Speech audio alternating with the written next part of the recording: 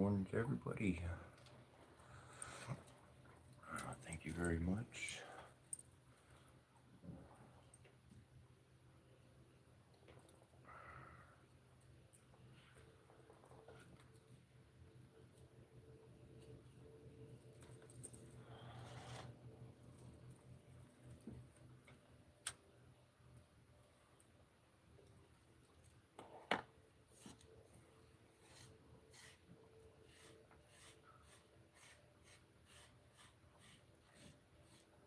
People talk a lot about pirates. They may talk a lot about, people talk a lot about a lot of things. Well, pirates, from the history that I learned, is a little bit different than what most people expect.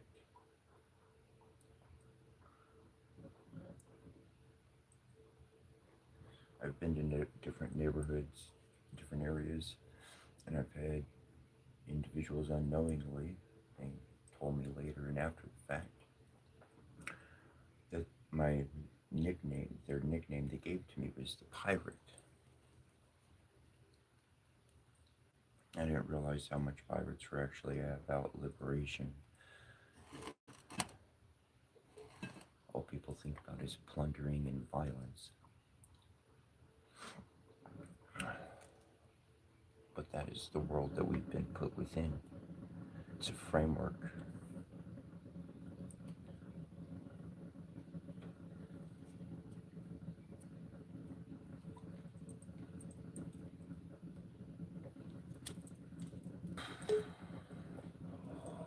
I do.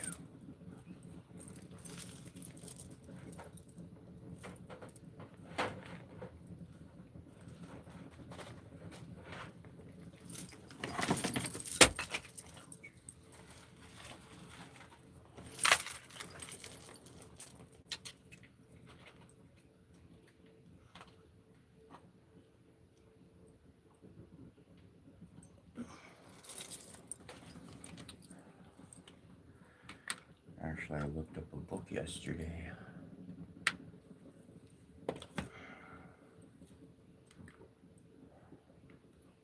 So one wonderful thing about the internet is it has a lot of sources, a lot of books, a lot of material, not just comedy and entertainment.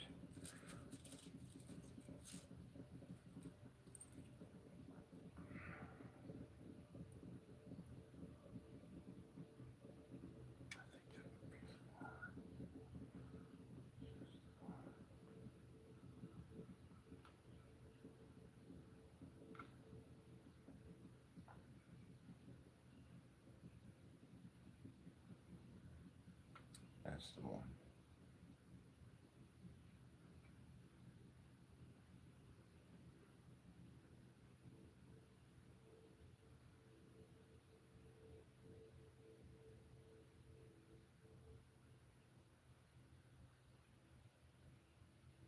Start there.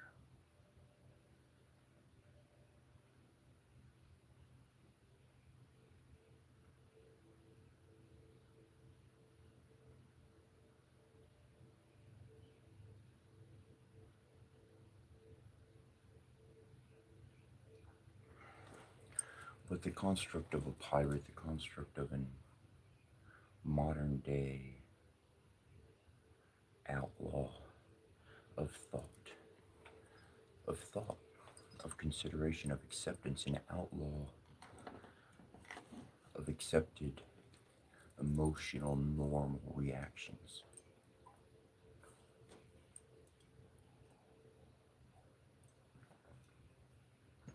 There are aspects from all around the world that express to us how we seize our liberty, how we grasp our freedom.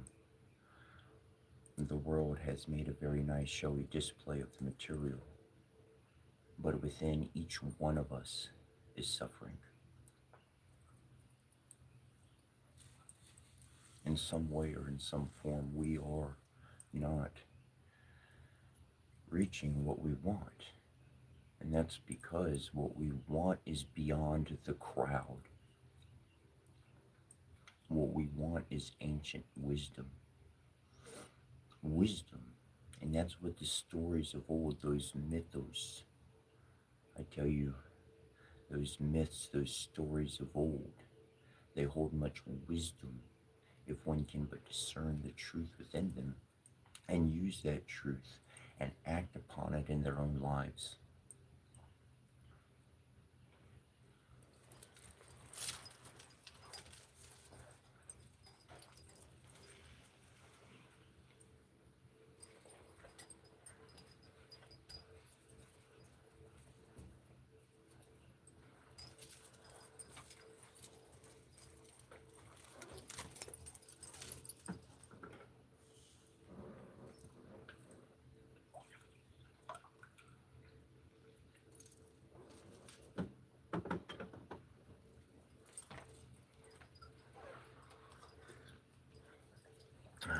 I got tea today, in case you're wondering.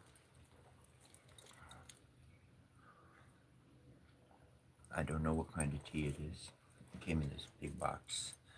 There's this bag, and it's got a single word on it. Anyways,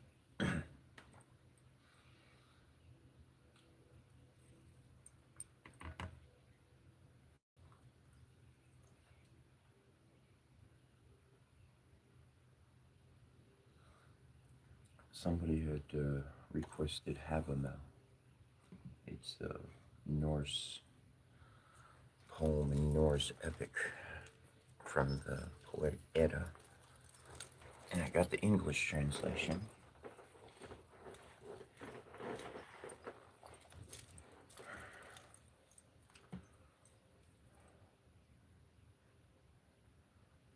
All right. Now we've talked about the key.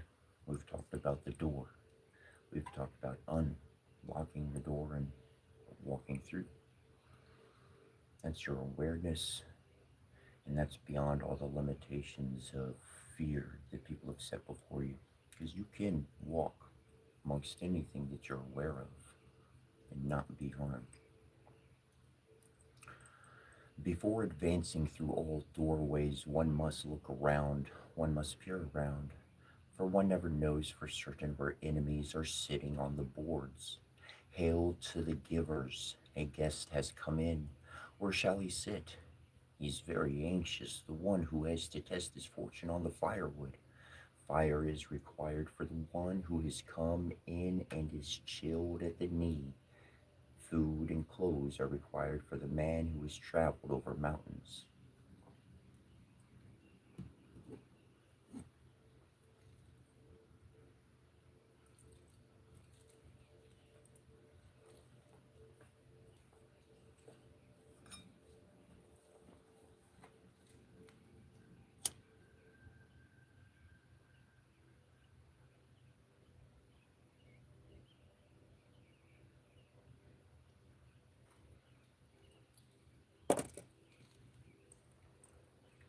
Water is required for the one who comes to a meal, a talent, a warm invitation, a good disposition if he can get it, conversation and silence in return.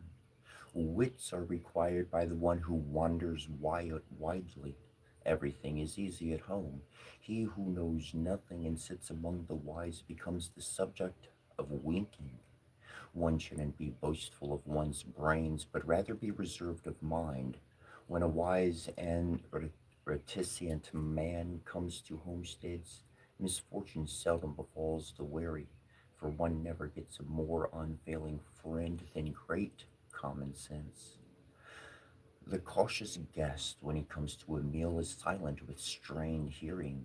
He listens with his ears and looks with his eyes, so every wise man spies things out before himself. Happy is that one who earns himself praise and kindness, stabs. It's less easy to deal with what one has to own in the heart of another.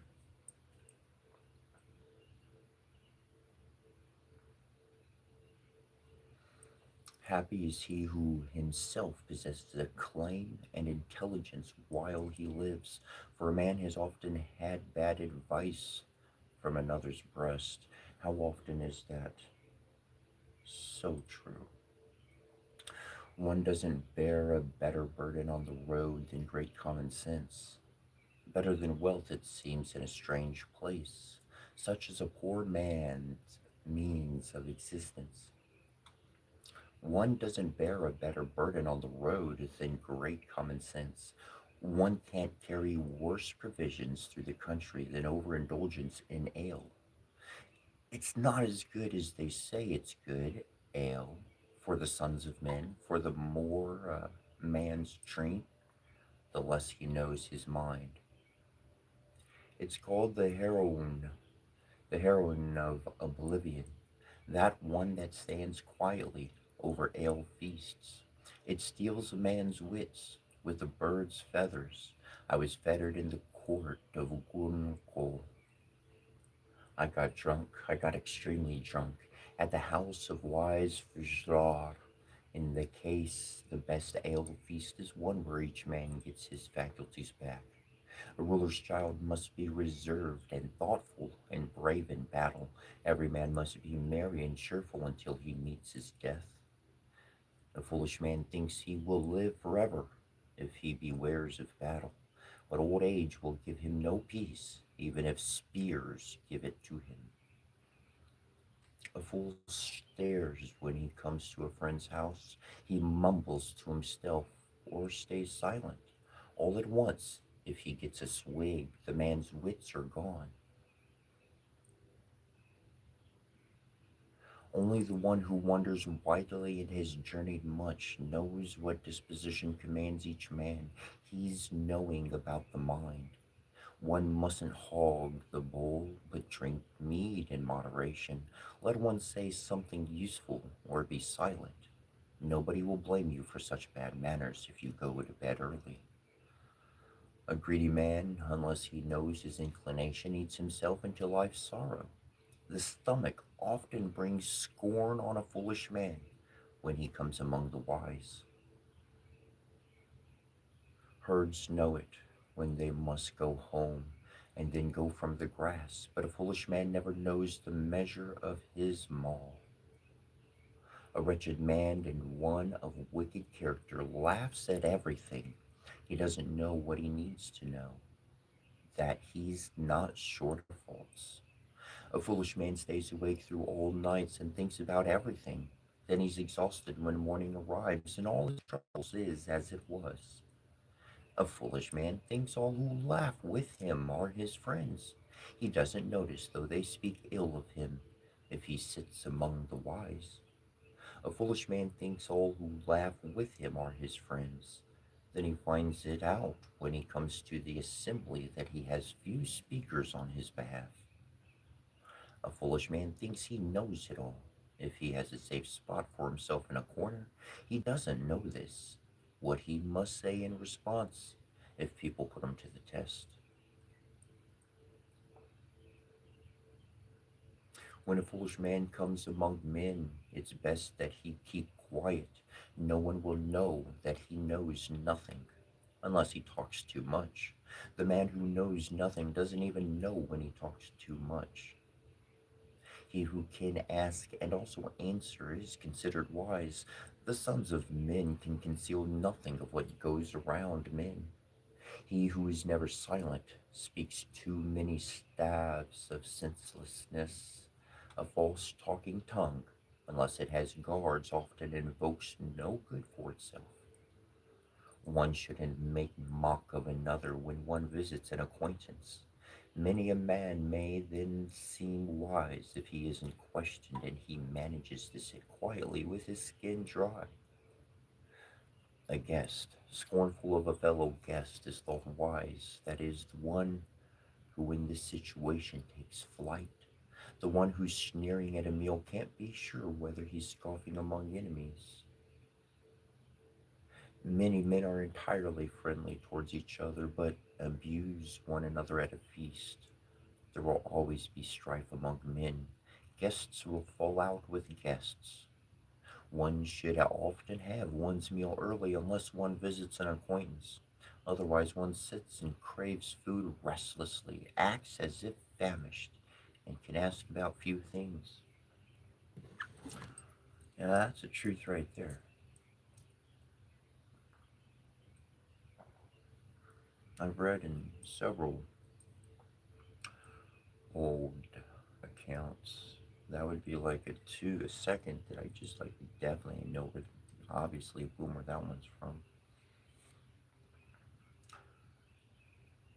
And too often, people will press for answers.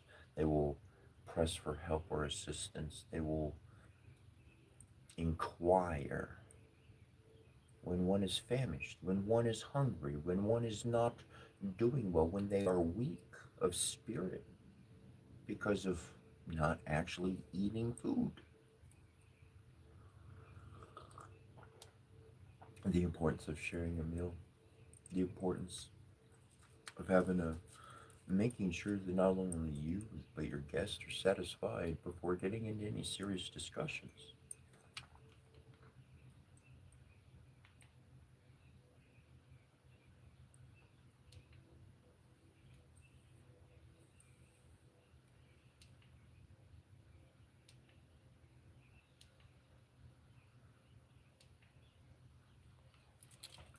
If you've joined us and you weren't here earlier, we're reading the Havamal from Norse, from the poetic Edda. It's a very roundabout route to a bad friend's house, even if he lives on your way. But straight roads lead to a good friend, even if he's gone further away. One must go, not always be a guest in one place. A loved man becomes loathed if he stays for too long on the floor of another.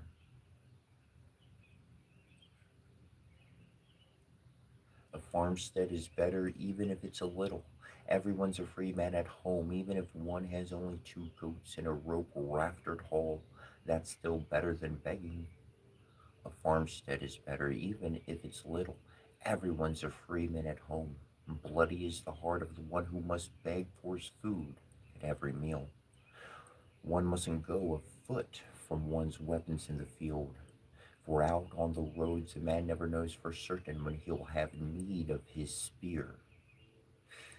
I haven't encountered a man so kind or generous with food that to accept was not to be reckoned as having accepted, or so liberal with his wealth that a reward would be loathed if he could receive one.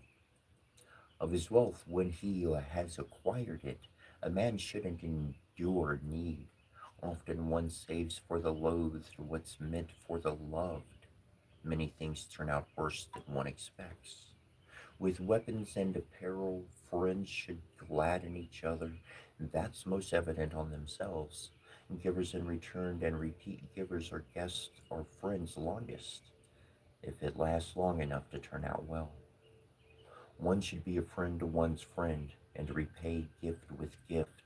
Men should requite laughter with laughter, and lying with a lie. One should be a friend to one's friend, to him and to his friend, but no one should be a friend to his enemy's friend. Now that if you have a friend whom you trust well and you want to get good from him, you must mingle your mind with his and exchange gifts. Go to see him often.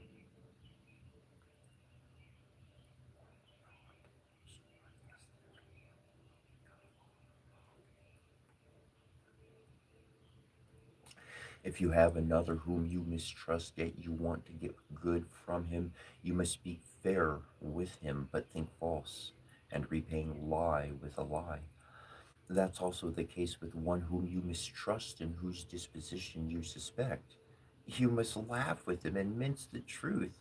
There should be like repayment for gifts. Now, I was once young. I traveled alone. Then I was astray on the roads. I thought myself rich when I met another. Man is man's delight. Generous, brave men live best. They seldom nurse sorrow. But a foolish man fears everything. One is always nervous about gifts. Out in the country, I gave my clothes to two tree men. They thought themselves champions when they had fine clothing. A naked man is shamed. The fir tree that stands in a farmstead withers, neither bark nor needles protect it. So it is with the man whom no one loves. How is he to live for long?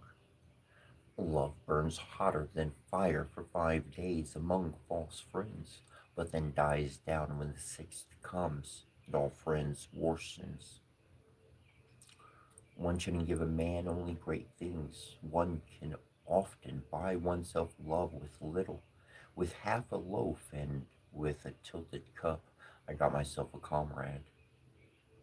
Of little sands, of little seas, little are the minds of men.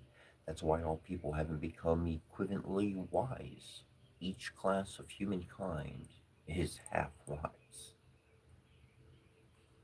Mjós Nortors, Skiri Marnaivor, Eva Tirsnotor se, Rabim Fjoroa, Vigorest Art Lieve or Vol Martin Vitu, Meors Nortor, Skiri Marnaivor, Eva Tirsnotor se, Vivart Snortsmarn Hajarta, Veror Shardarn Klat, Ef sa'r ostnordor ara, meros nostor skari mana hefur, arriva til snordor se, og lorg sin virtiangi freyar, beim sort galostor, serfi, brendar af brandi, bren uns bronin funi verkisk af furna, meor af marni verur ad marli kurur,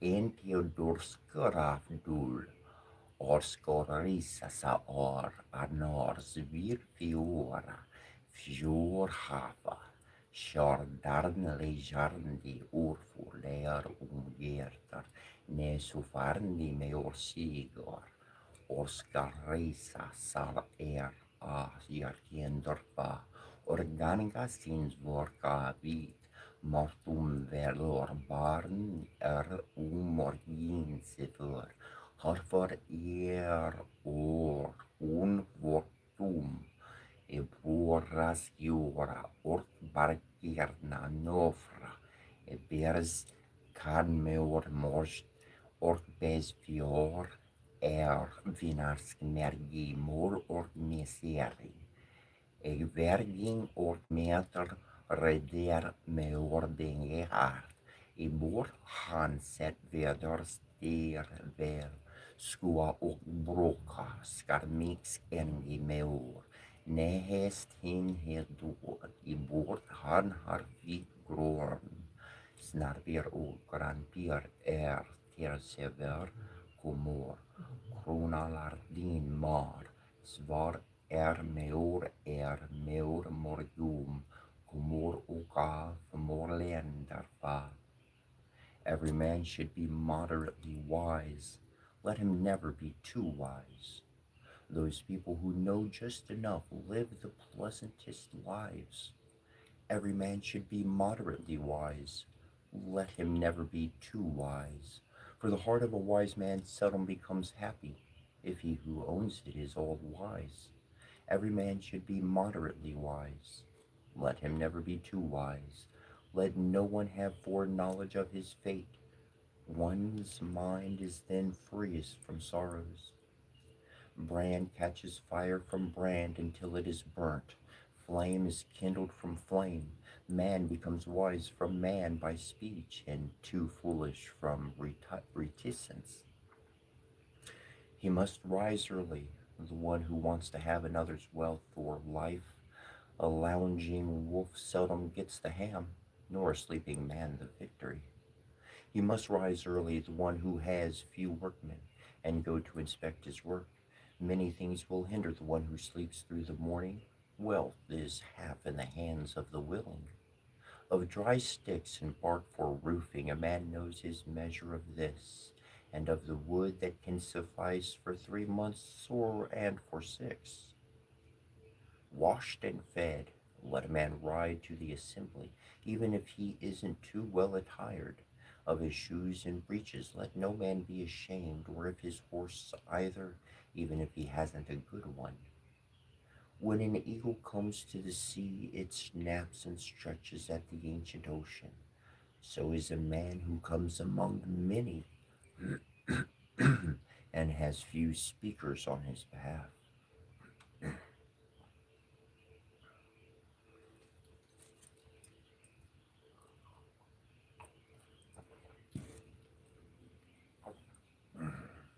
Every wise man who wants to be called sensible must ask and answer. One man should know, but not a second. The nation will know if there are three.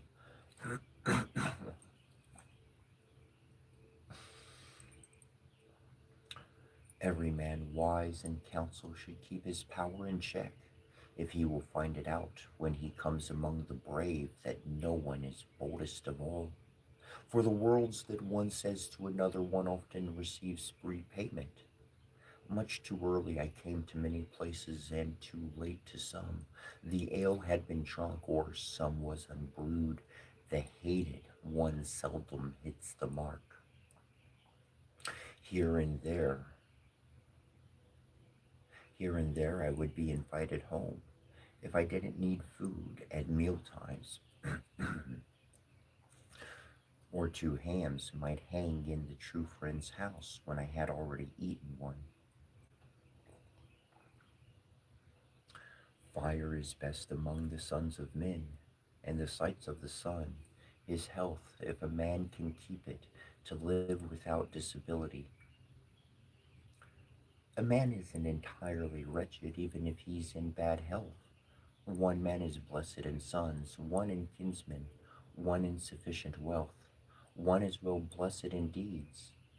It's better for the living than the unliving. The live man always gets the cow.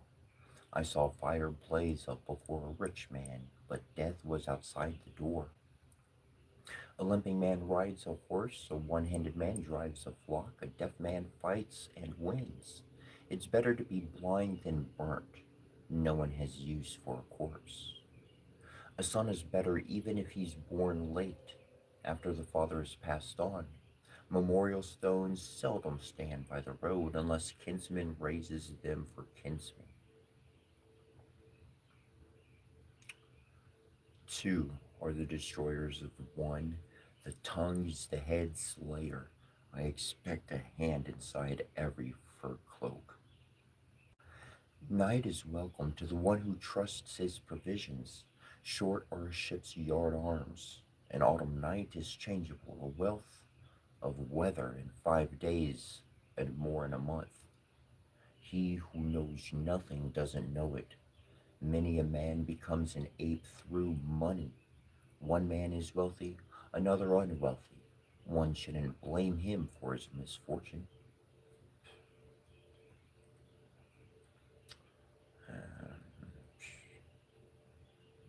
I'm gonna stop right there for a moment. Ain't that a truth?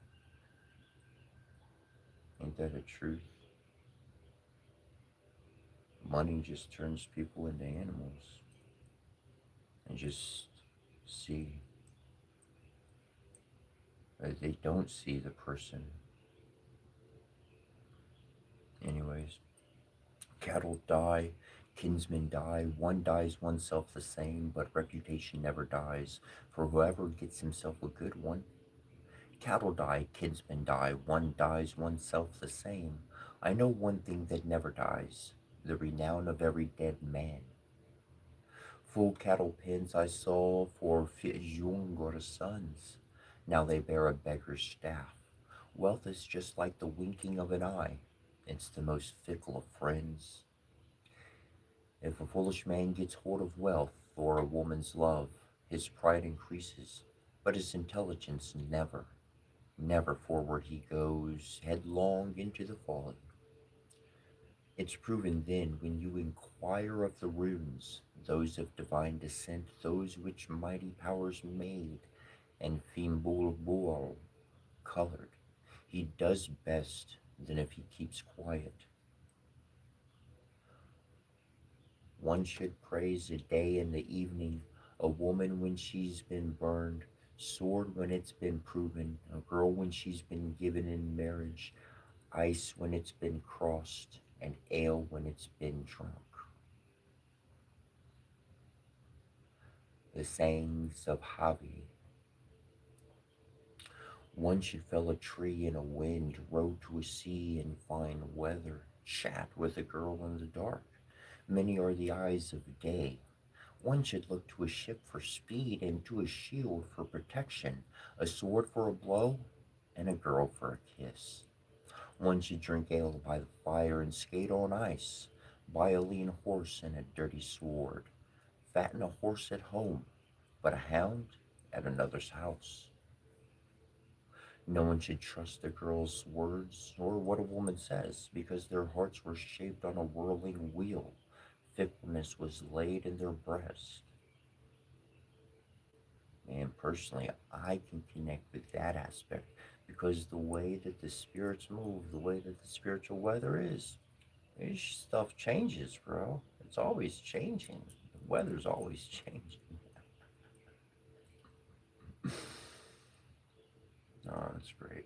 And a breaking bow, and a burning flame, and a gaping wolf, and a cawing crow, and a grunting boar, and a rootless tree, and a rising wave, and a boiling cauldron, and a flying shaft, and a falling wave, and one night old ice, and a coiled snake, and a bride's bed talk, or in a broken sword, and a bear's play, or in a king's child, and a sick calf, in a self-willed slave, in a seer's satisfying words, in a newly felled man, in a field sown early, let no one have faith, nor in a sun too soon.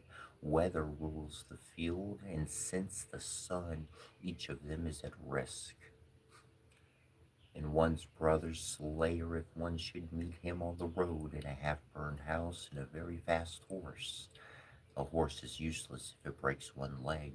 Let no man become so trusting that he puts faith in all these. Loving women, those who think deceitful thoughts, is like driving a horse without spikes on slippery ice, a frisky 2-year-old and ill trained, or like tacking a rudderless ship against a raging wind, or having as a limping man to lay hands on a reindeer on a thawing mountain. I shall now speak plainly, for I know both men's feelings for women are fickle. When we speak most sweetly, we think most deceitfully, that deludes wise minds.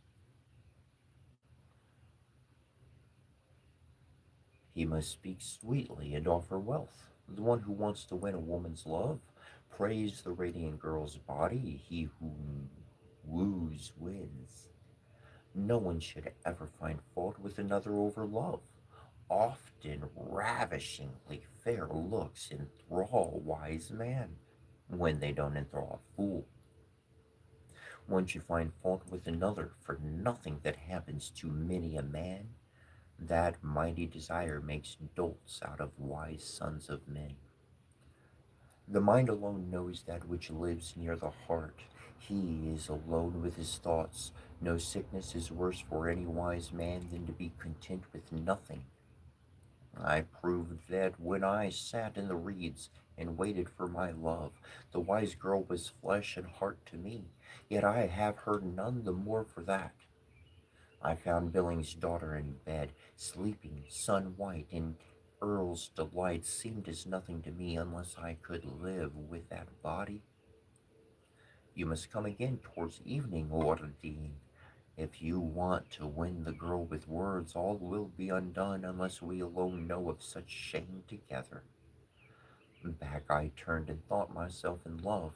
From certain delight I thought this, that I would have her whole heart in love play. Thus it was when I came next that the able war band was all awake, with burning lights and raised wood. Thus was a merry path appointed for me. And toward morning, when I had come again, the hall guard was asleep.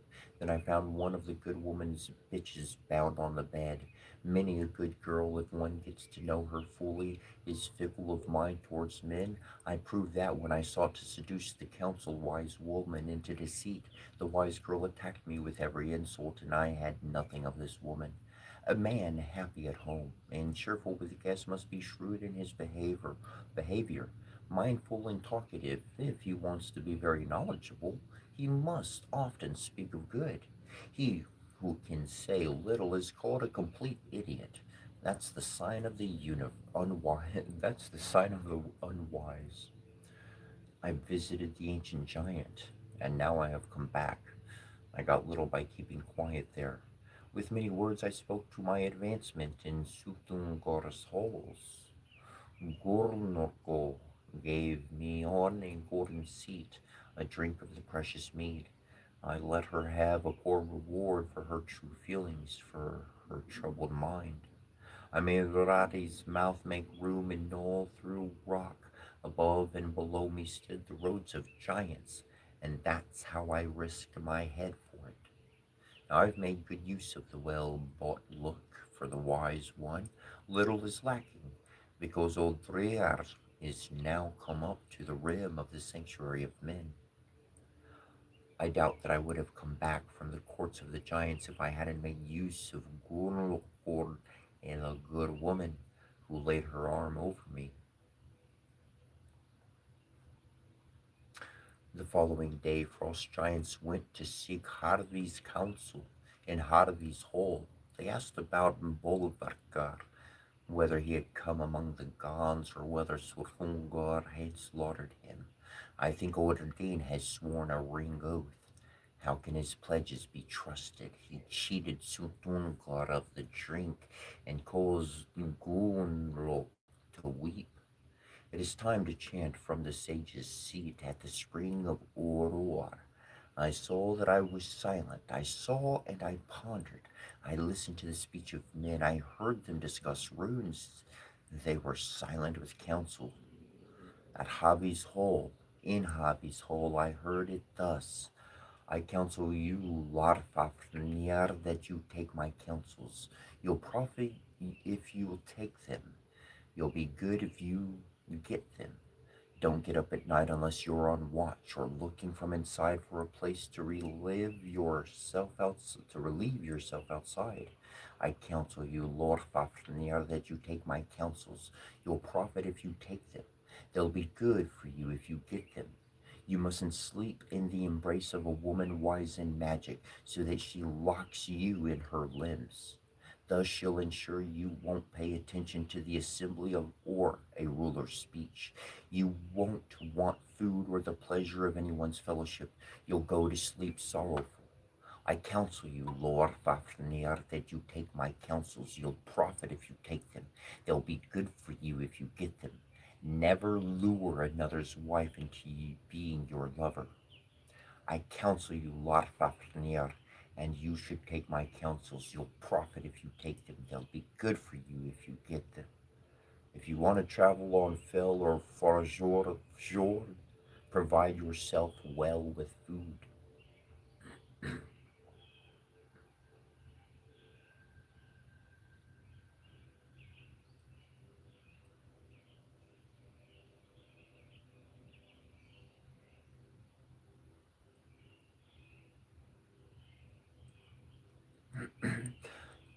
I counsel you, Lord Fafnir, and you should take my counsels. You'll profit if you take them. They'll be good for you if you get them.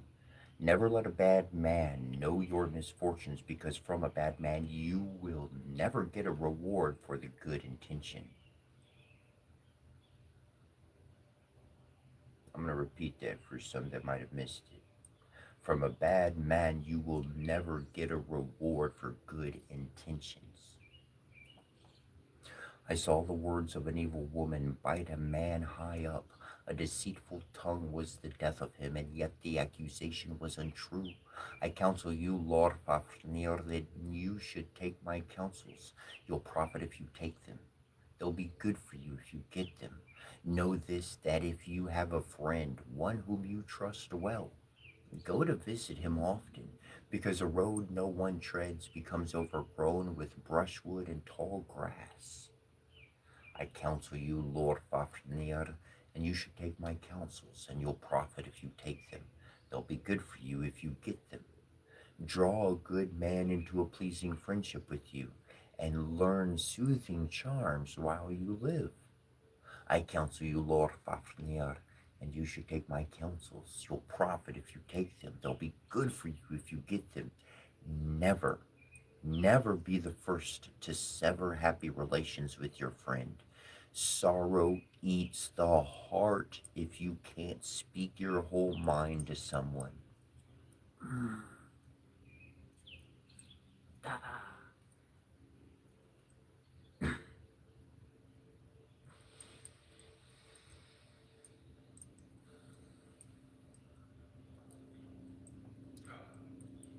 I counsel you, Lord Fafnir, and you should take my counsels. You'll profit if you take them. They'll be good for you if you get them. You must never exchange words with an unwise ape, because from a bad man you'll never get a reward for the goodwill, but a good man can make you assured of esteem by his praises.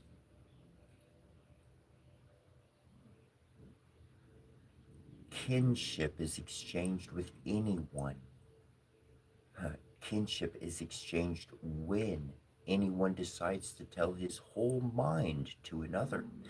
Anything is better than for one to be unreliable. He who says only what's agreeable is no friend to another.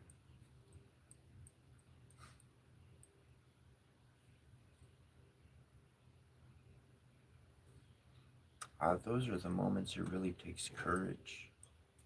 Those are the moments that it really takes heart. And it's not even faith, it's not even trust. Because when you're honest with your heart and your thoughts, you do you do create that friendship that is just amazing.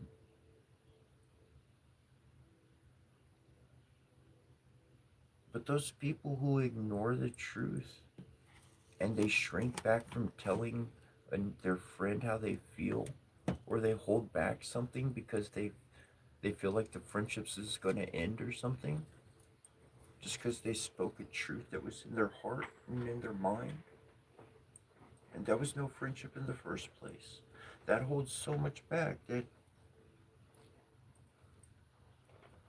just only agreeing. I was in, I think it was fourth grade, fourth grade, and there was somebody talking about a movie that I really liked, and they were Mr. Popular in the classroom, and they started dogging the movie that I liked. They started saying bad comments about it, and bad reviews, and all this other, and everybody else started agreeing with them.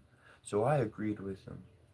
And I went home at that young age and I said, I'm never going to agree with somebody who has a different opinion than me, or a different feeling or whatever. If I feel that I like something, then I'm going to hold to that. I like that. I love that. I appreciate that. I'm not going to fold just for the crowd. I'm not going to say I like what they like. I'm not going to say what I like is bad just because the crowd wants something different. Fuck the crowd. The crowd is not having a relationship with the Almighty up above, who contacts them through their heart. They got no clue of that. They got no senses for that. That is an oblivion of a non-reality to them. That dimension doesn't even exist. That door was never opened or shown. They never had access. Their heart was never there. You will know my family by the love that they continually show to you, by the open ears of listening to you.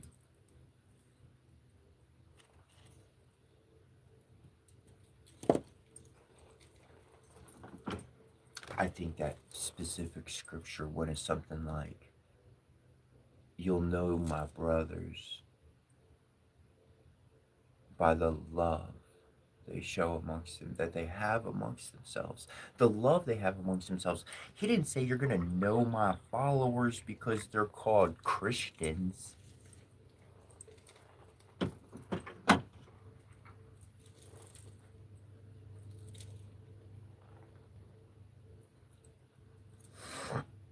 He didn't say you'll know my people because they're wearing red, black, blue, white, and gray or some shit.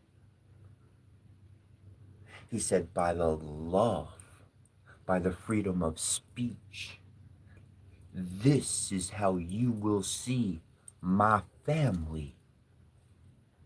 And they will walk, and they will talk, and they will even give you a hug if you let it be. That's why judgment, that's why evil, that's why all that crap exists. Because if you can't grow past that, the big papa upstairs don't even want to talk to you.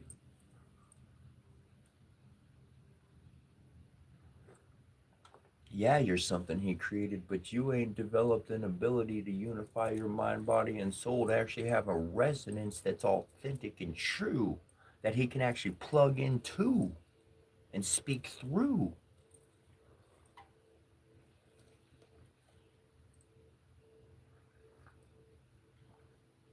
It's all up to you.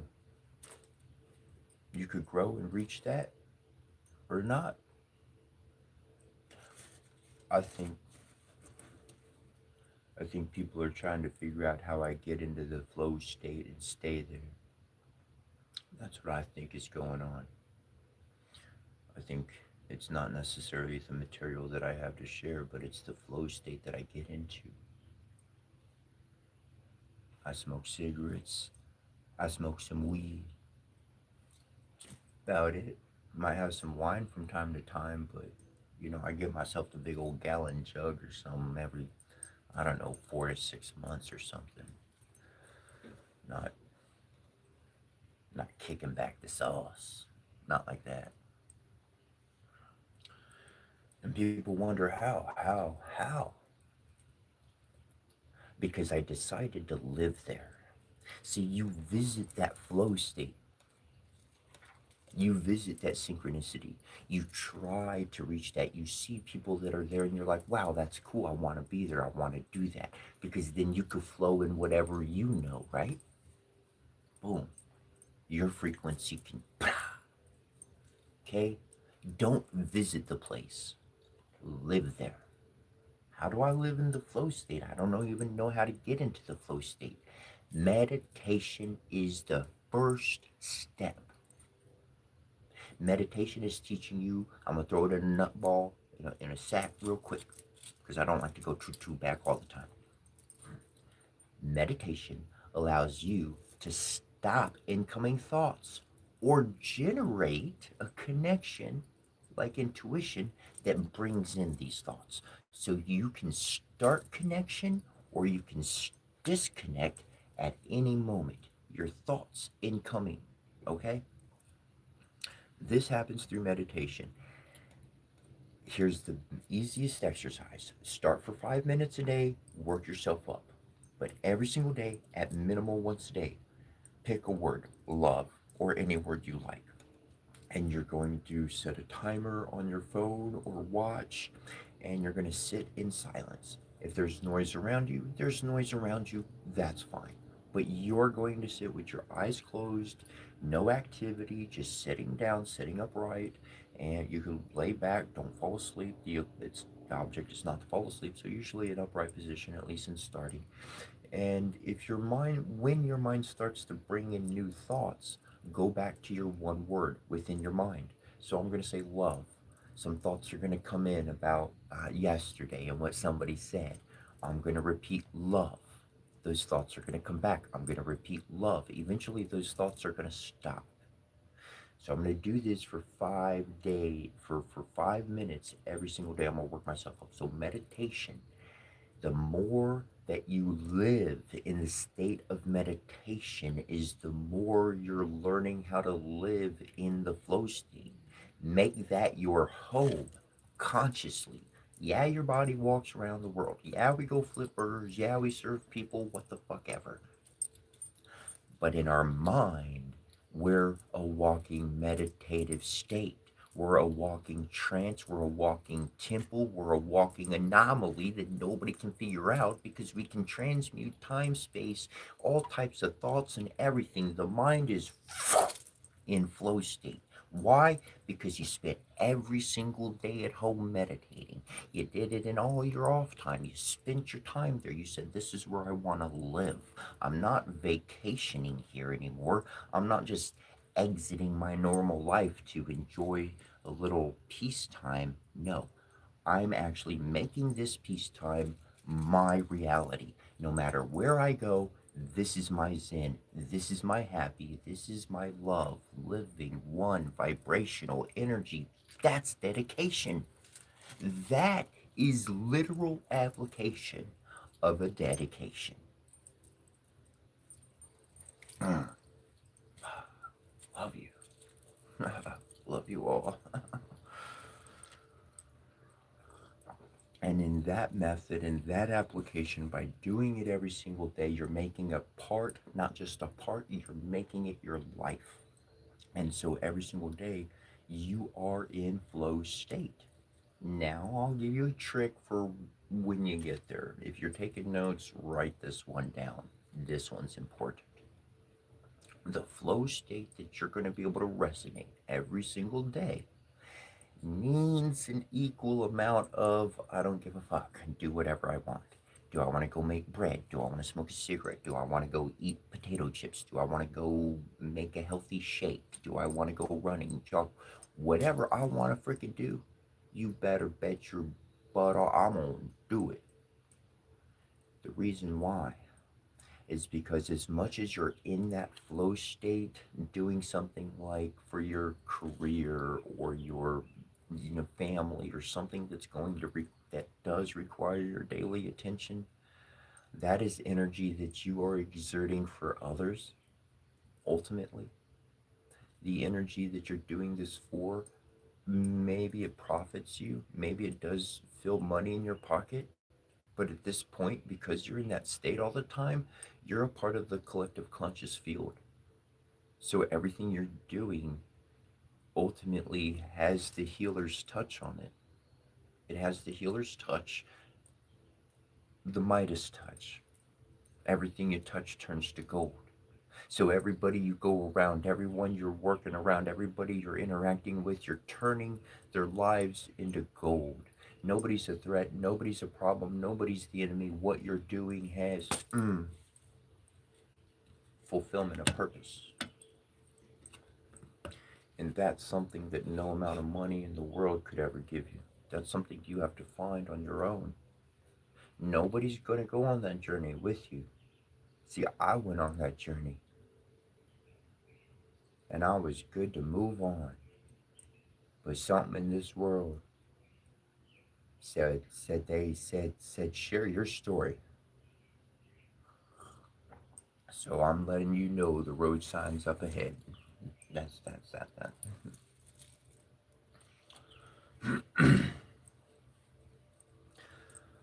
Kinship is exchanged when anyone decides to tell his whole mind to another. Anything is better than for one to be unreliable. He who says only what is agreeable is no friend to another. I counsel you, Lord Fafnir, and you should take my counsels. You'll profit if you take them. They'll be good for you if you get them. You mustn't utter even 3 words in dispute with a worse man than you. Often the better man fails when the worse man fights. I counsel you, Lord Fafnir, and you should take my counsels. You'll profit if you take them. You'll be good, it'll be good, they'll be good for you if you get them.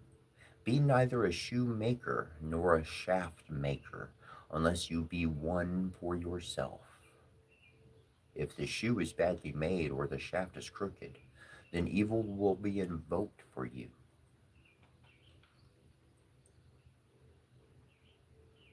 I'm going to go back for a moment because this is something that is very, very powerfully applied. I utilize in life. The words going back a couple of those poems is that often the better man fails when the worse man fights. Now, there's a lot there, okay? I've done some Western martial arts, I've done some martial arts, done some training, done some working in that field. Now, here's a reality, okay? Across the board, across the world, you can take an untrained fighter, put them in the ring, okay? Put them in any combat situation with a master trained fighter. And that person who's not been trained in anything can do some serious damage to the master. Let me explain why. A trained master, they know their techniques, they know formations, they know strategies. They're aware of not only their own system that they fight with, but they're also aware of how someone else fights in a varied amount of ways. But when somebody walks up and they got no training, but they got a lot of chi, a lot of heart, a lot of energy, That's lined up with divine law and order, their actions pop out in a system that is completely unknown. There's no basis to know where that attack is coming from. There's no basis to know how their ways are coming in. So, because of them not being trained, they are an unpredictable factor in which can actually break through the fucking techniques of a master fighter. What? What? That shit's true.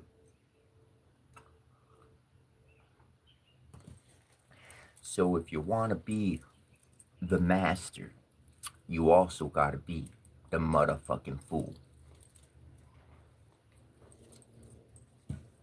Gotta be able to swap up water, freeze up in ice, fucking evaporate when it gets hot, and condensate and fall back down into a puddle of water when it's all good. That's an alchemist. And that's what you can do. Not in physical context, but in social dynamics. This is how you can conquer your environment that you're within.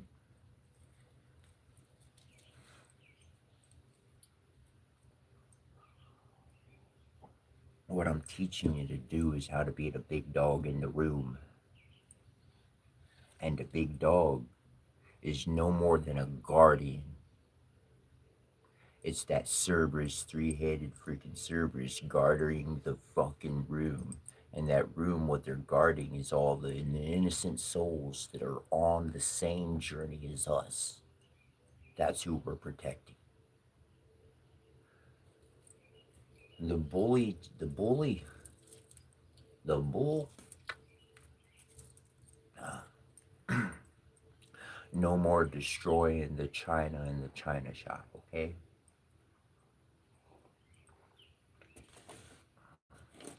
We all can stop that. Anyways, moving on.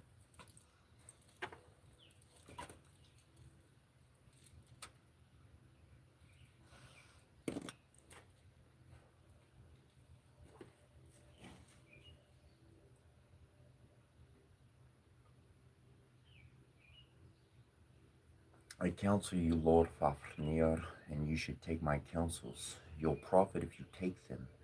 They'll be good for you if you get them.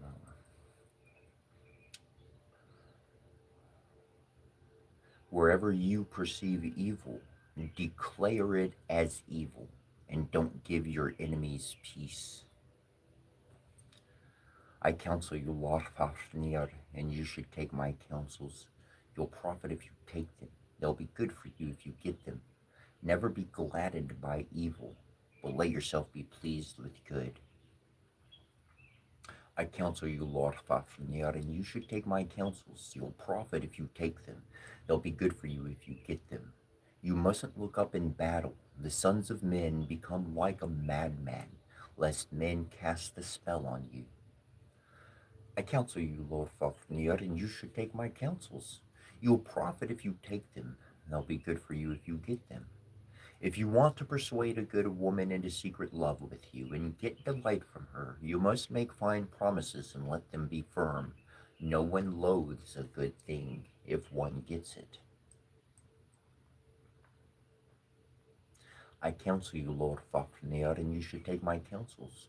You'll profit if you take them. They'll be good for you if you get them. I bid you be wary, but not over wary. Be wariest with ale and with another's wife, and third, that thieves don't outwit you. I counsel you, Lord Fafnir, and you should take my counsels. You'll profit if you take them. They'll be good for you if you get them. Never treat a guest or a tramp with a scorn or derision.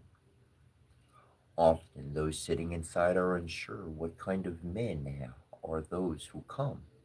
No one is so good as to have no fault, nor so bad as to be good for nothing. I counsel you, Lord Fafnir, and you should take my counsels. You'll profit if you take them. They'll be good for you if you get them. Never scoff at a gray-haired sage. Often what old men say is good. Often shrewd words come from a shrunken bag. from the one who hangs among hides and dangles among skins and swings among wretches. I counsel you, Lord Fafnir, and you should take my counsels. You'll profit if you take them. They'll be good for you if you get them. Don't bark at the guest or drive him to the gate. Provide well for a poor man. Strong is the beam that must slide to open for all. Give an arm a ring, or visitors will invoke every kind of injury upon your limbs. I counsel you, Lord Fafnir, and you should take my counsels. You'll profit if you take them. They'll be good for you if you get them. Wherever you may drink ale, choose for yourself earth's power, for earth has strength against ale, and fire against illness, oak against constipation, ear of corn against witchcraft, elder against household strife. For hatreds one must call on the moon, earthworm against bite illness, and runes against evil. One must take earth for the flux. I know that I hung on a windy tree for all of 9 nights, wounded by a spearling given to Oradine, myself to myself on that tree which no one knows the kind of roots it runs from. They blessed me with neither bread nor horn. I peered down. I took up runes, screaming I took them. I fell back from there. 9 mighty songs I learned from the famous son of Bolbur, father of Bestla, and I got a drink of the precious mead poured from old Trier. Then I began to produce seed and be fertile and to grow and feel well. Word sought word from my word, deed sought deed from my deed. Runes you will find and readable staves, very great staves, very stiff staves, which Fimbulbur colored and great powers created, and Hroptur of the ruling powers carved. Ordine among the Ossir, and Dan for the elves, Valin for the dwarves, Asviadir for the giants. I carved some myself.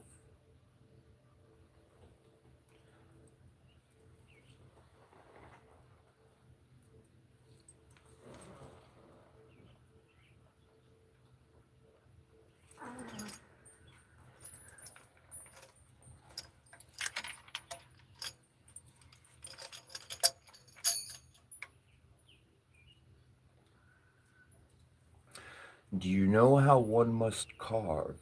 Do you know how one must read? Do you know how one must color? Do you know how one must test? Do you know how one must invoke? Do you know how one must offer? Do you know how one must send? Do you know how one must emulate? Uninvoked is better than over offered. A gift always looks for repayment. Unsent is better than over emulated. Thus Imbuldar carved before the history of peoples. There he rose up when he came back.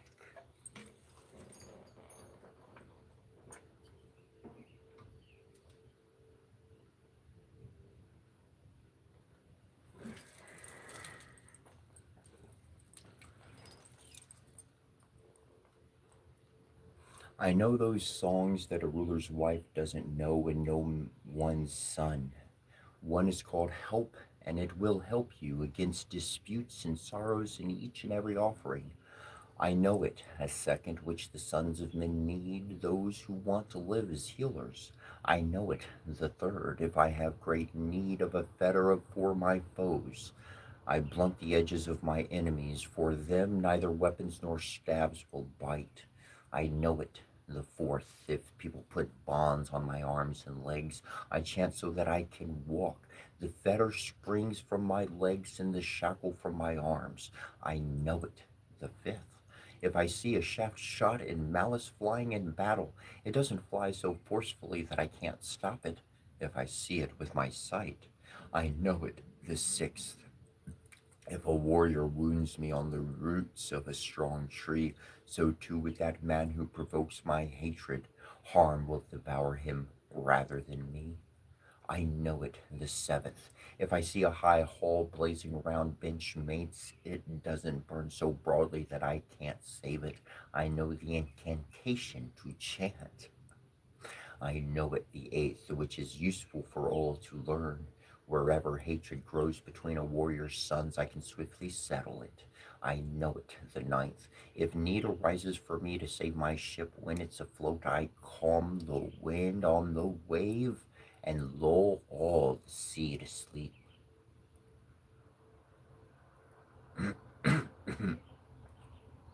I know it, the tenth. If I see fence riders sporting in the air, I bring it about that they go astray to the home of their shapes, to the home of their minds. I just gotta go back. I gotta say it. I have to. Like, this shit, this is like pre-Bible times. This is written before Christianity was even thought of, even considered to be a fucking thing. And here it is, in an ancient story before Christianity and the Bible and all that. It says, I calm the wind on the wave and lull all the sea to sleep. And people want to account walking on water and calming the waves.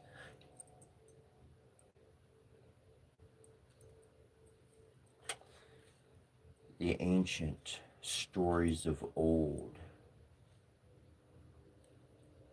you are dissuaded to read them from every accounting of religion to government, to stay away from them because they're evil and they're gonna haunt your life.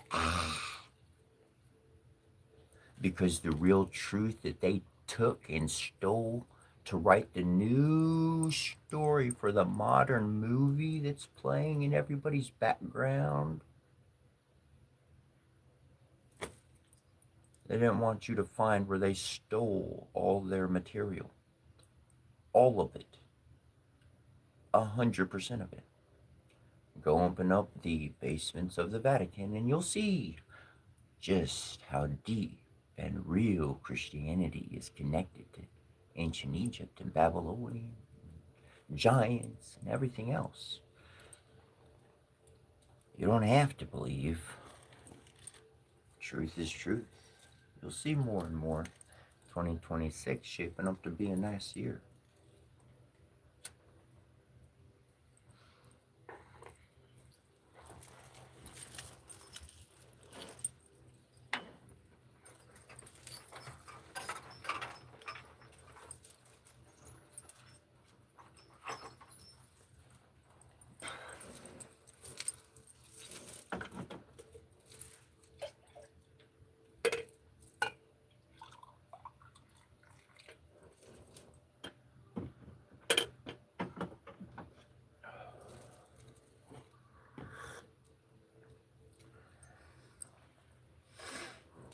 I know it, the 11th.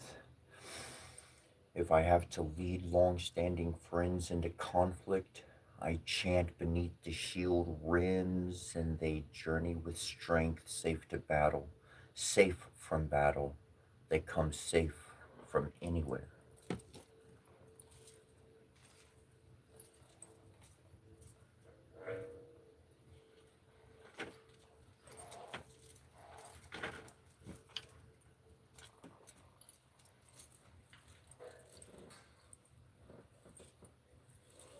This is my shield.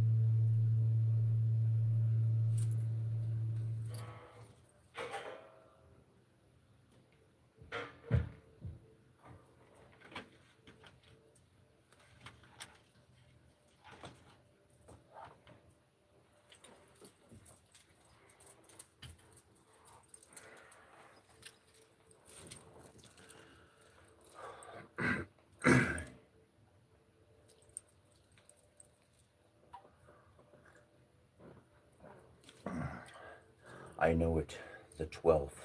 If I see a halter corpse dangling up in a tree, so I carve and color in runes that man walks and talks with me. I know it, the 13th. If I have to throw water on a young warrior, he won't fall, even if he comes into battle. That man won't sink before swords.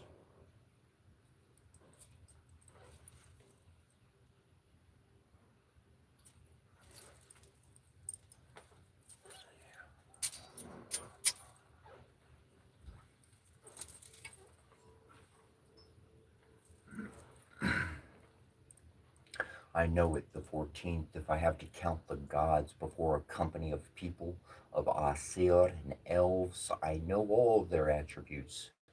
Few fools can do that. I know it, the 15th, which Bjodreyer, a dwarf, chanted before Delingir's doors.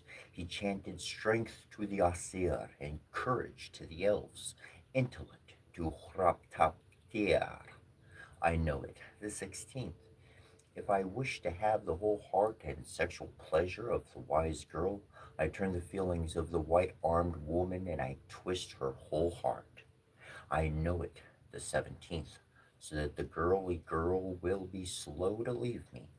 These songs, Lord Fafnir, you will long to be lacking, though it would be good for you if you get them. They would be useful if you take them, needful if you receive them. I know it, the 18th, which I never teach to a girl or a man's wife. Everything is better when only one knows it. March the end of the songs, except to her alone who enfolds me in her arms, or who will might be my sister. Now Javi's sayings have been spoken in Javi's hole, most useful to the sons of men, useless to the sons of men. Hail to the one who spoke, hail to the one who knows, let the one who learned profit. Hail to those who listen.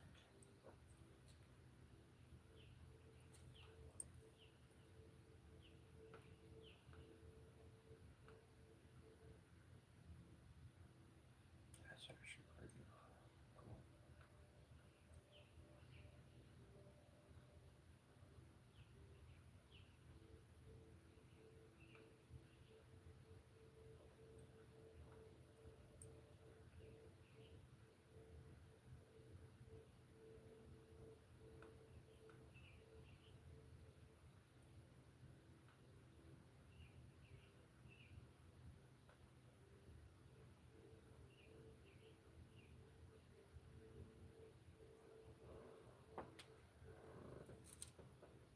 Hmm. So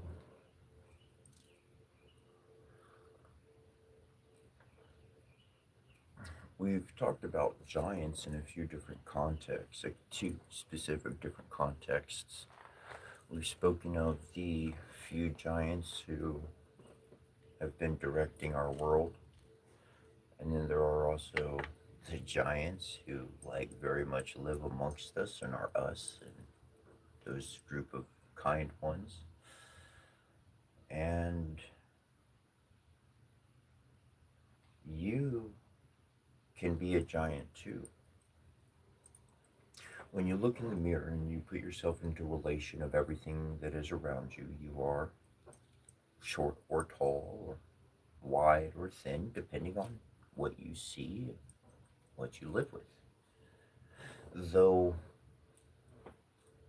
you are a giant, your spirit, your soul, your actual self, energetically, can be a giant if it's not. You grow and develop that aspect of your eternal life temporarily in this fleshly body, as long as we got it, until we get our next one. Because the soul is being developed and matured so that it can be introduced into a new environment, and actually be able to work within that environment and not cause ruin, but they can build they can help, they can do something that is going to be beneficial to others. This is a part of the ever ongoing journey of the soul.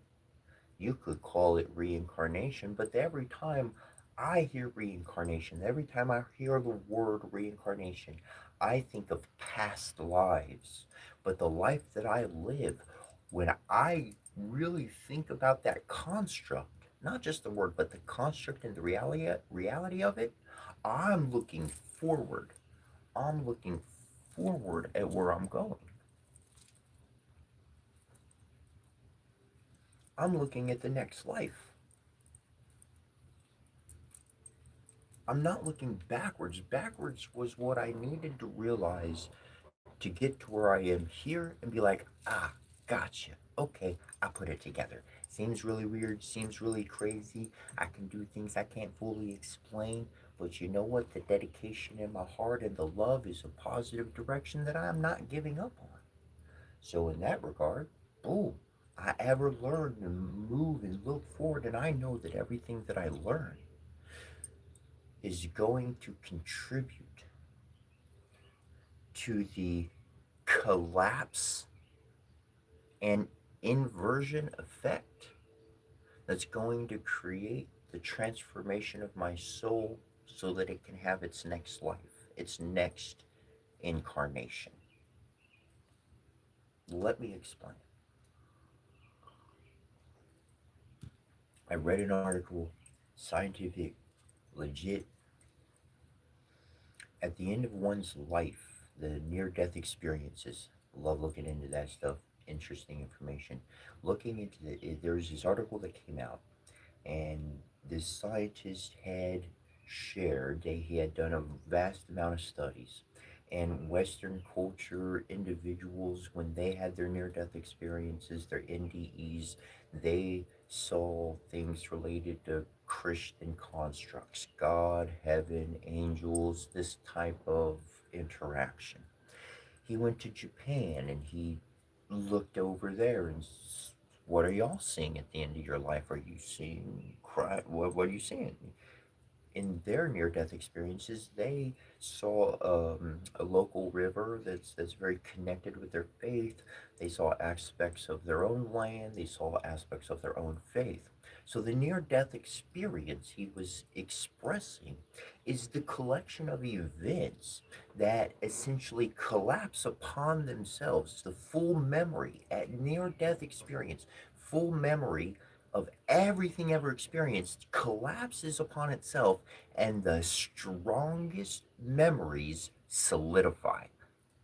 He used the word solidify. Scientists using solidify. All of them solidified into the strongest realities that existed within. That was being, to me, when I saw that there in India, in many of their languages, bijum. Bijum is a word for seed. Seed is like the cosmic egg. The cosmic egg is the new life from mom and dad formulating into what it's going to be in the next life. It's waiting till it cracks through the egg. And so, in this form and in this way, everything that I've learned from the ancient way, oh, this life is very, you could sit back and just have fun and do nothing, but your next life that you're going to have could explain why you're so frustrated all the time and upset because you've been in Groundhog Day going on the same freaking life for like too many lives. It's time to learn the lesson and move forward. Anyways,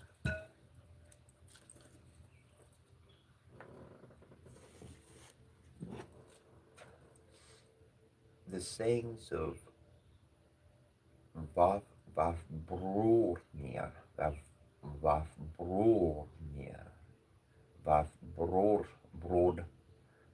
Vavbrodnir, Vavbrodnir. I could need to say that word a few times in this one, so I think. Interesting. All right.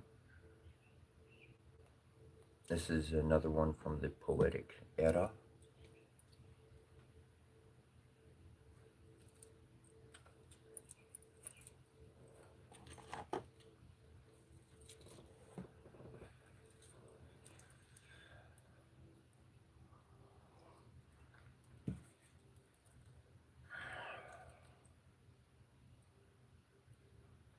Ordine said, "Advise me now, Frigg, since I want to go to visit Vafbrunir. I declare my great curiosity to contend in ancient staves with the all-wise giant." Frigg said, "I would keep Harjarfur doors at home in the courts of the gods, for I have considered no giant to be as strong as Vafbrunir." Ordine said, "Much have I traveled, much have I tried, much have I tested the powers.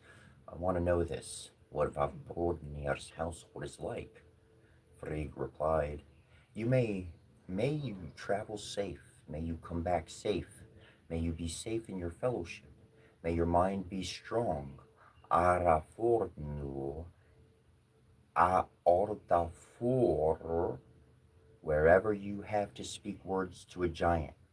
Then Ordine went to test the word wisdom of that one of the all-wise giant. He came to a hall, and Ymir's father owned it. Ygr went in at once. Ordine said, "Hail to you now, Vafthrûdnir. Now I have come into your hall to see you yourself. I want to know this first, whether you are knowledgeable or all-wise giant." Vafthrûdnir said, "What kind of man is at whom I shall hurl speech in my house? May you not come from our halls unless you are wiser." Ordine vor.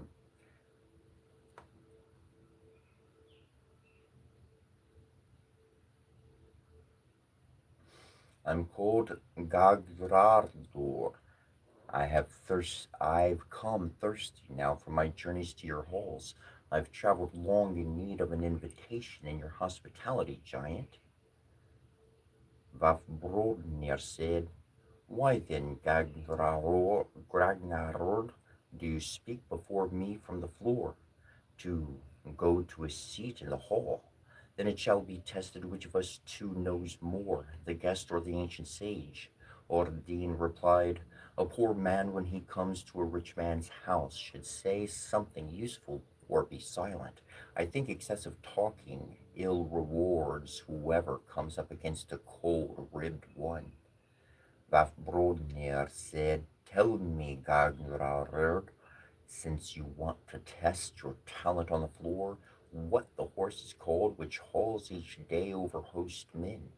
Ordine said, "He's called Skernfaxi, who hauls the shining day over host men, as he's thought the best of horses among the Hrarkodar. Light always shines from the steed's mane."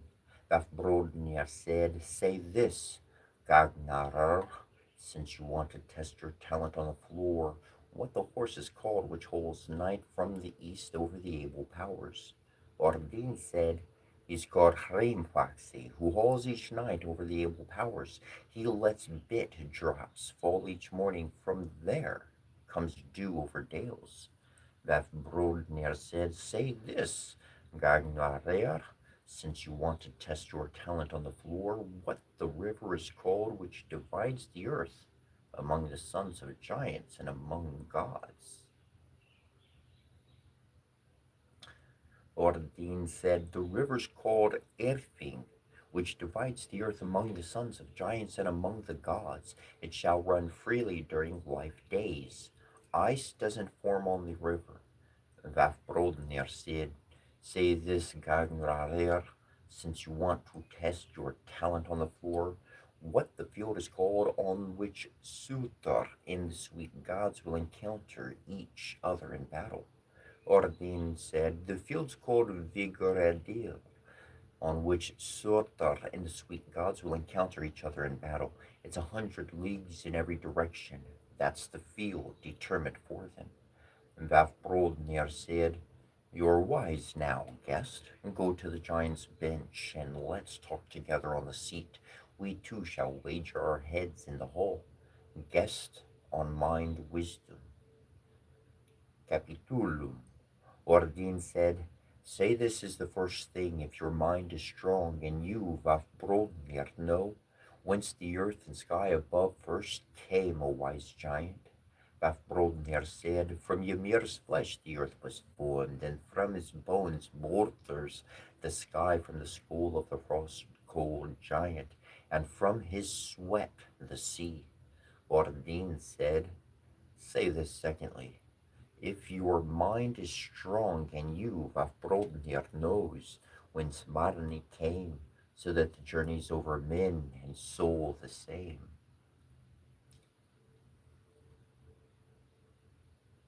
Vafthrûdnir said, he's called Mundirferdi. He's the father of Marni and of soul the same. They must turn the sky each day as a year reckoning for men. Ordine said, say this is the third thing, since they call you wise, and you, Vafthrûdnir, may know whence Dadiger came, and who travels over men and north with dark moons. Vafthrûdnir said, he's called Delingir, he's the father of Dadiger, but north was born to Nurgur. The able powers made full moon and dark moon as a year reckoning for men. Ordine said, say this is the fourth living thing, since they call you wise, and you, Vafthrûdnir, may know whence Vether and warm Sumar first came among the wise gods. He's called Vinsvolar. Vafthrûdnir said, he's the father of Vether and Svosurnor of Sumar. Ordine said, say this is the fifth thing, since they call you wise, and you, Vafthrûdnir, may know who was the oldest of the Asir or of Ymir's kin in early days. Vafthrûdnir said, countless years before the earth was created, then Bergelmir was born. Ebrogelmir was the father of that one, and Orgelmir his grandfather. Ordine said, say this is the sixth thing, since they call you wise, and you, Vafthrûdnir, may know from where Orgelmir first came with the sons of giants, O wise giant. Vafthrûdnir said, from Elivagar, Virum drops sprang out, and so grew until a giant emerged therefrom. All our families came from there, which is why they are always too fierce. Ordine said, say this is the seventh thing, since they call you wise, and you, Vafthrûdnir, may know how he begot children, that bold giant, when he didn't have a giantless love play. Vafthrûdnir said, they said that under the frost giant's arm grew a girl and a boy together, leg upon leg of the wise giant begot a six-headed son. Ordine said, say this is the eighth thing, since they call you wise, and you, Vafthrûdnir, may know what you first remember or know from the farthest back. You are all-knowing giant. Vafthrûdnir said, countless years before the earth was created, then Bergelmir was born. The first thing I remember I was when that wise giant was laid on a mill frame. Ordine said, say this is the ninth thing, since they call you wise, and you, Vafthrûdnir, may know whence the wind comes so that it moves over wave. People never see itself. Vafthrûdnir said, he's called Hrasvelgor, who sits at the sky's end, a giant in eagle shape. From his wings, they say the wind comes over all people. Ordine said, say this is the tenth thing, since you, Vafthrûdnir, may know all the fates of the gods. Whence Nor-Shror came among the sons of the Asir, he rules 100 temples and altars, and he was not born to the Asir. Vafthrûdnir said, in Varahemir, wise powers created him and gave him as a hostage to the gods. At the age's end, he will come back among wise Varnir. Ordine said, say this is the 11th thing, where men fight each other in enclosed fields every day. Vafthrûdnir said, All the unique champions in Ordain's enclosed fields fight each day, other every day, fight each other every day. They choose the slain and ride from battle. Thereafter they sit together in peace. Ordine said, say this is the 12th thing, how you of Brodnir may know all the fates of the gods about the secrets of giants and of all gods. You tell the absolute truth, O all-wise giant. Vafthrûdnir said, about the secrets of giants and of all gods I can tell the truth because I have come to each world. I came to the 9 worlds beneath Niflheim. Humans die there from hell. Ordine said, much have I traveled, much have I traveled, much have I tested the powers which people will live when the famous Fimbulvetar moves among men. Vafthrûdnir said, leave and leave Brazil, and they will hide themselves in Hormirmir's wood. Morning dews they will have for their food. From there human beings will be born. Ordine said, much have I traveled, much have I tried, much have I tested the powers.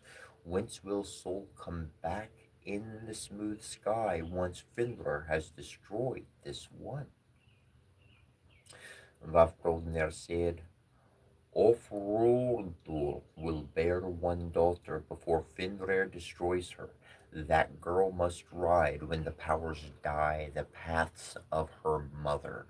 Ordine said, much have I traveled, much have I tried, much have I tested the powers. Who are those maidens who move over the sea, journey with wise minds? Vafthrûdnir said, 3 mighty rivers fall over the village of the maidens of Molbrazir. The guardian spirits are alone in the world, though they are born among the giants. Ordine said, much have I traveled, much have I tried, much have I tested the powers which Aesir will rule the gods' possessions when the dark flame has died. Vafthrûdnir said, Virdar and Vali will settle in the gods' sanctuaries when the dark flame dies. Moldi and Martni will have Molnir and work at the war's end. Ordine said, much have I traveled, much have I tried, much have I tested the powers. What will bring Ordine to his life's end when the powers are ripped apart? Vafthrûdnir said, the wolf will swallow Ardath Thordur. Viardar will avenge this. He will cleave the cold jaws of the wolf in battle. Much have I traveled, much have I tried, much have I tested the powers. What did Ordine say before he stepped onto the pyre himself into his son's ear? Vafthrûdnir said, no one knows that. What you in early days said in your son's ear, what a doomed mouth have I spoken my ancient stabs and about the doom of the powers. Now I have shared my word wisdom with Ordine. You're always the wisest of beings.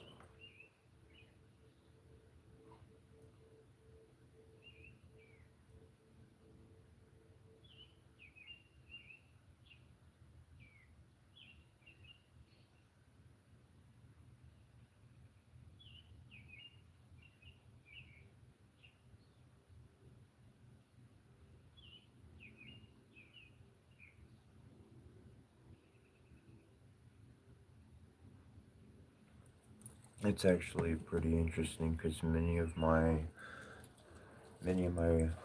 workings, like in many of my studies, I find that Odin, I pronounce his name as Odin.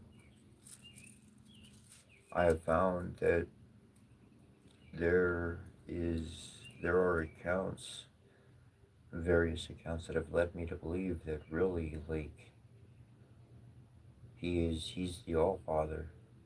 Like, there's a duality between him and Loki. There's a lot of there's some who truly believe that Odin is Loki. Loki is Odin. They are one and of the same. There are some that believe this account. It's argued, though, it's not completely fully accepted across the board. Though I do believe it was Ortin who really seeded the world with life. Like, we go back and connect with the Anunnaki, with Enki and Enlil and their father, and I believe that like their father, their next life, whether they moved lives, whether they were, Ordain's huge, man. Like, there's so much that I've read in which it seems like he really spread out the seeds of the Divine Mother into the world.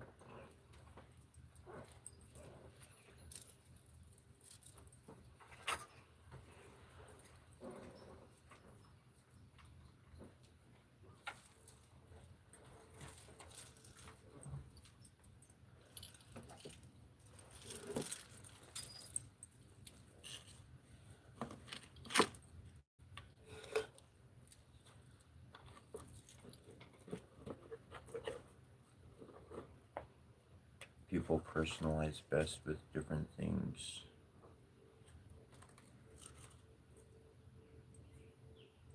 For each person, what's appropriate is appropriate for them to do.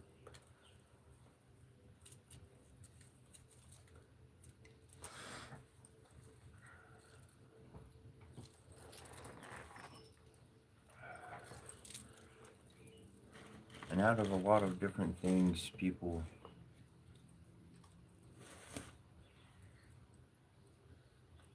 are interesting. People are awesome. People are amazing. People are happy to help and all that good stuff. But the personal journey doesn't involve a crowd. The personal journey of the shaman, of like connecting with the fathers of old, the mothers of old,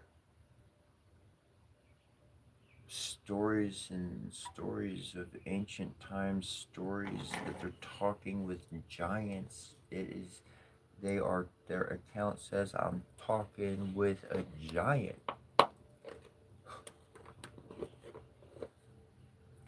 And people like to put the word myth in place.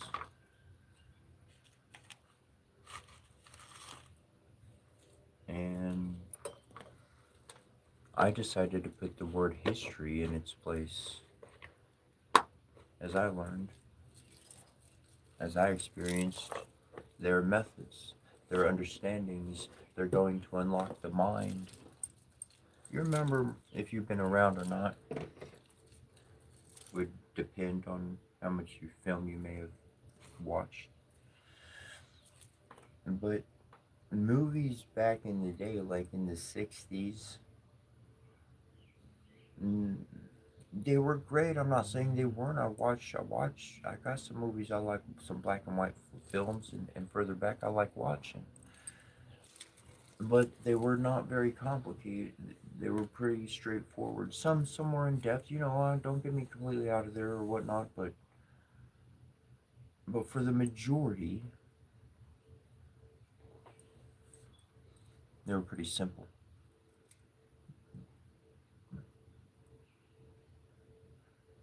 People were being adapted from an orator, from a storyteller, the radio, listening to the event going on the radio.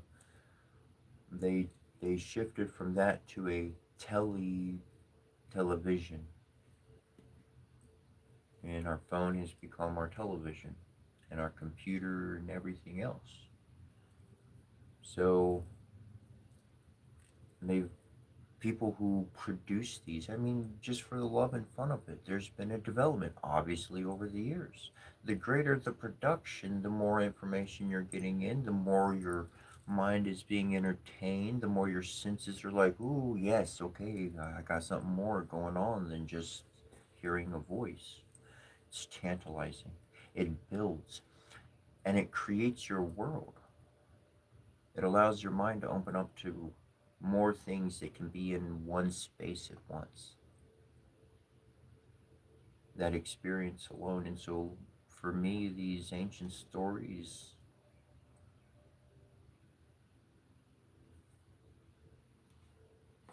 I that's where I feed for most of my information. That's where I feed for my wisdom, because I haven't found it commonly among mankind. I haven't found this as the regular conversation.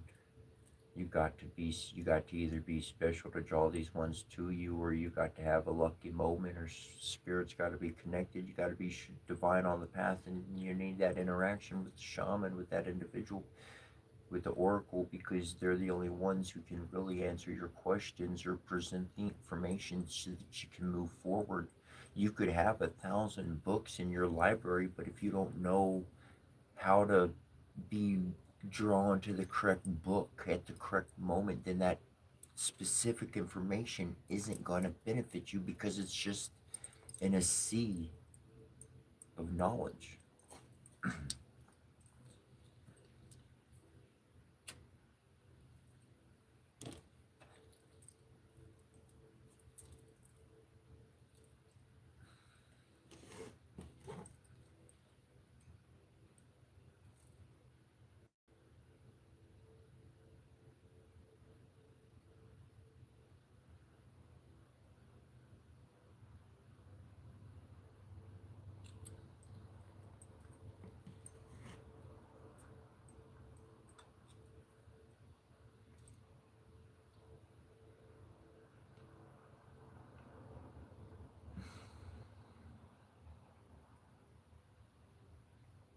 This next one I'm going to read is called The Sayings of Grimnir. Grimnir. The Sayings of Grimnir.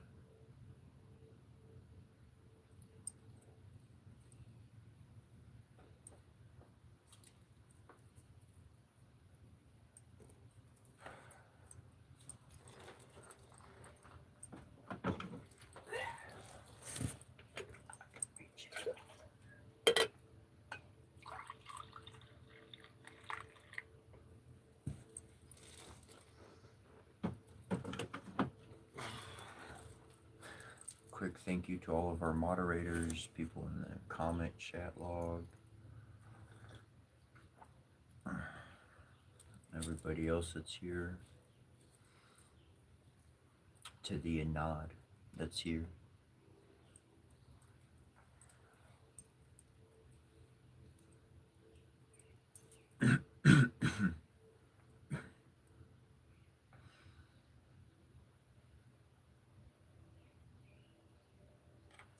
You're hot, hastener, and rather too huge. Go further from me, flame.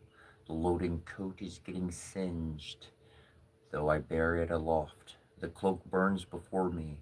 For 8 nights I sat there amid flames without anyone having offered me food except Agnar alone, who alone shall rule. Gereord's son, the land of the Gotar. You shall be hail, Agnar, since Veratars bids you be hail. For one drink you shall never receive a better reward. The land is holy which I see lying near the Aesir and Elves, and Eibor shall be in Eibrodheimir until the powers are ripped apart. Yadar it's cold, where Ulr has built halls for himself. In early days the gods gave Olfermir to Freya as a tooth fee. The third homestead is the one where kindly powers thatched halls with silver. Valashgraf it's called, which an As built ably for himself in early days. Skakvarbergor is the name of the fourth, and their cool waves splash over it. There Ordine and Saga drink through all days, glad from golden goblets.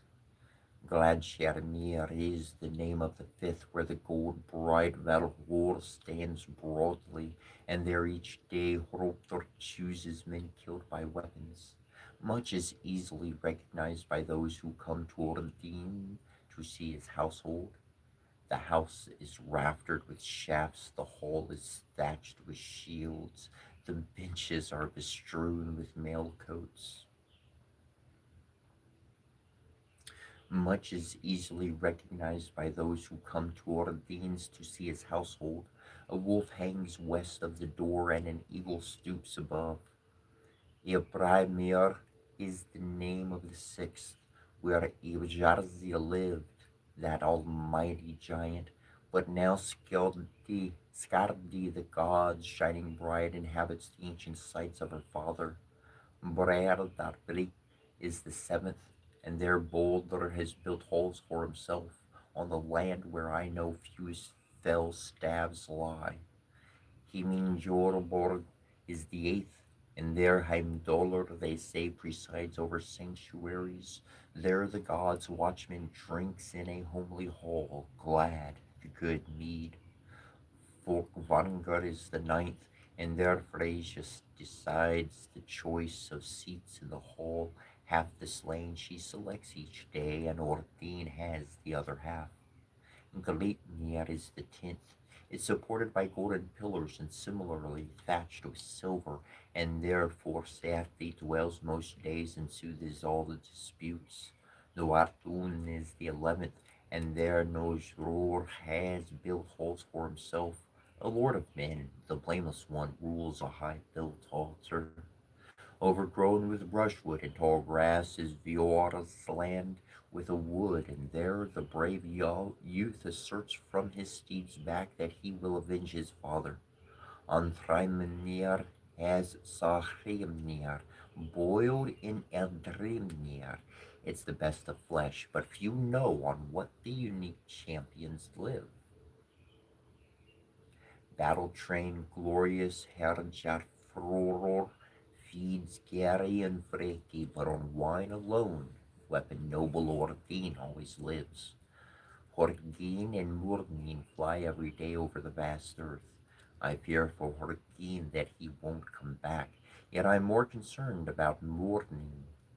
If born thunders, if Jolvitnir's fish resides contentedly in the flood, the river current seems too strong for the steed of the slain to wade.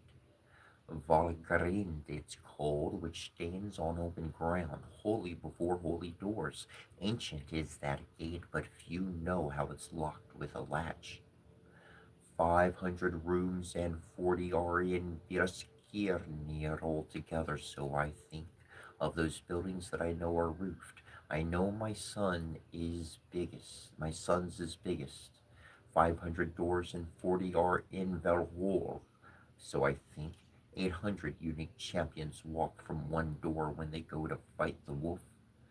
Heardrun is the name of the goat which stands on Herjafrodor's hole and bites on Leorord's limbs. She must fill a specially crafted vat with the shining mead that intoxicating drink cannot run out. Eikbergsnir is the name of the hart which stands on Herjafrodor's hole and bites on Leorord's limbs, and from his horns drops fall into Helgelmir, whence all waters take their course. Siren, Viren, Serken, and Erking, Svol, and Gunbrol, Forsrum, and Fimborbol, Thrin, and Renarndi, Yebol, and Gorbol, Gormul, and Garvirmul. They flow around the hordes of the gods, Erlu, and Hol, Grad, and Gornborin. A river is called Vin, moreover a second Vestvin, a third Jord Nurma, Night and Norn and Horn, Srid and Hrid, Sregor and Yekar, Vid and Van, Vornd and Stron, Jor and Liptar, they fall near humans and fall from here to hell. Corinth and Corinth, the two Kororkar, Igbor must wait them every day when he goes to give judgment at the ash of Yggdrasil. Because all the God bridge burns with flame, holy waters boil. Gladder in Gairer, Gler in Skenbrenner, Slif Traptor in Sinir, Gisul in Fufnir, Goptopter and Lerferti. The Asir ride these steeds every day when they go to give judgment at the ash of Yggdrasil. Three roots extend in three directions from under the ash of Yggdrasil. Hail lives under one, frost giants under another, human beings under a third. Ratatorskor is the name of the squirrel which must run in the ash of the Yggdrasil, and eagle's words he must bring from above and speak them to Nardor beneath, Niholdor beneath. There are also four stags which gnaw on its shoots with necks bent back. Dain and Valin, Dornarier and Dorabror. More snakes lie under the ash of Yggdrasil than any unwise ape would think. Goin and Morin, they are Grafnir's sons, Grabarkar and Grafgulur, Orfnir and Svarthnir, I think must always wear away at the tree's twigs. The ash of Yggdrasil suffers hardship more than men may know. A stag bites it from above and its sides rots. Neorgor knolls from its beneath. Priest and Mist, I want to bring me a horn. Skerjor and Skorgor, Herti and Ibrurti, Hruk and Herfutur, Gor and Kirugur, Rengrid and Raugriel and Rengleif. They bring ale to the unique champions. Orvarkar and Osvirtor, those scorny ones must drag soul up from here.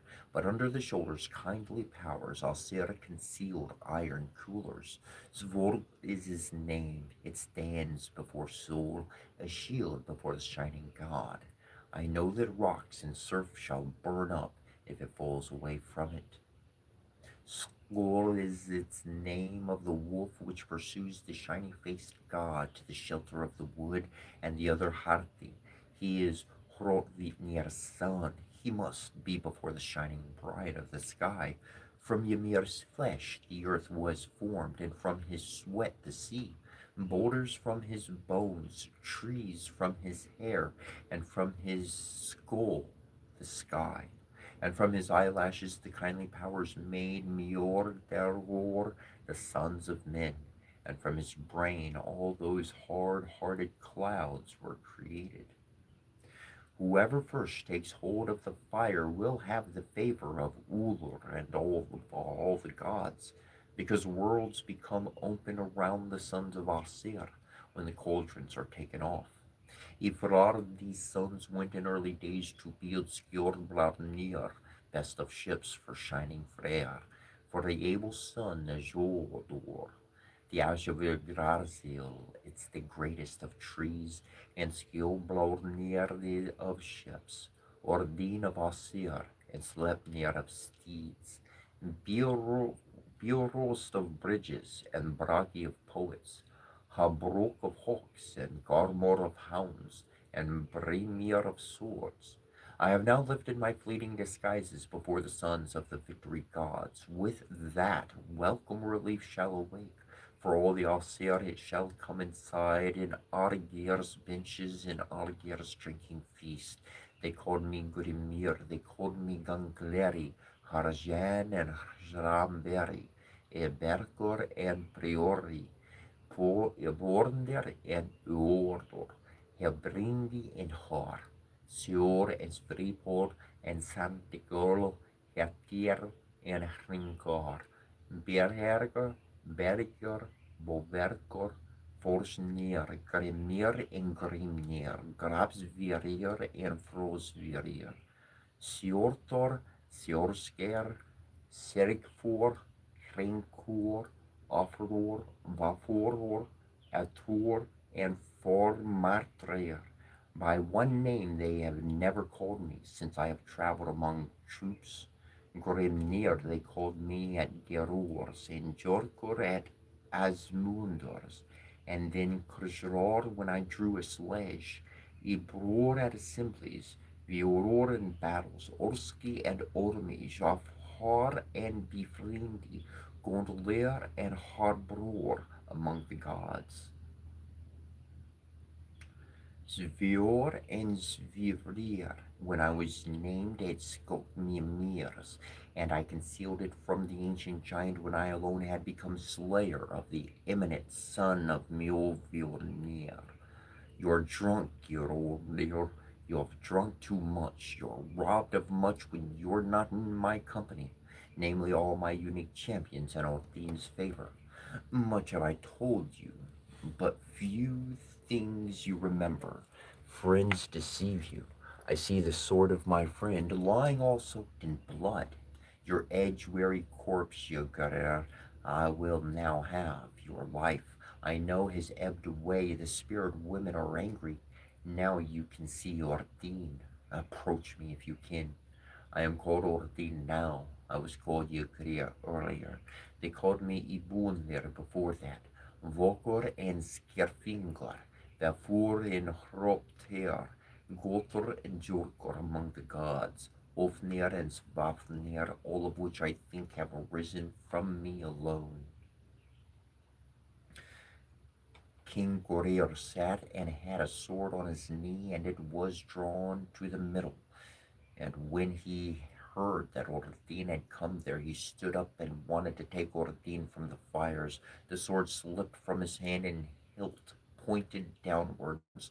The king lost his footing and toppled forward, and the sword ran him through, and he got his death. Ordine disappeared then, and Agnar was king there for a long time after.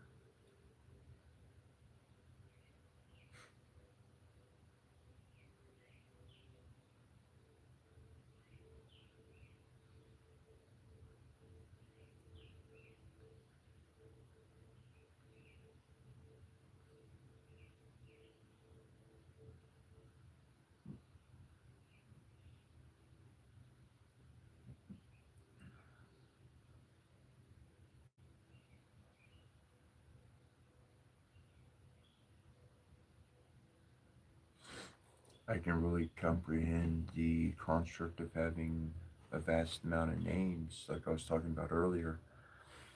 I do believe Dean is not only traveled abroad, but in his ability to work with the Divine Mother herself directly, that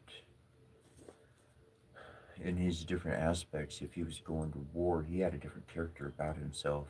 And people identified that. Everybody around him would have seen this change in his character. He would have been able to shift from warrior to healer to servant to whatever he needed to be in any situation.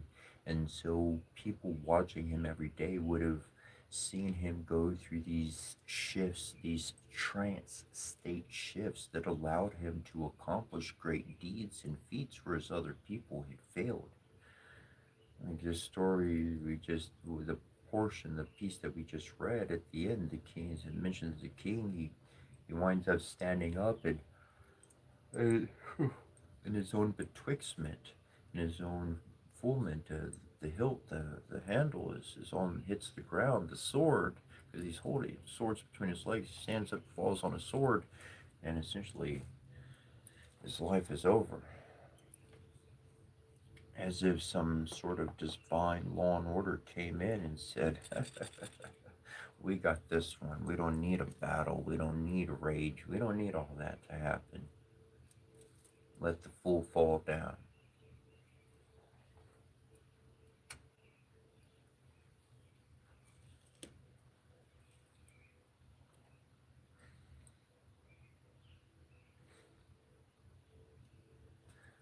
Don't test this. This is not for testing. If you do, that'll go south. This is for, this is more of a question on reflection of your own life. Again, this is nothing to test. This is nothing to do from this day on and be like, I'm trying to do this, and don't do that. Don't do that. Don't. But the question is, it could be for the past series of months, it could be for the past year, it could be at a certain point in your life. But have you tripped and fell down? Did your face hit the ground? Did you wipe out? It's one thing to lose your balance and to trip up and to catch yourself and not have a massive full impact on the ground, full wipeout. Okay, it's different when you catch your footing. Yeah, I didn't wipe out. I didn't get a scratch. I might have dropped some. Shoot, most of the time saved it. Kept what was in my hands, whatever.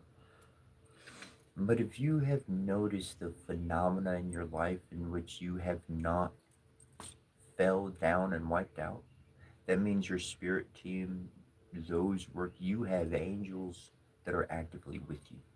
You have divine beings who are actively watching you, whether you call them up every morning or not. They are with you like glue. They are like eternal family love. You say, I'm gonna love you forever. This is a love you forever kind of a fam.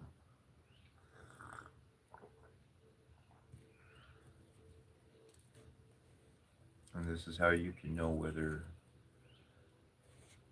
you got some unseen protection without even knowing, without even anything. Again, this is not something to test. This is not something to go and you can't like intentionally accidentally trip.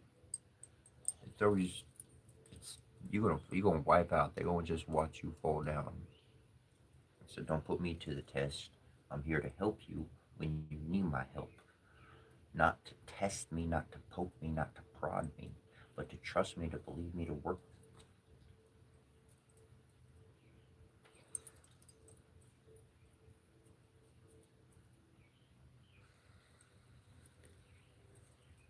Wouldn't that be a true test? God be like, love your neighbor. And then he gives us all these neighbors that are like the complete opposite of who we naturally are. Ain't that the challenge? To love beyond anything else, to love life, to love a soul, to get to heaven and see the diverse manifold there in work and action, and not to be in derision or division or distraction, but to be able to bring that world to our earth, to our humanity. Now that would be something amazing.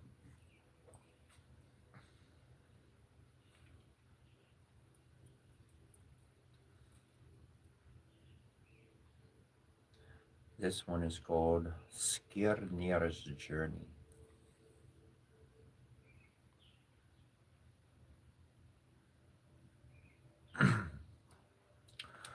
Freyr, son of Nozdor, had himself in Hriskrach, Hlidskraf, and all looked through all worlds. He looked into Jotunheimr and saw there a fair maiden as she walked from her father's hall to her bower. From this he received great sickness of heart. Freyr's servant was called Skirnir. Nosror asked him to get Freyr to talk. Then Skardi said, Arise now, Skirnir, and go urge our boy to speak, and ask him this, with whom the virile youth is so very angry. Skirnir said, Evil words I expect from your son if I go to speak with the boy, and ask him this, with whom the virile youth is so very angry. Tell me this, Freyr, folk leader of gods, which I want to know. Why do you sit alone, my lord, in the long halls for days? Freyr said, Why should I tell you, young man, my great mind distress? Because the elf disk shines through all days, and yet not to my delight. Skirnir said, I don't think your desires are so great, man, that you can't tell me.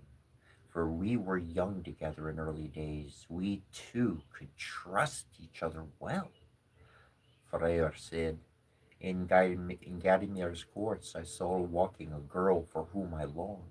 Her arms gleamed, and from them all the sky and sea. The girl is lovelier to me than any young man in ancient days of Hasir and elves. No one will wish it, that we two should be united. Skirnir said, Then give me the horse, the one that can bear me through dark, discerning flicker flame, and the sword which fights by itself against the family of giants. Freyr said, I give you that horse which will bear you through dark discerning flicker flame, and the sword which will fight by itself. He who has it is wise.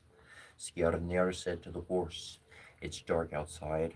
Time, I say, for us to journey over moist mountains, to gallop over land. We shall both achieve our aim, or that almighty giant will take us both." Skirnir rode into Jotunheimr to Geirmir's courts. There were ferocious hounds, and they were bound in front of the gate in the wooden fence which was around Goror's hall. He rode to where a herdsman was sitting on a grave mound and greeted him. "Tell me this, herdsman, as you sit on a grave mound and watch all ways, how can I get to talk with the young girl, despite Gaiamir's dogs?" The herdsman said, "Are you doomed, or are you already dead? You shall always be wanting to speak with the good maiden of Gairmir." Skirnir said, "There are better choices than crying for anyone eager to go on. On, one day a span was shaped for me, and all my life laid down." Goror said, "What's that din of dins which I hear now in our houses? The earth's shaking, and with it all Gymer's courts are quaking." A servant woman said, "A man is outside here, dismounted from horseback. He's letting his steed graze." Goror said, "Ask him to come inside our hall and to drink the famous mead, although I fear that outside here may be my brother's slayer." "Who is it of the elves, if you are not of the Aesir's sons, nor of the wise Varnir? Why have you come alone over oak and fire to see our household?" Skirnir said, "I am not one of the elves, nor of the Aesir's sons, nor of the wise Varnir, but I have come alone over oak and fire to see your household. 11 apples I have here, all golden. These will I give you, Goror, to buy your affection, so that you may say that Freyr is the least loathsome one alive." Goror said, "11 apples I will never take for any man's wishes, nor while our life endures shall Freyr and I both dwell together." Skirnir said, "Then I give you a ring, the one which was burnt with Orandin's young son. 8 are the equally heavy ones that drip from it every ninth night." Goror said, "I refuse the ring, even if it was burnt with Ordin's young son. For me there is no want of gold in Gaidamir's courts to share my father's wealth." Skirnir said, "Do you see this sword, girl, slender, sign colored, which I have here in my hand? I shall hew the head from your neck unless you pronounce a pact with me." Garor said, "I will never submit to coercion for any man's wishes, but I think this, that if you and Gaimir meet, not slow to battle, you will both long to fight." Skirnir said, "Do you see this sword, girl, slender sign colored, which I have here in my hand? Before these edges that aged giant will sink, and your father is fated to die. With a taming wand I strike you, and I will tame you, girl, to my wishes. You shall go where the sons of men will never see you again. On the Eagle's Hill you shall sit early, gaze out from the world, look longingly to hail. May food be more loathsome to you than the shining snake is to any man among the living. May you be a wondrous sight when you come out. May Hrimnir ogle at you. May everyone stare at you. May you be more widely known than the watchman among the gods. Gate of the gates. May idiocy and howling frustration and unbearable lust increase your tears with grief. Sit down, and I shall tell you of a heavy tormenting desire and a twofold grief. Evil creatures will oppress you all day in the giant's courts. To the frost giant's hall you shall every day creep without choice. Creep in want of choice. You shall have sobering in exchange for pleasure, and nurse sorrows with tears. With a 3-headed giant you shall always dwell, or else be manless. May lust seize you. May longing waste you. be like a thistle, and one which was filled of bursting at the end of the harvest. I went to a forest and to a sappy tree, a tribute twig to get, a tribute twig I got. Ordine will be angry with you, Asa Bragor will be angry with you, Freyr shall loathe you, abominable girl, and you will have received God's tribute, wrath. Her giants, hear frost giants, sons of Sutungi, you are seer hosts yourselves, how I forbid, how I ban happy talk with men from the girl, use of men from the girl. Hringrimnir, the giant is called, who shall have you down below corpse gapes. There are the tree's roots, vile boys will give you goat's piss. Better drink you will never get. Girl, by your wishes, girl, by my wishes. I carved giant for you and three staves, perversion and frenzy and unbearable lust. I will shave it off, just as I carve it on, if reasons should arise for this. Goror said, Hail to you rather now, lad, and accept a frost cup full of ancient mead. Yet I thought that I would never love a Varningi well. Skirnir said, My whole errand I want to know before I ride home from here. I want to know when you, at a thirst, will submit to the mature son of Nozror. Geror said, It is called Bari, which we both know, a grove of the calm weather traveler, and there, after 9 nights, Goror will give pleasure to Nozor's son. Skirnir rode home. Freyr was standing outside and greeting him and asked for news. Tell me this, Skirnir, before you unsaddle a horse and take one step further. What did you achieve in Jotunheim? Of your wish or mine?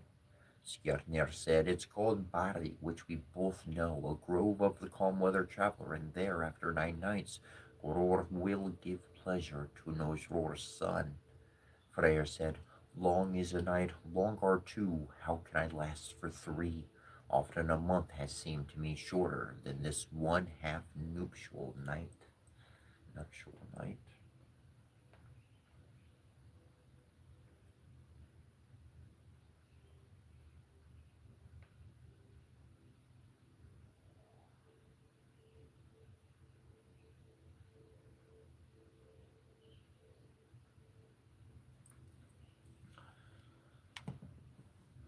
There's a lot of time that information arises in ancient books that causes conflict with an individual's culture, where they're from.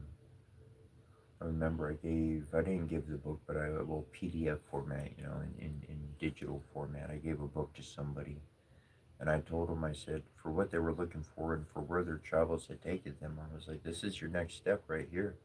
If you process this book, boom, you got it all. On the beginning of that particular book, they hold true to their roots and where they're from. And the individual I had shared this book with, he was from another portion of the world, and he could not get past the first two chapters, which share somebody's love of where they're from, of where their roots are from, and how much they feel about that. And because he couldn't get through that little bit, he missed out on all of the immense technical information that would have saved him so much time and would have caused a lot of positive success.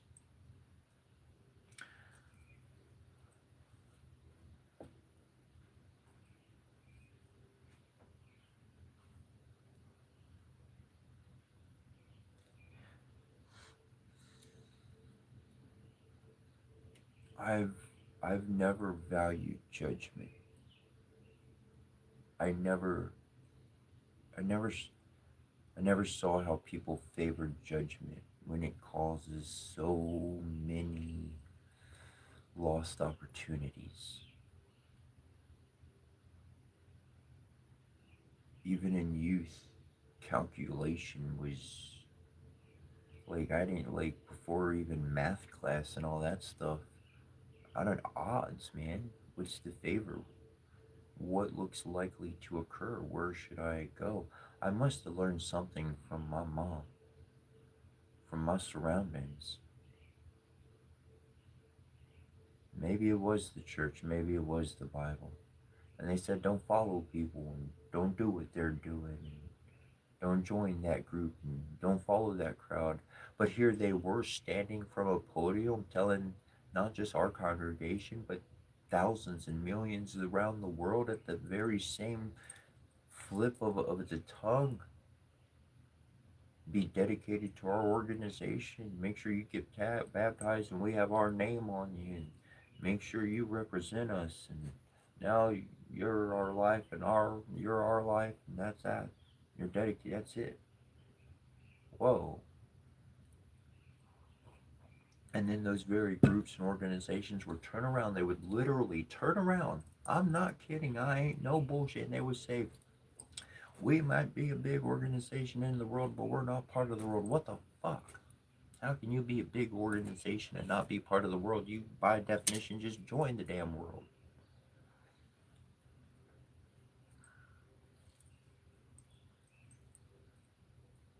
And then they create structures in the brain that tell you can only dress a certain way, only a certain behavior is acceptable. Well, there is the right handed path and there is the left handed path. You ever heard about those? No? Maybe? I'll tell you a little bit about it. So, the right handed path is by doing everything you're told. Follow the religion, follow the order, do the good thing, do the correct thing. And when you're pushed down in your head and you go through all of that, still going to follow those good rules and all that goodness and all that is going to pay off and connect you to God. Okay, the right-handed path could get you there. I haven't heard firsthand account of many people reaching it all like that. I mean, the ones I have, it's usually they reached it by the age 60 or 70, maybe even 80. Like, damn, they spent their whole life trying to get there. I went the left-handed path. What is the left-handed path? Well, if it's taboo, if it doesn't groove with the majority of you, then that's what I'm going to do. I'm going to do the opposite of what the group is doing. And that means I'm going to break some rules. I'm going to do things that, Bible or other books say you shouldn't be doing. Oh, it's evil. Wow. Well, my heart's all love. My heart is pure fucking love. So no evil can stand up against me. I already been through that one. You want it? I'll tell you about it. It's called the Lucifer initiation. Now let me explain to you. It's not all dark like people think it is. But you build your love up. You build love up. You focus on positivity. You build yourself up into all the positive love of purity that you are. And then you envision Lucifer standing before you. And when you envision that mother, he there. And he can't do nothing to you. Not a damn thing. All the evil in the world can't touch you because you're love. Evil and love are like oil and water. They could be in the same jar in the same environment, but they are not going to mix together. Things might get shaken up, and there might be some going on, but when it settles, the oil and the water separate.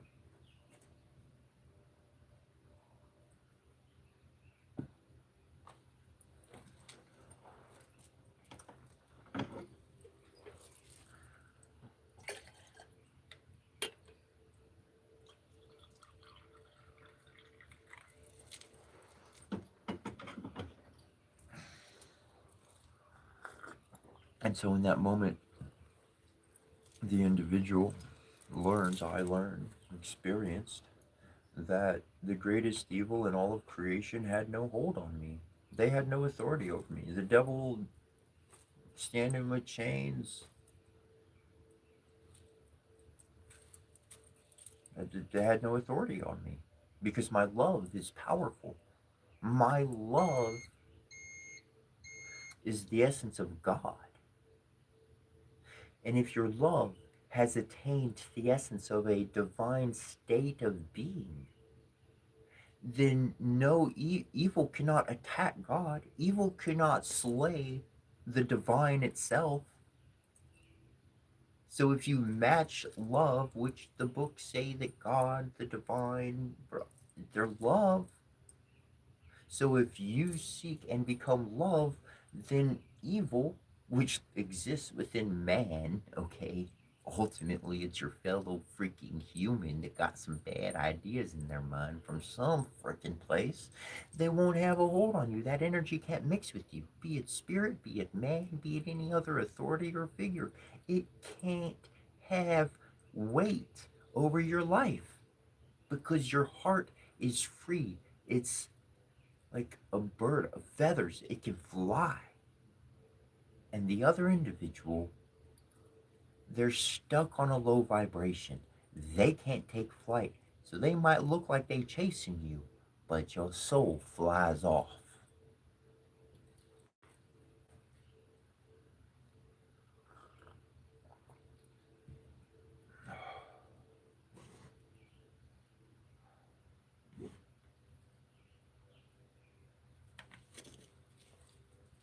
And once your soul takes off, once your heart starts soaring, don't land for anybody.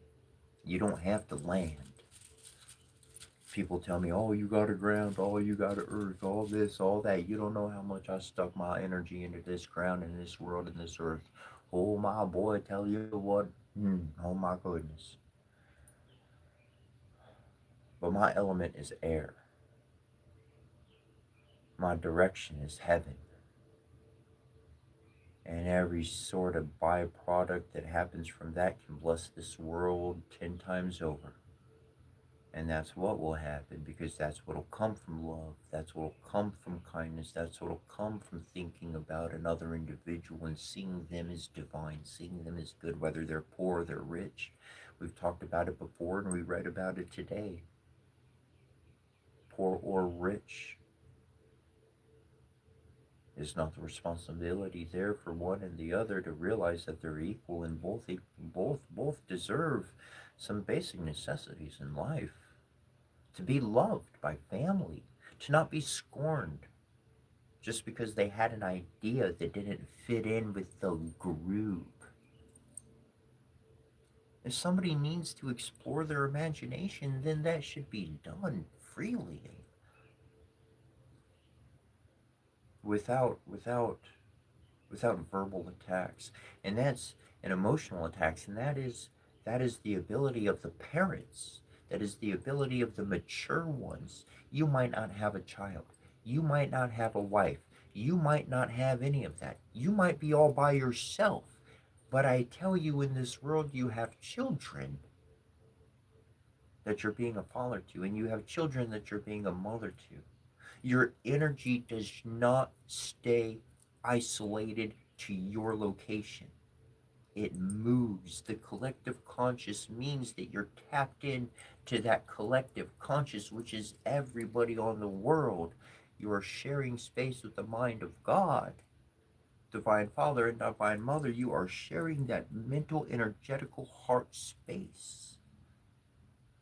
And so, what you learn and what you do, no matter how small or large, is an effect upon that consciousness and thus upon each one of our bodies that we are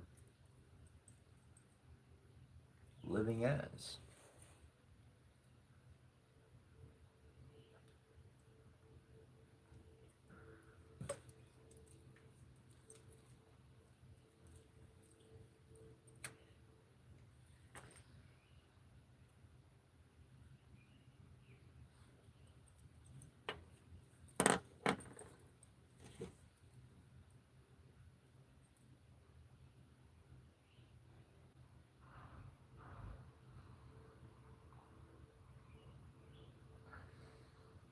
The Song of Harbaror. Harbaror. The Song of Harbaror. Ebor traveled from the east way and came to a sound. On the other side of the sound was the ferryman with the boat. Ebor called out, "Who's that boy of boys who stands on the other side of the sound?" He replied, "Who's that old man of old men who shouts across the strait?" Ebor said, "Ferry me over the sound. I'll feed you in the morning. I've a basket on my back, and the food couldn't be better. I ate at leisure before I left home. Herrings and he-goats. I'm still stuffed with it." The ferryman said, "You boast of early deeds at breakfast. You don't fully understand what lies ahead. Your household's downcast. I think your mother's dead." Ebor said, "Now you're saying that which will seem to everyone most distressing, that my mother is dead." The ferryman said, "It's not as if you own 3 good farms.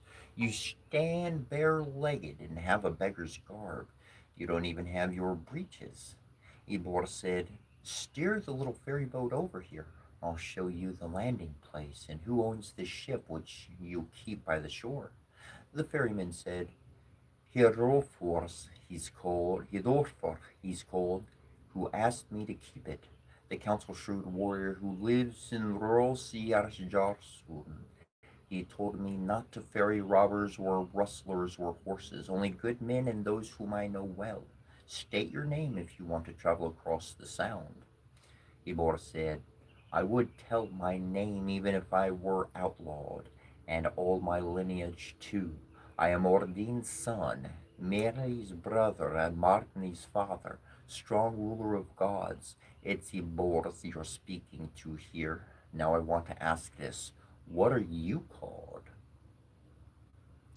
The ferryman said, "I am called Harbaror. I seldom hide my name." In response, Sibor said, "Why should you hide your name unless you have disputes?" Harbor said, "But even I have disputes. I'd defend my life before such a one as you are, unless I were doomed." Ibor said, "A horrible shame it seems to me in this respect to wade over the bay to you and wet my burden. I'd pay you back if you are insolent words, your swaddling clothed brat, if I could get over the sound." Harbardor said, "Here I'll stand and here I'll await you. You've not found a harder man since Hrungnir's death." Ibor said, "Now you want to talk of the time when Hrungnir and I had dealings? That stout-hearted giant whose head was made of stone, even so I made him fall and sink before me. What were you doing meanwhile, Hardbutter?" Hardbutter said, "I was with Forsvor all of 5 years on the island of which is called Algron. We fought there and felled warriors, tested many things, tried out the girls." Ibor said, "How did it turn out with your women?" Habar said, "We had sparky women, if they submitted to us. We had knowing women, if they were nice to us. Out of the sand they plaited ropes, and out of a deep dale they dug the ground. I alone became superior to them, all by scheming. I slept beside those 7 sisters, and I had all their lust and love play." "What were you doing meanwhile, Ibor?" Ibor said, "I slew Ijarzi, the strong-minded giant. I threw the eyes of Alvardi's son up into the shining sky. They are the greatest signs of my deeds, those which all people since may see." "What are you doing meanwhile, Harbauer?" Harbauer said, "Mighty girl wiles I had for merc riders when I lured them away from men. A hard giant I thought Helbaror to be. He gave me a tribute twig, and I wangled him out of his wits." Ibor said, "With ill will you repaid good gifts then." Haboror said, "One oak has what's great from another. It's everything for himself in such things. What were you doing meanwhile, Ibor?" Ibor said, "I was in the east and I fought giants, brides skilled in mischief who went to a mountain. The kindred giants would be large if all had lived. there would be no men under Mjolnir. What were you doing meanwhile, Harbaror? Harbaror said, I was inviolate and I followed battles. I incited princes and I never made peace. Ordines owns the earls, those who fall in battle, but Eivor owns the kindred of thralls. Eivor said, you divide people unequally among the Asir if you possess very much power. Ha- Harbor said, Eivor has sufficient strength, but no heart. Out of dread and cowardice, you squeezed into a glove, and you didn't seem to be Eivor then. Because your dread, you then dared neither sneeze nor fart, so that Fajlar heard. Eivor said, Harbor, you pervert, I'd strike you into hell if I could stretch across the sound. Habor said, Why should you stretch across the sound when our disputes are all as none? What were you doing then, Ibor? Ibor said, I was in the east and I defended the river when Svarangor's sons assaulted me. They pelted me with rocks but took little pleasure in the victory. They first had to beg me for peace. What were you doing then? Meanwhile, Harbaror? Harbaror said, I was in the east and I spoke to some women. I played with the linen white lady and had secret liaisons. I glad in the gold bride woman. The girl gave me pleasure. Ebor said, You had good dealings with the girl then. Harbor said, I'd have needed your help then, Ebor, so that I might hold the linen white maid. Ebor said, I'd have granted it to you then if I'd been able. Harbor said, I'd have trusted you then unless you betrayed me. Ebor said, I'm not such a heel biter as an old hide shoe in spring. Harbor said, Harbor said, What were you doing meanwhile, Ebor? Ebor said, I was fighting brides of berserks on Hesse. They'd come the worst things, deceived all humankind. You did a shameful thing then, Ebor, when you fought with women. Ebor replied, They were she-wolves and scarcely women. They smashed my ship which I'd shored up, threatened me with iron clubs, and chased Rjalfi. What were you doing meanwhile, Habaror? Habaror said, I was in the army which made ready here to raise the battle standard to redden the spear. Ebor said, Now you want to talk about this when you went to offer us unpleasant terms?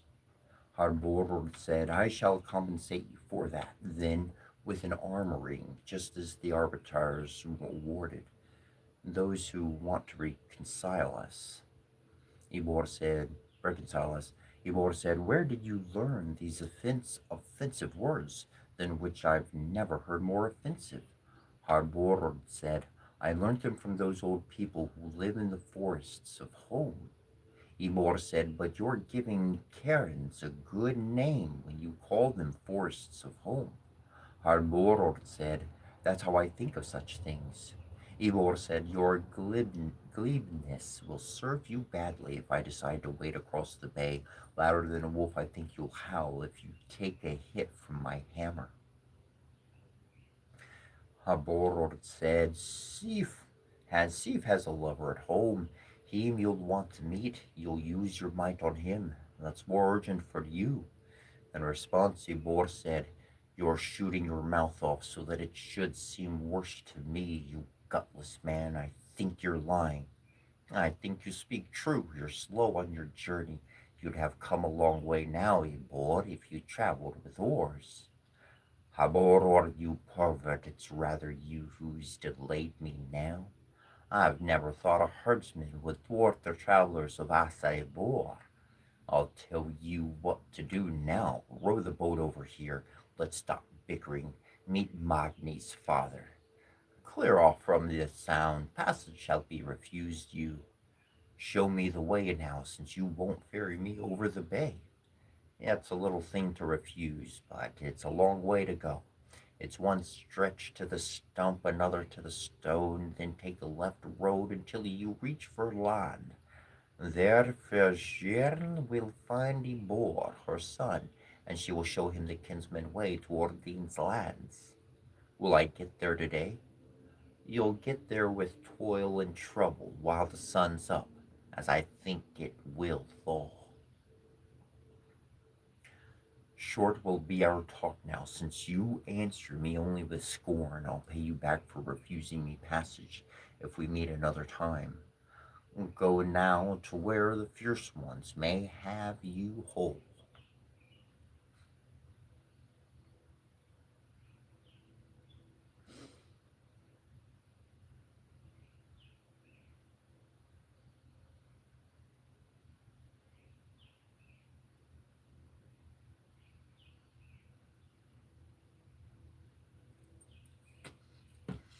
Trying to cross a waterway, trying to ferry the soul while living, while alive.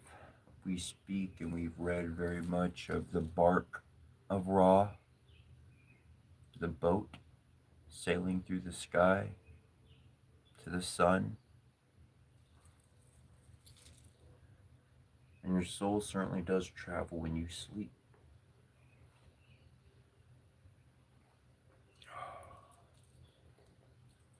Sometimes we can't get exactly what we want, but we can attain the information to get us where we're going. One of the hardest things to do to move forward in life is to reconcile the past. To reconcile the past so that you're okay with everything that happened, all the bad stuff, especially. It's easy to accept the good stuff, but it's difficult to reconcile the chaos, to accept injustice that has happened to oneself. And instead of fighting for oneself, to take that energy and fight for another.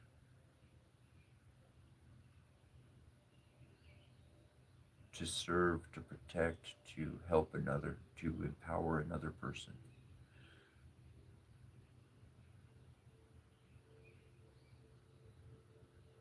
It's what a real warrior, real savior, a real person who goes into the thicket of battle. It's because they don't have family. They lost all that. So they're fighting so other people can keep theirs. They fight in a way where they're not looking back. They don't have a home to go to. That home that they had was empty. There's nobody there. So they fought with every ounce of their life. They did not fear pressing against unfavorable odds or situations that were definitely going to be disastrous. They didn't even think about it. They didn't even process it. They said there's one person in that fire, and that firefighter ran into the building, burning building.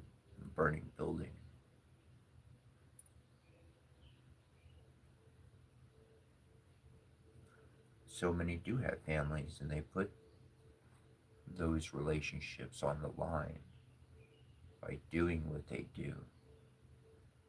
The relationship is stressed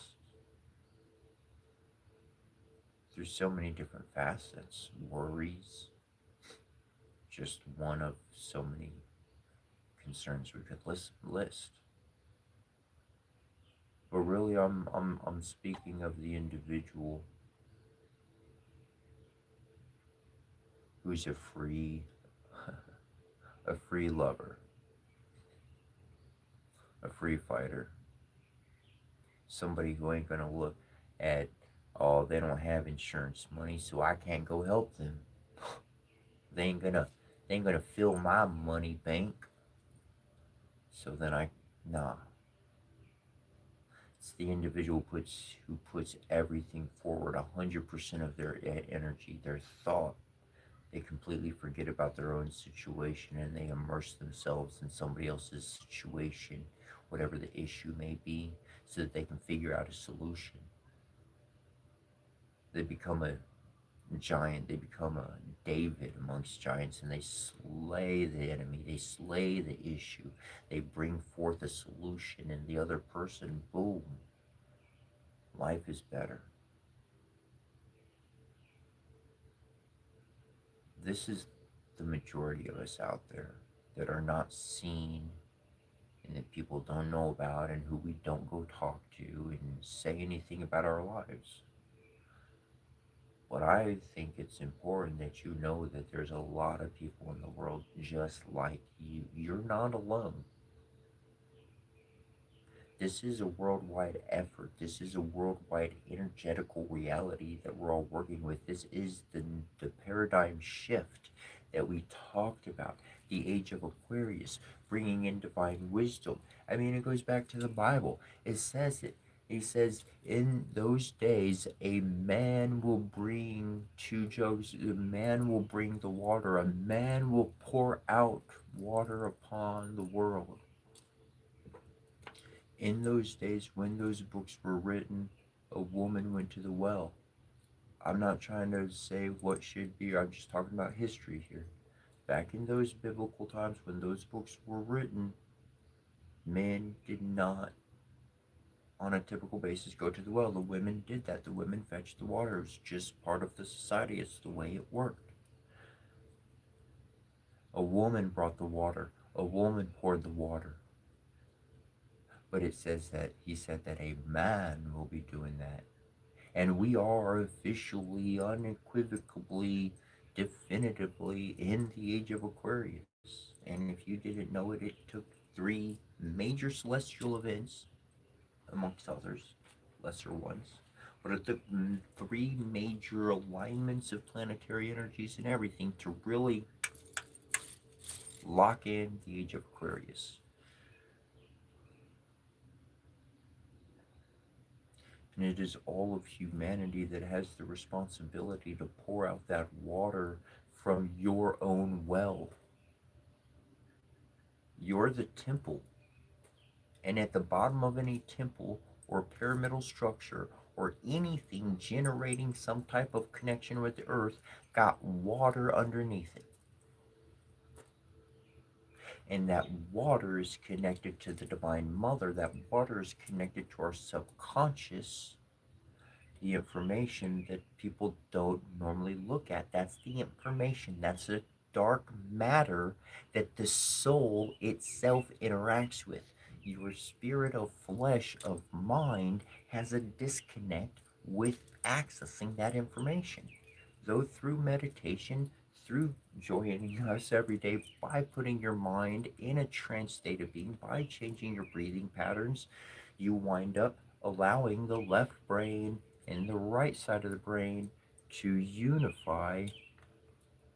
And that's when you truly see. That's when you become one within. And when you're one within you, then you can stand and look down that well. And you can retrieve information while you're still standing.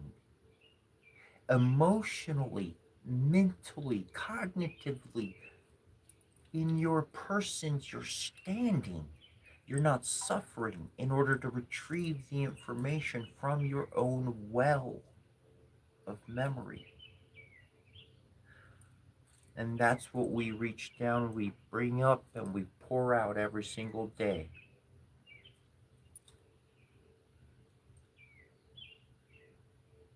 I've got so much memory. I could do this all day.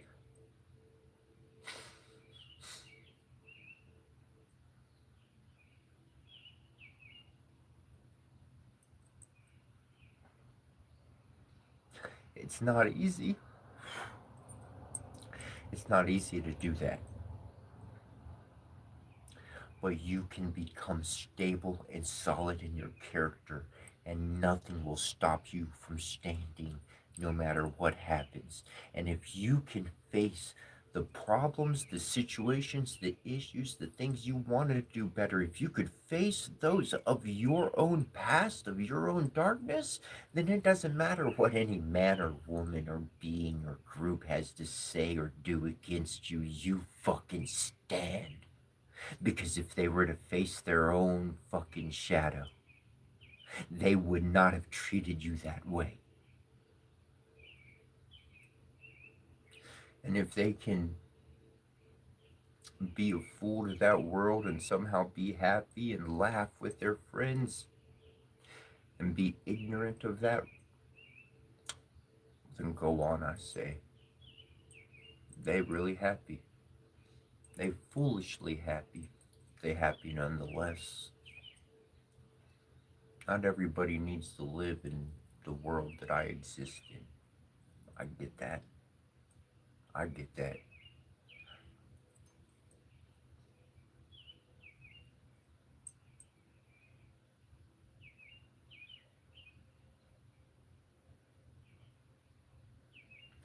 You got stories and you got memories. You have a well to fill up. If you are young upon your journey of life, you have a well of memories to fill up. And that means experience. That means getting involved. That means hanging out. That means stubbing your toe. That means being involved in situations with people who are going to do you dirty and you didn't know no better, but you had to have the experience so that you could see that there are people like that in the world. Just because you want people to get better, just because I want people to get better, does not mean that the next Joe Blow is going to want people to get better. They could very much want people to freaking burn. Everybody's different. And what they're thinking in their heart and what they're resonating in their mind, yeah, I went backwards. Because when you find out they are cyclical, they are chasing each other's tail, they are revolutionary, they are within each other. The heart and the mind as one, unified, is going to direct the body to do everything flawlessly.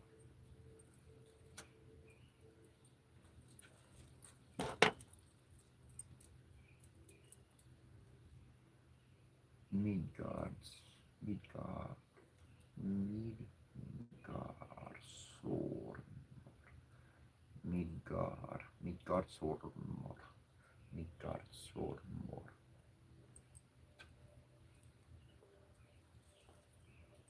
Here's another thing I want to share for individuals who've been here and watching today.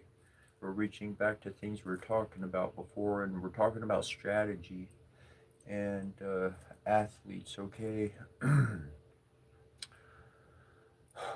Apply this to apply it how you apply it, but I'm just going to share it how I share it.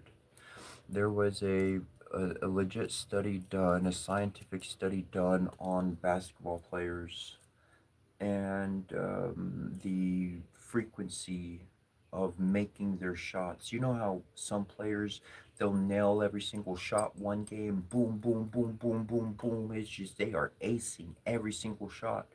And then at other times during another game, you're going to see the same player, and man, it just seems like they're off. Like they making like two or three, but they missing two or three too. Like they're not on their game.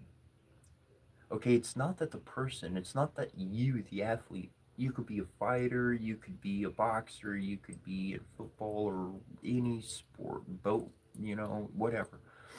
And this applies. And so the study, they looked behind the scenes, so they paid attention to the shots made during the games and the shots made out of the game, and they did a long-term scientific study. And what they were showing was that there would be times when they would be on their A game, right? They would be making all their shots, but there would always come up an equal amount of time in which they would miss a majority of their shots. And this was a natural ebb and flow of energy. This is a rise and a peak of finding that being on your A game versus, oh, this is an off time. No, I'm not making this time's not, it's not obviously not on my A game. So then by becoming aware of your own rhythms, of your own cycles in life, you can become aware of when your A game moments arise so that you can ensure that you provide the amount of time of activity so that you essentially fail. And then when the game comes up, now you're on your A game. You're in that flow state. So there's that ebb and flow. And if you pay attention of what to know and when to go, you are nailing 100% of the time in the performance that it really counts.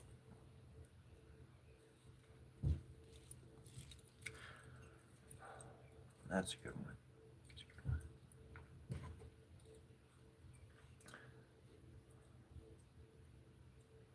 The Lay of Hymir. We're reading from the Poetic Edda today. Ybor fished for the Midgardsormr. Early the gods of the slain caught game and were eager for a feast before they were full. They shook twigs and inspected sacrificial blood. They found an Aegir's an ample choice of cauldrons. The cliff dweller sat there, merry as a child, much like the son of a mash blender. Yegor's child looked into his eyes in defiance. You shall often make drinking feasts for the Asir. The word-trying man made work for the giant. He brooded revenge at once against the god. He called on Sif's husband to bring him a cauldron, the one in which I can brew ale for you all. The glorious gods and the mighty powers could not get it anywhere until Tyr, out of a true loyalty, spoke a great piece of kindly advice to Hrorri alone. To the east of the Elivagar leaves, all-wise Hymir at heaven's end. My fierce father owns a kettle, a capacious cauldron 1 league deep.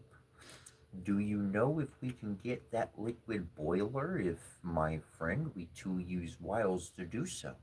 They traveled far away that day from Asgard until they came to Ergiz. He tended the nobly horned he-goats, and they turned to the hall which Hymir owned. The young man found his grandmother very loathsome to him. She had 900 heads, but another came forward all golden, white browned, to bring her son a beer drink. Offspring of giants, I want to put you two brave ones under the cauldrons. My beloved is on many occasions stingy with guests, inclined to ill temper, and mishap in Hymir or hard counsel was late ready to return to return home from hunting. He went into the hall, icicles clinked, the old man's cheek forest was frozen when he came. Be hail, Hymir, and in good spirits. Now a son has come to your halls, the one we two have waited for from a long way off. Hrolor's enemy accompanies him, the friend of humankind, the one called Verur. See where they sit under the hall's gable, so they protect themselves. A pillar stands in front. The pillar burst apart before the giant's glance, and before that a beam broke in two.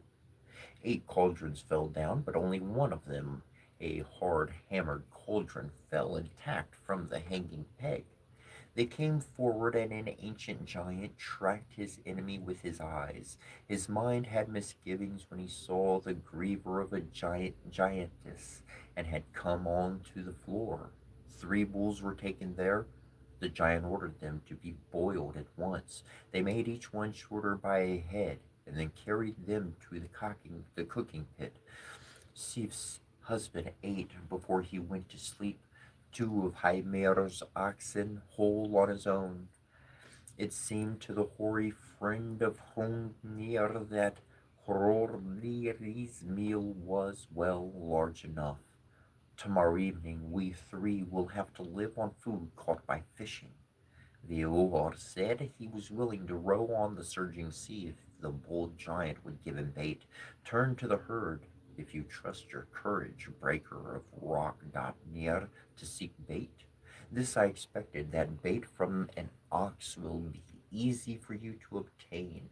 The boy turned fast to the forest, before which there stood an all-black ox.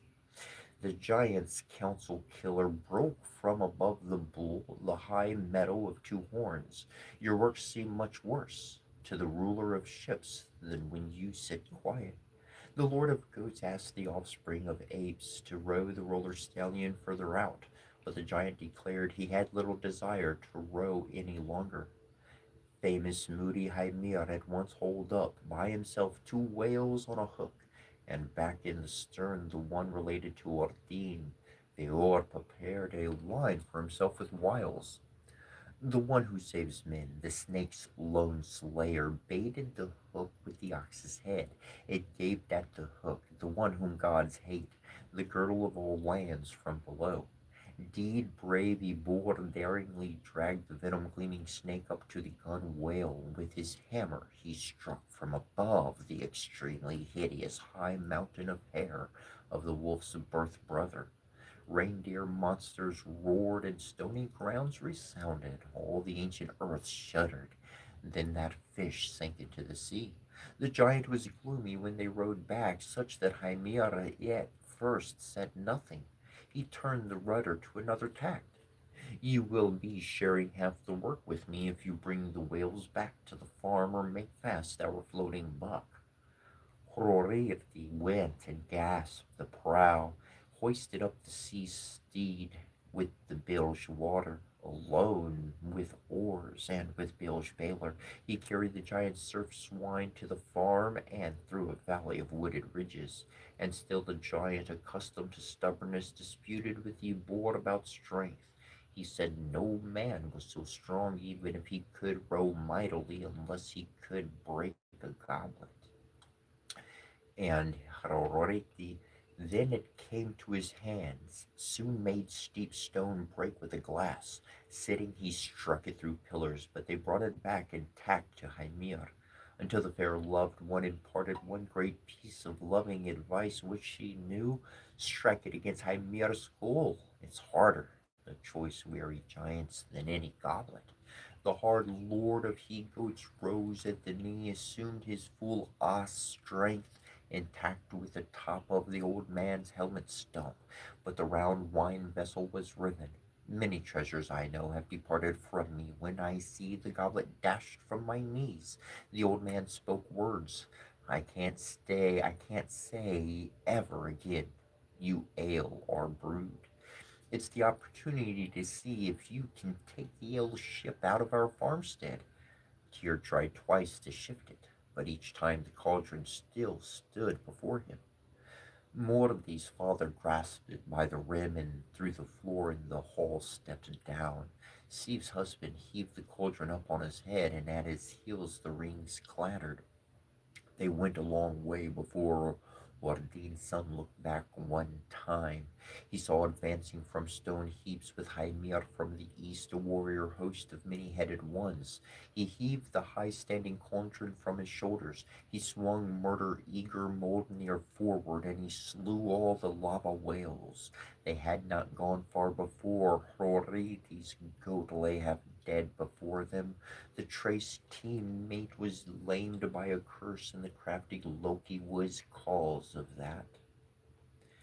But you have heard, everyone who knows tales of the gods can tell it more fully, what recompense he received from the lava dweller when he paid for it with both his children. The one of great strength came to the gods' assembly, and he had the cauldron, the one which Hymir owned, and holy ones shall drink ale well at Argyr's home, each venom rope cutter.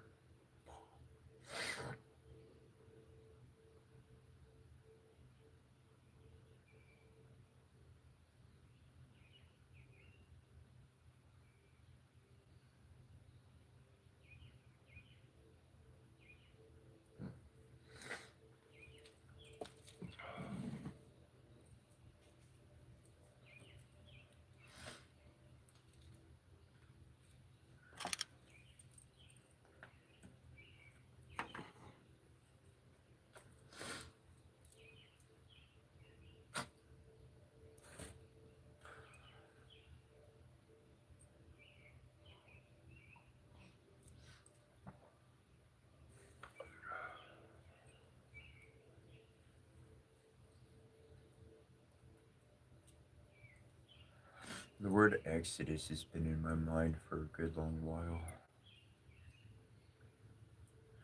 And it's an exodus so much not of the flesh, but more so of the spirit and of the soul, of the mind, attaining more and understanding more, going around the world and being an explorer, being something more than what has been pressed upon me of what I can be.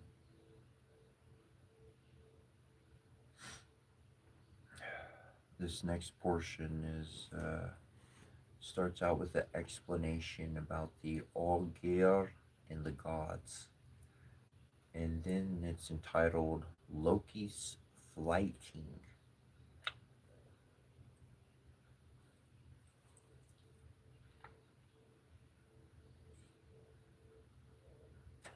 We are reading from the Poetic Edda.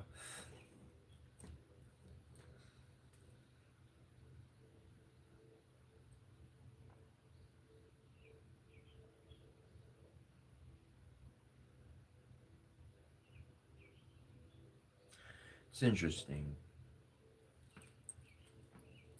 to hear of stories of an all father, a divine father, a divine mother, a divine family, to see more than just one individual controlling a group of people or saying that they're king of the world. It's pretty interesting to hear the travels and the ongoings of things that happen in other dimensional realities. Those dimensional realities that you tap into through your heart.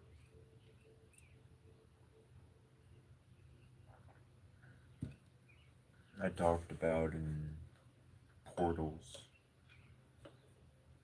I don't think I've talked too much about wormholes. I'll save that one. But you are the walking portal. All the elements around you to create the space is an amplification of your own energy. And we've talked about living in a flow state.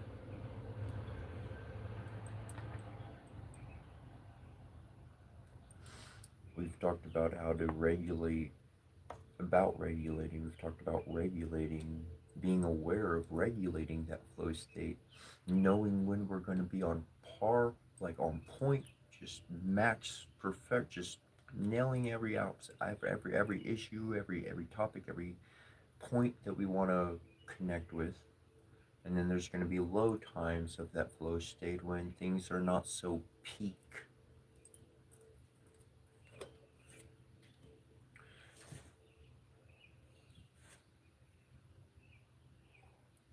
And as you use elements, stones, crystals, staves, wands, incense, mantras, words of power, meditation techniques, yoga techniques, breathing, stretching, you are learning how to strengthen your signal as a walking portal. You're able to receive this connection no matter where you go. It's like being in the gym. You're doing your exercises and you walk into the world and the world sees all your big strong muscles because that is a reflection of what you have been doing. But on the spiritual side, what one knows inside their mind, a treasure trove of guidance to lead you through any obstacle, peace to be able to connect with any energy that may be in and around you, to bring balance and to bring harmony and to bring remembrance, that portal of activity, that portal energy. You moving about in the world, you give other people an opportunity to connect with that energy just by being next to them. You don't even have to say anything. that person all of a sudden enters a state of peace and harmony within their mind that they can't explain. And so they have that internal dialogue happening.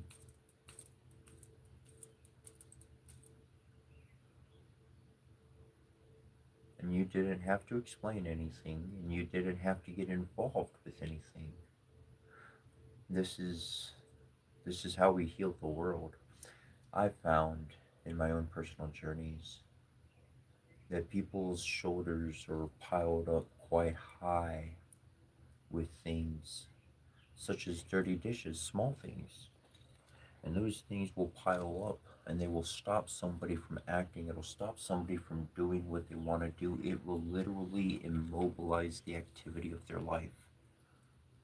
And that's why when I've come into certain areas or places, I do what I do out of a loving heart because it's like clearing off the weight from people's shoulders so that they can focus on what is most important. And what is most important, they can only find in a state of peace. And that state of peace is an atmosphere that I can create. So there's a physical work for my body, and there's a emotional atmosphere that my presence is creating. And then when there are those moments to chat or exchange a moment of camaraderie, it can really be done with the most positive impact with the shortest amount of time available to us for us to interact.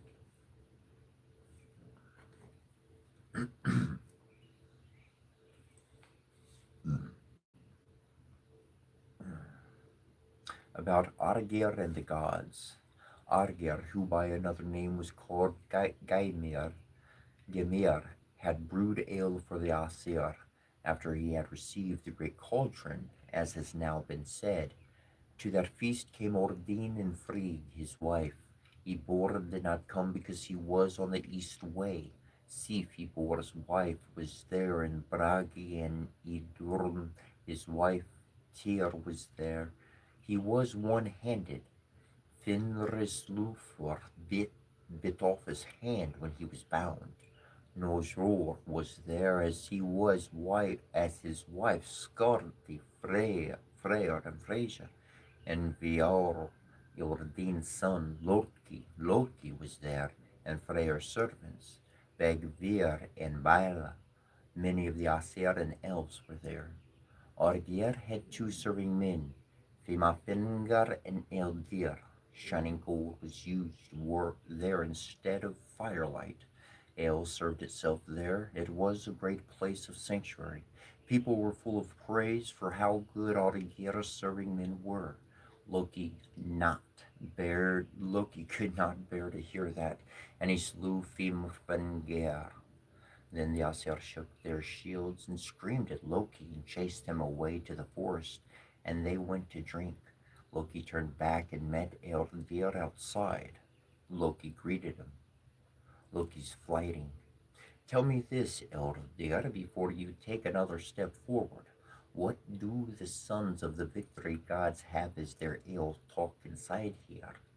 Eldar said, the sons of the victory gods converse about their weapons and their battle prowess, of the Aesir and the elves who are in here.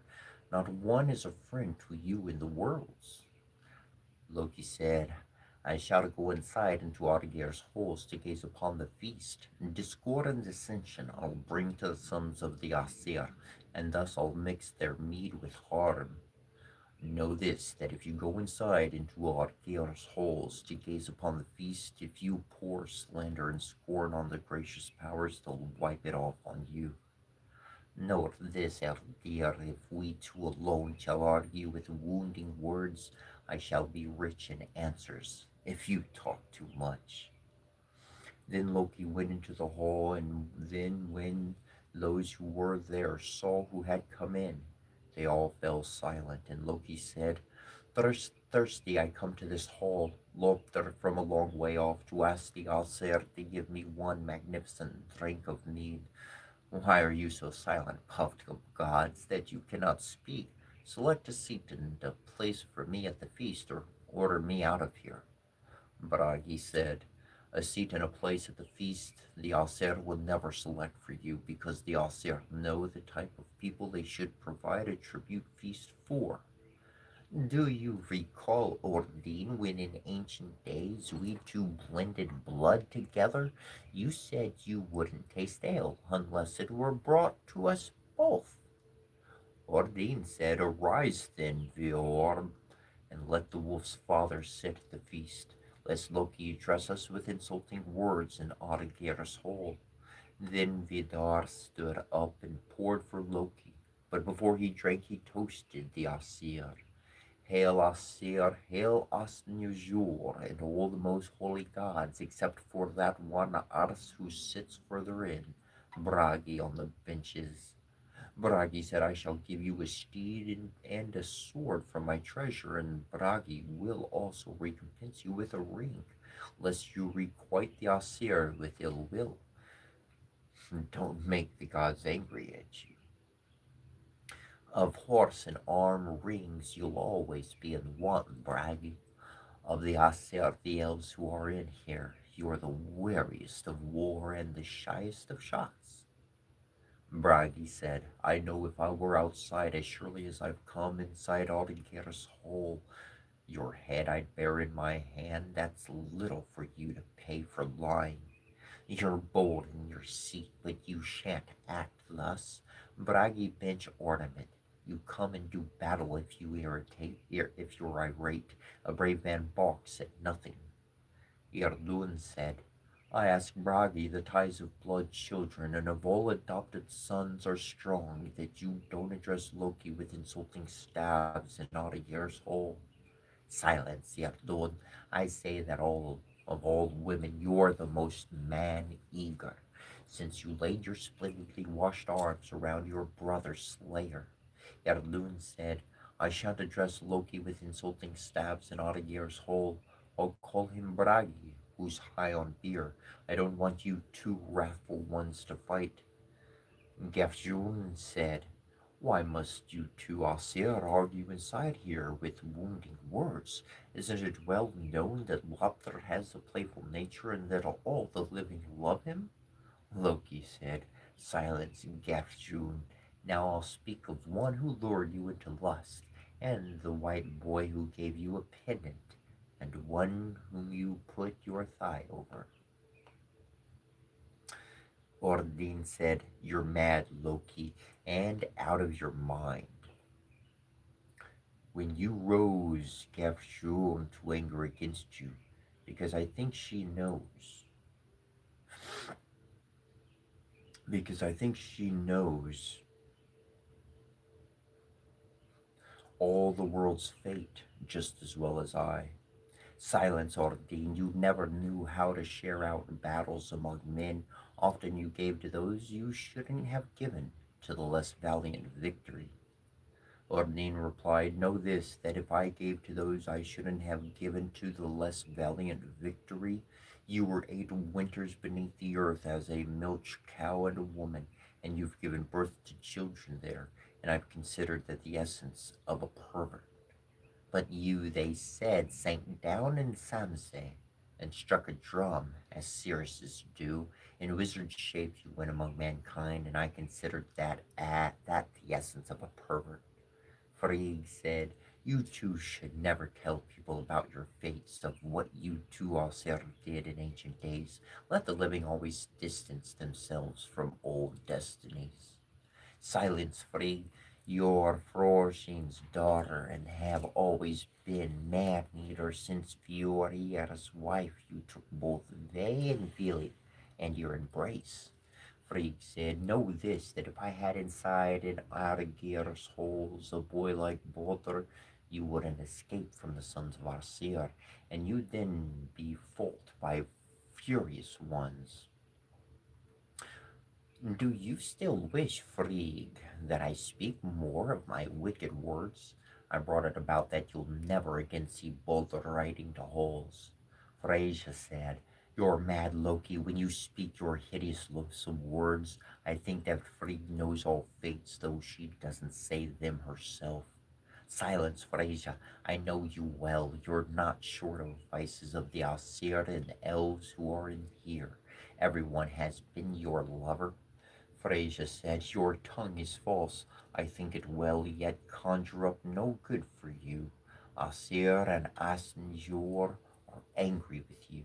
You'll go home unhappy. Silence, Freyja. You're a sorceress and a short thrower with sinister power. For the kindly powers caught you with your brother, and then Freyja, you must have farted. Najor said, it matters little even if women get themselves a husband, a lover of, or both. It's an outrage that a perverted ass has come in here, and this one's born children. Silence, Najor. You were sent east from here as a hostage to the gods. Hymir's daughters had you as a piss trough and peed in your mouth. Najor said, this is my comfort. When I was sent far from here as hostage to the gods, I fathered a son then, the one whom no one hates, and he's considered the Asir's protector. Leave it, leave off now, Nosewar. Keep yourself in check. I'll not keep this secret any longer. You begot such a boy on your sister, and yet that's no worse than expected. Tyr said in response, Freyr's the best of all the bold riders in the Aesir's courts. He doesn't make a girl weep or a man's wife, and he frees everyone from fetters. Silence, Tyr. You never knew how to make fair peace between two parties. I will refer to it, the right hand which Finver tore from you. Tyr said, I'm wanting a hand, and you are wanting Hrolsvitnir. The affliction is intense pain for us both. Things don't go well for the wolf, either who must wait in bonds for the darkness of the powers. Silence, Tyr, before it fell your wife that she's had a boy by me. You've never had an ell or a penny for this outrage, you wretch. Freyr said, I see a wolf lying by a river mouth until the powers are ripped apart. You'll be bound next unless you keep quiet now, mischief maker. Loki replied with gold you had Gadamir's daughter bought, and so gave your sword, but when Moshpil's sons ride over Markvur, then wretch you won't know how you fight. Big Vir said, know this that if I had ancestry like Ingurnor Freyr and so felicitous a seat, finer than marrow I'd have milled the harm crow and torn him limb from limb.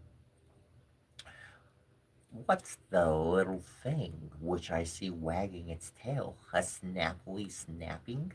At Freyr's ears you'll always be, and under quern stones chattering. Big Vir said, I'm called Big Vir, and old gods and men declare me nimble. I'm proud of this here, and Hropter's sons all drink ill together. Silence, Big Vir, you never knew how to share out food among men, and they couldn't find you in the floor straw when men were fighting. Heimdallr said, you're drunk, Loki, so that you've lost your wits. Why don't you control yourself, Loki? Because for every man, excess drinking ensures that he doesn't recall his prattling. Loki said, silence, Heimdallr. In early days, the loathsome life was allotted to you. With a muddy back, you'll always be and stay awake as the god's warder.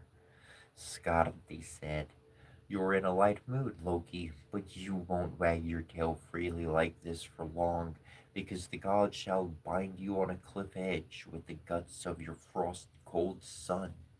Know this, if the gods shall bind me on a cliff with the guts of my frost cold son, I was first and last at all the life loss when we laid hands on Ibjarzi. Skardi said, know this, at first and last you were at the life loss when you laid hands on Jazi. From my sanctuaries and fields, cold counsel shall always come to you. You were lighter in speech to Lawfrey's son when you had me bid into your bed. Such a matter must be mentioned by us if we're fully to count our faults. Then Sif came forward and poured mead for Loki into a frost cup and said, hail to you now, Loki, and take the frost cup full of ancient mead, so you may the sooner declare her alone among the Aesir sons to be free from fault. He took a horn and drained it. Alone you'll be if you were thus weary and wrathful towards a man. I know one man, at least I think I know this, a lover you had, even at Hroridi's expense, and that was the crafty Loki. Bela said, all the mountains are shaking. I think Hrordi's on his journey from home. He'll force silence on the one who here defames all gods and men. Loki said, silence, Bela, you're Bragvir's wife, and shot through with sinister power. A more monstrous thing has come among the sons of the Aesir. Your dairymaid, all shit spattered. Then Eivor arrived and said, silence, perverted creature, my power hammer Mjolnir shall deprive you of speech. I'll knock the crag over the shoulders off your neck, and then your life will be gone. Your son has now come in here? Why are you so aggressive, Eivor? But you won't be daring then when you ought to fight against the wolf and he swallows Sigvafria whole. Eivor said, silence, perverted creature, my power hammer Mjolnir shall deprive you of speech. I'll hurry you up and unto the east way. No one will see you again.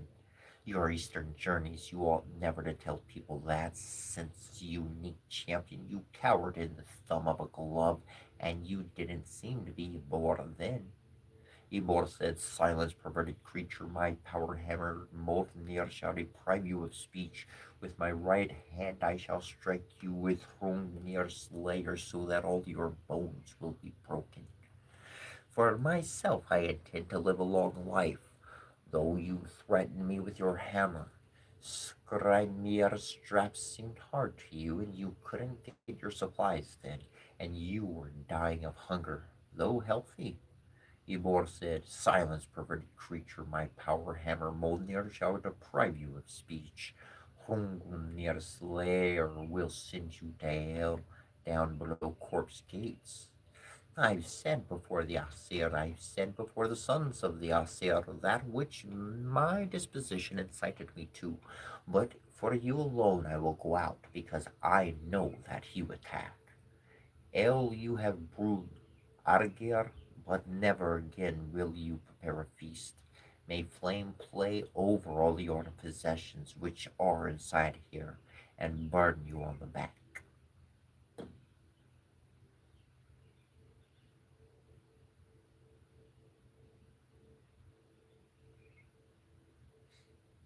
A little bit about Loki is that after Loki hid in Frangras Forest in Salmon form, there the Aesir caught him. He was bound with the intestines of his son Nari, but Narfi, his son, turned into a wolf. Skardi took a venomous snake and fastened it up over Loki's face. Venom dripped from it there. Sigyn, Loki's wife, sat there and held a hand basin under the venom.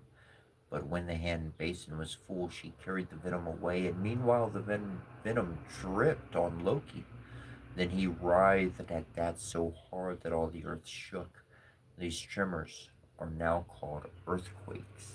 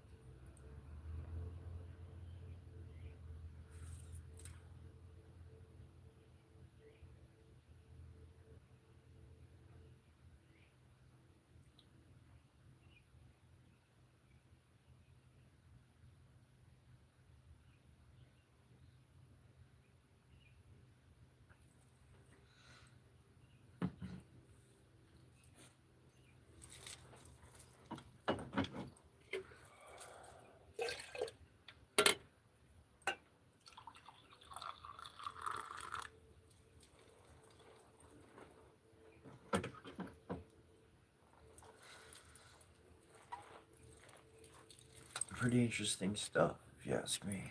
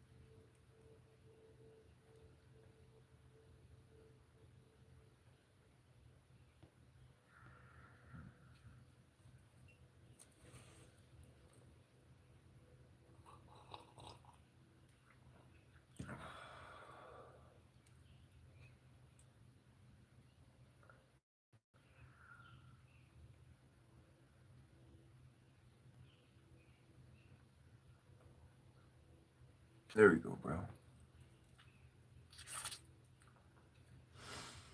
Thank you. Saw that one.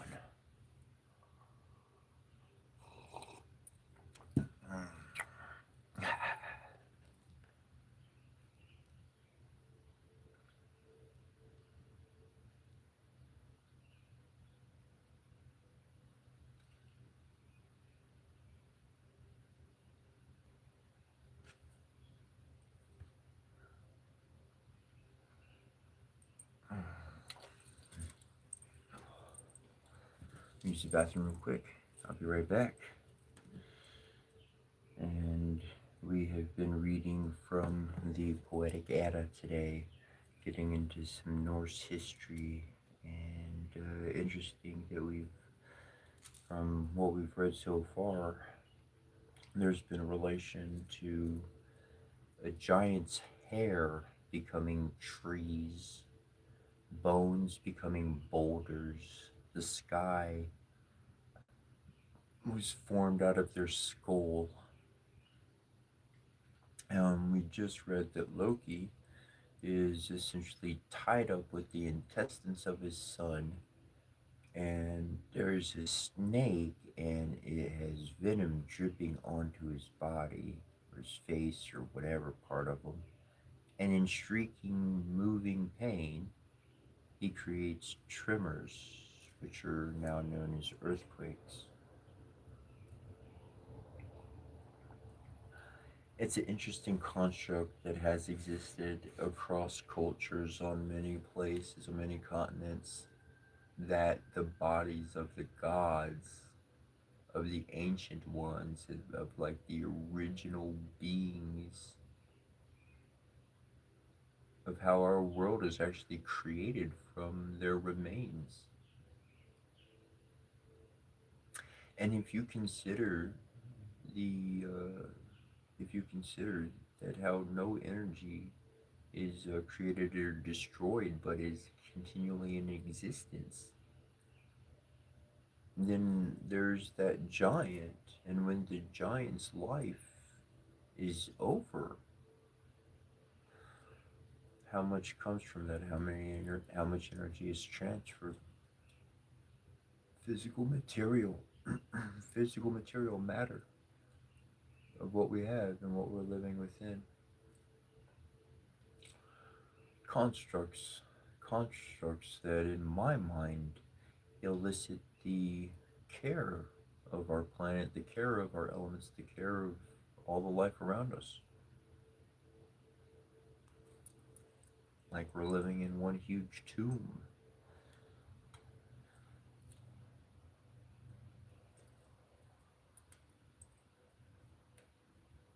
Or was it a womb?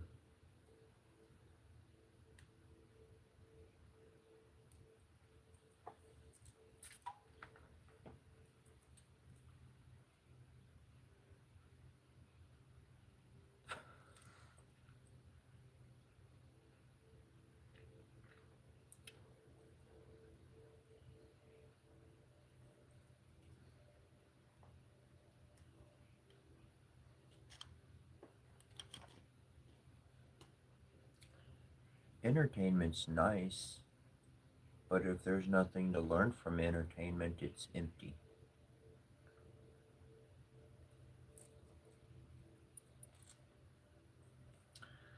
Truth, lessons, knowledge, wisdom, emotional reality and awareness, spiritual connection, divinity, philosophy, all these all these are things and more that I value, that has taught me how to appreciate community. Whether I'm a part of that community directly or on the side, that's okay. But in all of those aspects, to share time and to grow together in some direction. Some people may just need entertainment. That's what they're seeing. There's some stuff I do and people laugh their butt off. They laugh, laugh, laugh. Well, some people are getting what they need on the laughter side. Good, happy that they're getting.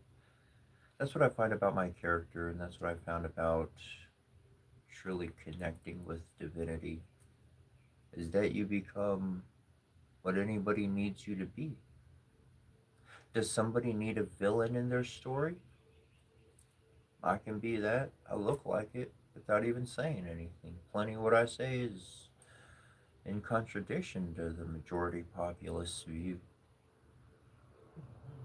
So it's all in the sight of the individual looking. They will create in their mind their vision of me that I am not likely to see. I can't see that because I'm not you. I know who I am.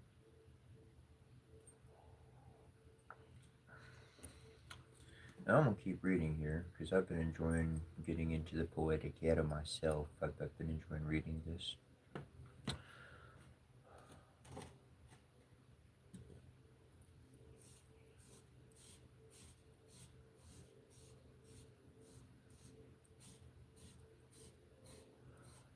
So let each person decide for themselves what they see and what they want. And this is the truth. If a family walks in to a venue and they intake something together, the child versus the father, and also with the mother there too, they're all going to have different realities. They're going to perceive different things from what they all saw as one. The child's going to have their viewpoint. Maybe just entertainment, maybe of course inspiration. Wow, something different. Never seen that before. I'm remembering that one. And drawing, coloring, playing, activity of life. Kids gonna use all of that. They're not necessarily thinking about it. They're on the intake, and then when they're playing, they're in the flow state.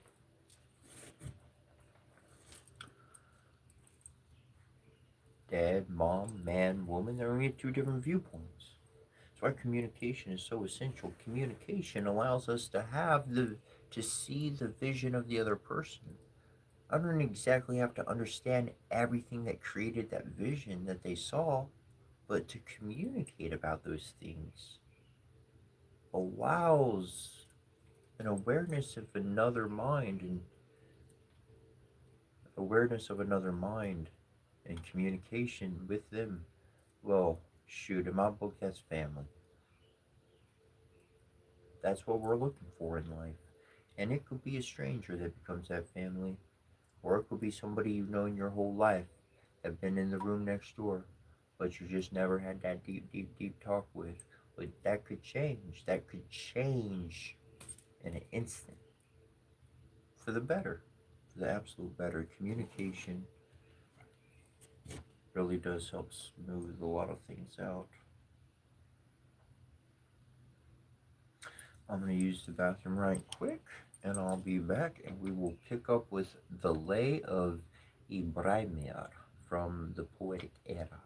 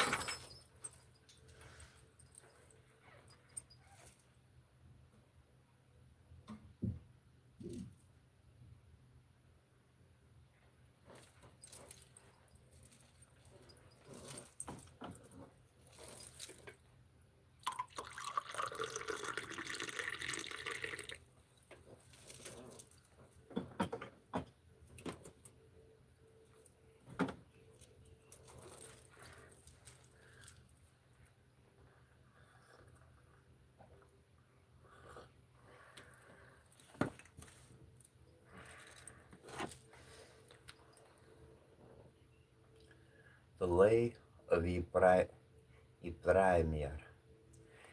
Angry then was Vingbor when he awoke and missed his hammer. His beard shuddered, his hair shook.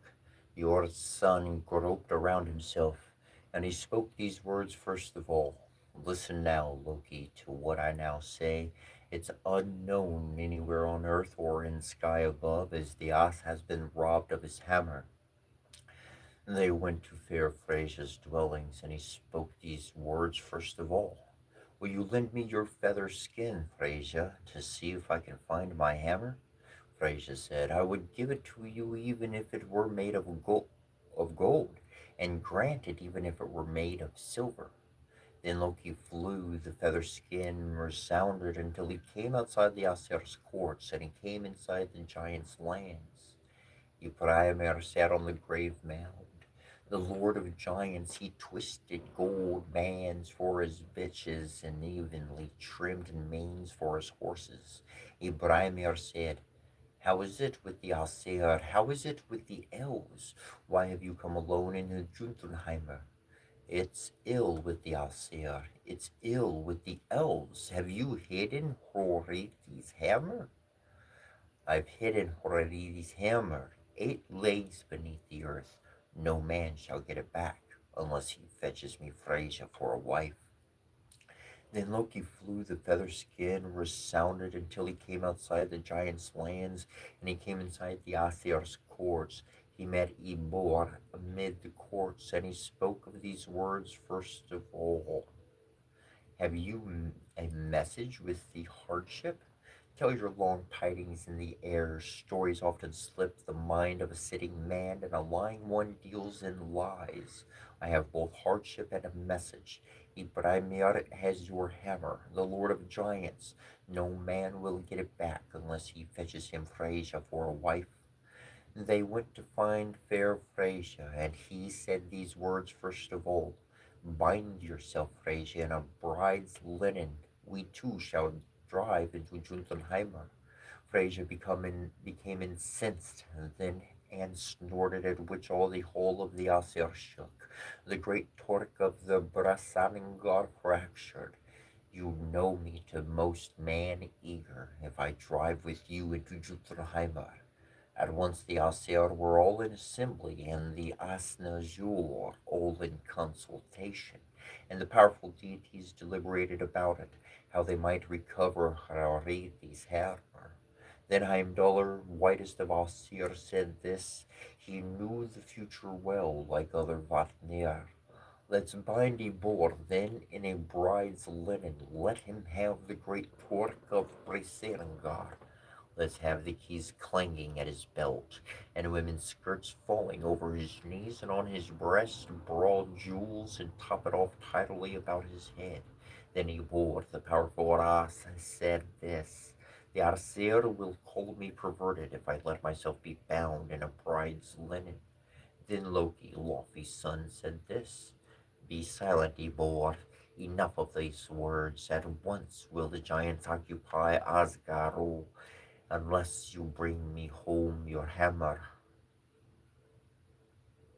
Then they bound Eivor in a bride's linen in the great torque of the Brisingar. They had the keys clanking at his belt, and the women's skirts falling round his knees, and on his breast broad jewels, and they topped it off tidily about his head. Then Loki, Laufey's son, said, I shall also be with you as bridesmaid. We two shall drive into Jotunheimer. At once the goats were driven home, hurried to the traces. They had to run hard. Rocks broke, earth burnt with flame. Ordin's son drove into Jotunheimer. Then Ebeirmar, lord of giants, said this. Stand up, giants, and strew the benches. Now they fetch me Freyja for a wife, Njor's daughter from Northun. Golden horned cows walk here in the courtyard, all black oxen, for a giant's amusement. I have a host of treasures, I have a host of torques. It seems to me I lack only Freyja. They came there early in the evening, and ale was brought forth for the giants. He alone ate an ox, ate salmon, all the delicacies which women should eat. Sif's man drank 3 casks of mead. Then he bade me, our lord of giants, said this: Where have you seen bridges bite more keenly? I've not seen brides bite more broadly, nor a maiden drink more mead. The all-wise bridesmaid sat in front, who found words in answer to the giant's speech. Freyja ate nothing for 8 nights, so mad keen was she to come to Jotunheimar. He bent down under the lid, desired to kiss her, but then he sprang back the length of the hall. Why are Freyja's eyes frightful? It seems to me that the fire burns from her eyes. The all-wise bridesmaid sat in front, who found words in answer to the giant's speech. Freyja didn't sleep for 8 nights. Come into Jotunheimar. In came the wretched sister of giants, the one who dared to ask for a bride fee. Let red rings fall from your arms if you want to win my affection. My affection, all favor. Then Imbraimir, lord of giants, said this: Bring in the hammer to hollow the bride. Lay Mornir in the maiden's lap. Hollow us both together by Vor's hand. Hroðvir's heart laughed in his chest when he hard-hearted. He recognized his hammer. He slew Ibramir first, the lord of giants, and all the giants' family he laid low. He slew the aged sister of giants, the one who had asked for a bride fee and received a shattering blow instead of shillings, and a hammer stroke instead of a host of rings. Thus Ordein's son came by his hammer again.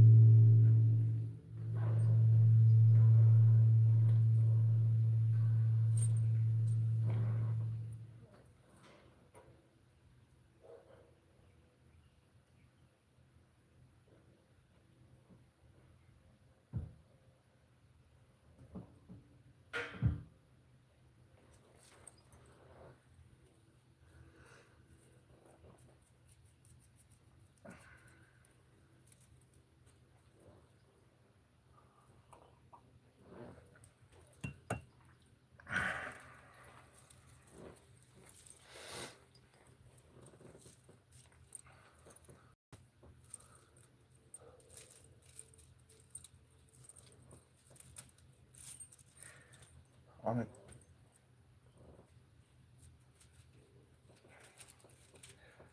on an interesting note, what jumps into my head is I've met some of the most awesome people by just being me, dressing how I want to dress, being how I want to be.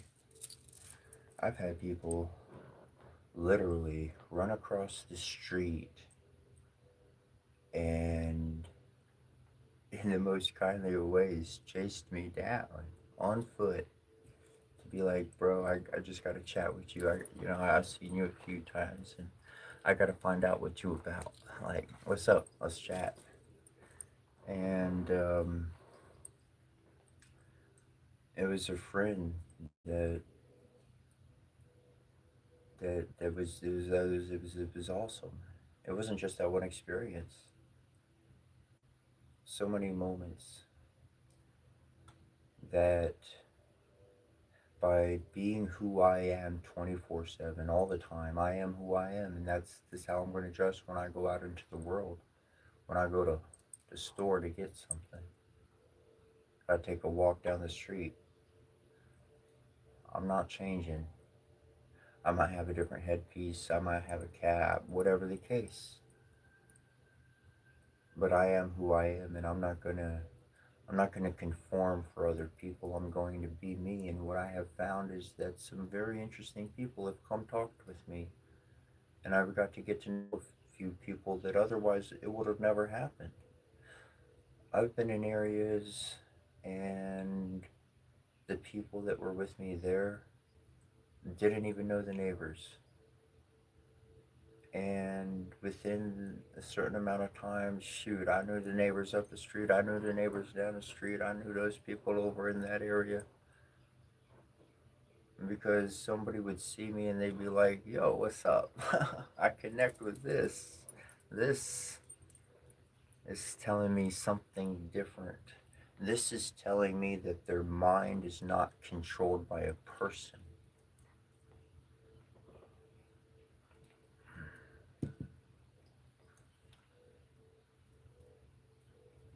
It's controlled by it's directed by their heart.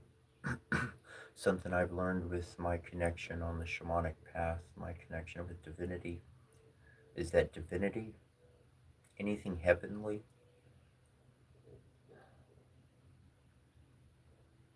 it doesn't control anything. They don't want to control anything.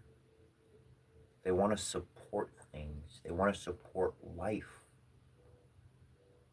Wants to remove the obstacles.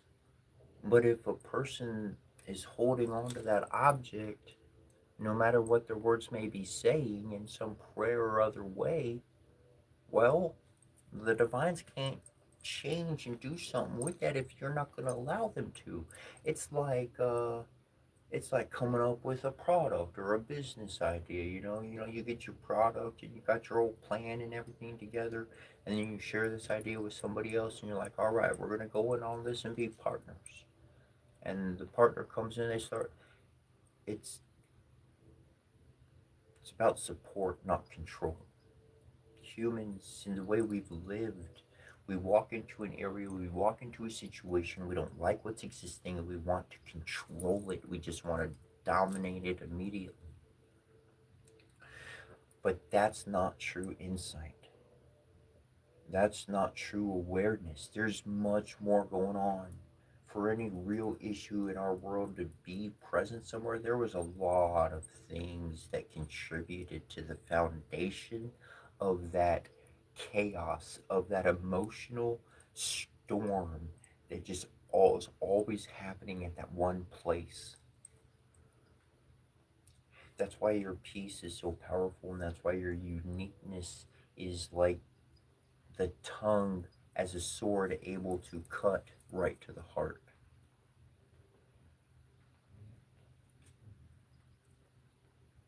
And in the most loving way, to be able to allow things in our world to move. Something we read earlier, something I stepped on before, was that in a friendship, when there's only kind words exchanged, cool, watch out.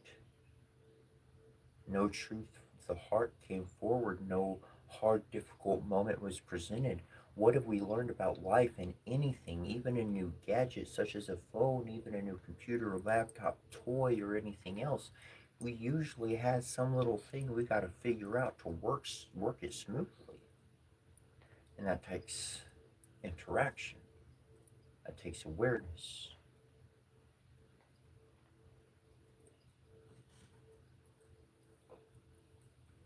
Your peace, literally walking into an environment your presence in a unique style of clothing that is something to you, not something you're trying to do, not something you threw all together at once. This, all of this, like, this happened over years.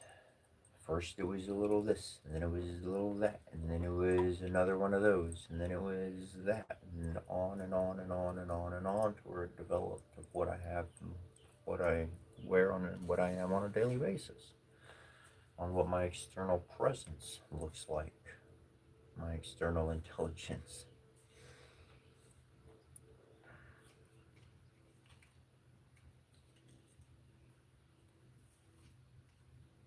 Just be you in your journey and what you feel inclined to do, what you is drawn to your heart. Do those things.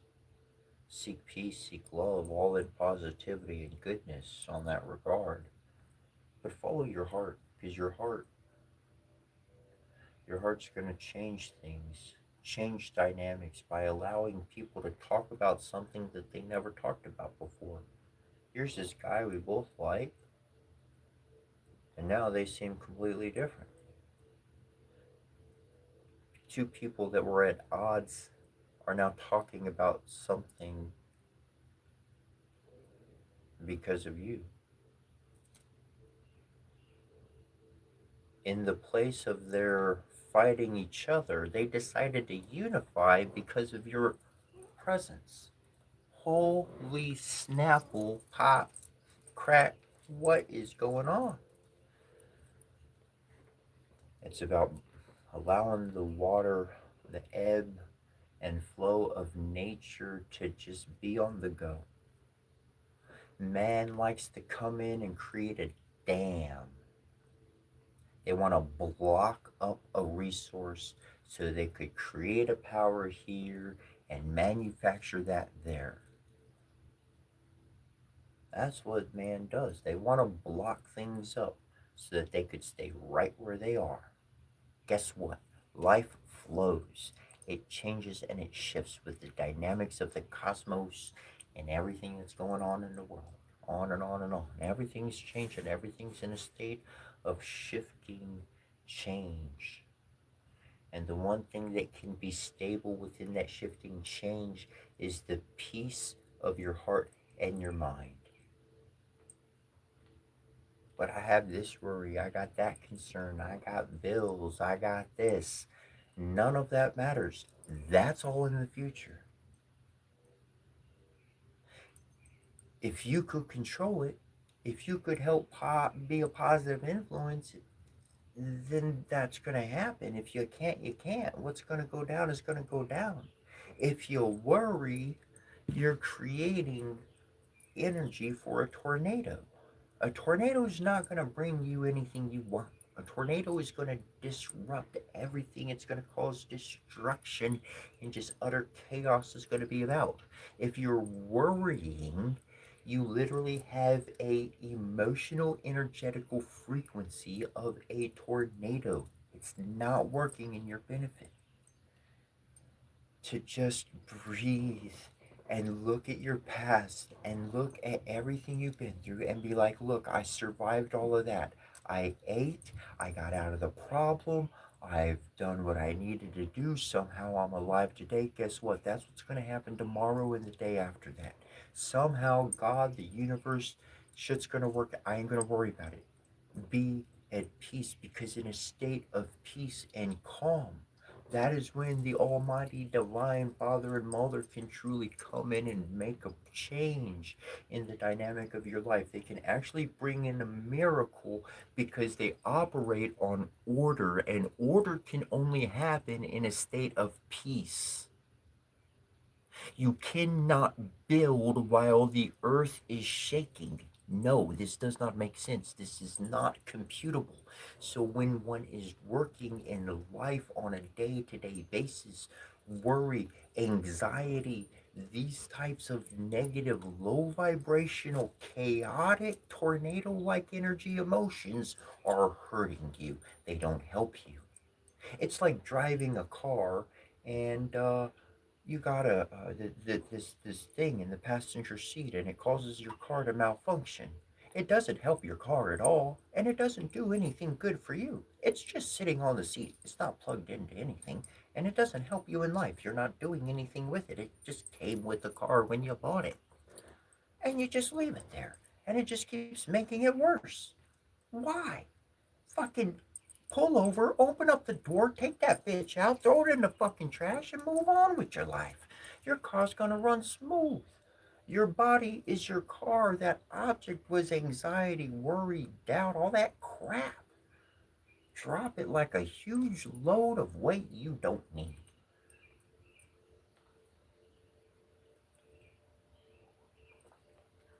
Because the moment you do is the moment miracles will start happening in your life, whether you're actively praying for it or not. The divine unity of heaven is going to connect with you and hear you. That's your vibration. That's what you work towards every day. Living one vibrational energy. And that's your peace. That's your calm. That's who you are. That's who your happy is. That calm might be shaken up into some goodness, and it might get really jazzy and full of energy. But even in that happy, happy moment, we know that we're using that energy to send out positivity into the world. We know that we are building with this energy. We are not just being foolishly happy with it. For when one becomes so happy in a brief success, that happiness drops the awareness. We've talked about awareness being the key to opening up the door. That excessive happiness drops the awareness, and that's when we start knocking things down and causing problems and disorder, and we bring that chaos completely just by not being aware.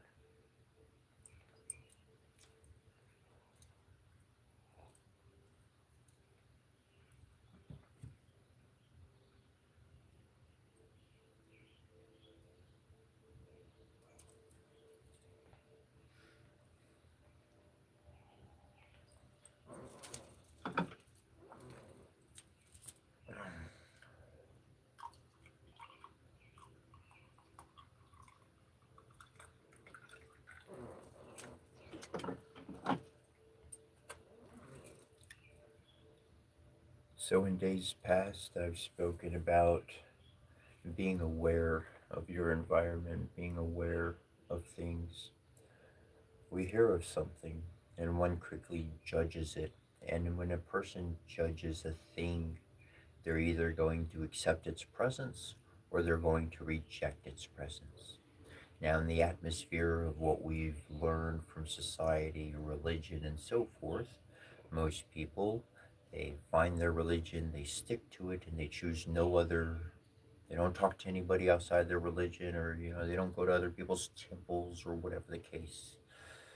They don't follow nobody or hear anything else from anybody.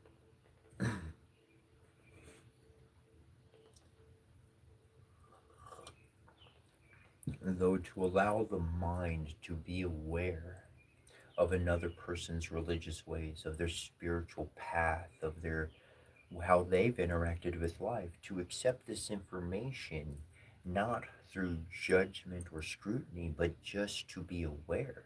The awareness is itself the key to unlock your door to move through and walk through to eternity. The eternity of never being stuck in one place again. You can set down your roots and certainly plant and be where you want to be, but you are free to move as you would like thee to do.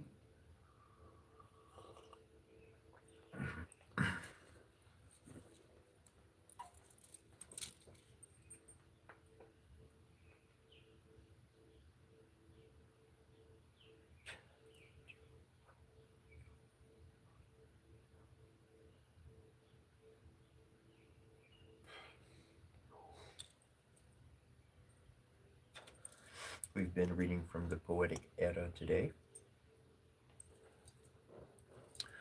This is the Lay of Voglundr, and a little bit about Voglundr. There was a king called Njord in Sweden. He had two sons and a daughter. She was called Bugvirdr. There were three brothers, sons of the king of the Finar. One was called Salakfjord, the second Egil, the third Voglundr. They skied and hunted wild beasts. They came to Ulfdalr and built themselves a house there. There is a lake there called Ursjor. Early in one morning, they found three women on the lake shore, and they were spinning linen. Their swan skins were beside them. They were Valkyries. There were two daughters of King Hrogvor, Hragor Svanvit and Hrogvor Arvitar. The third was Korum, daughter of Gjar and Valan. They brought them back to the house with them. Egil married Korum and Slagfjord Svarnvit and Vrundor Arvitar. They lived there for 7 years. Then they flew off to seek battles and did not come back. Then Edgir skied and searched for Korun, and Slagfjord searched for Svarnvit. But Vrungdor stayed in Urfdalir. He was the most skillful man that people know in old stories. King Njordor had him seized, as is told about here. About Voglundr and Njord. Maidens flew from the south across Makvir, young alien beings to fulfill their fates. On a lake's shore they settled to rest themselves. The southern ladies spun precious linen. One of them, a fair maiden of men, enfolded Aegir in her bright embrace. The second was Svanvit. She trailed swan feathers, and the third, their sister, enfolded Vrundor's white neck. They stayed like that then for 7 years, but all the eighth they yearned, and in the ninth need parted them. The maidens were impelled to the murky wood, young alien beings, to fulfill their fates. The weather-eyed shooter came there from the chase, so I Fjord and Aegir found the halls empty. They went out and in and looked about them. Aegir skied east after Kurun, and Slagfjord south after Svarnvik. But Brundor stayed alone in Urfdalir. He beat red gold about a firmly set gem. He closed all the snake arm rings well. Thus he waited for his radiant wife in case she came to him.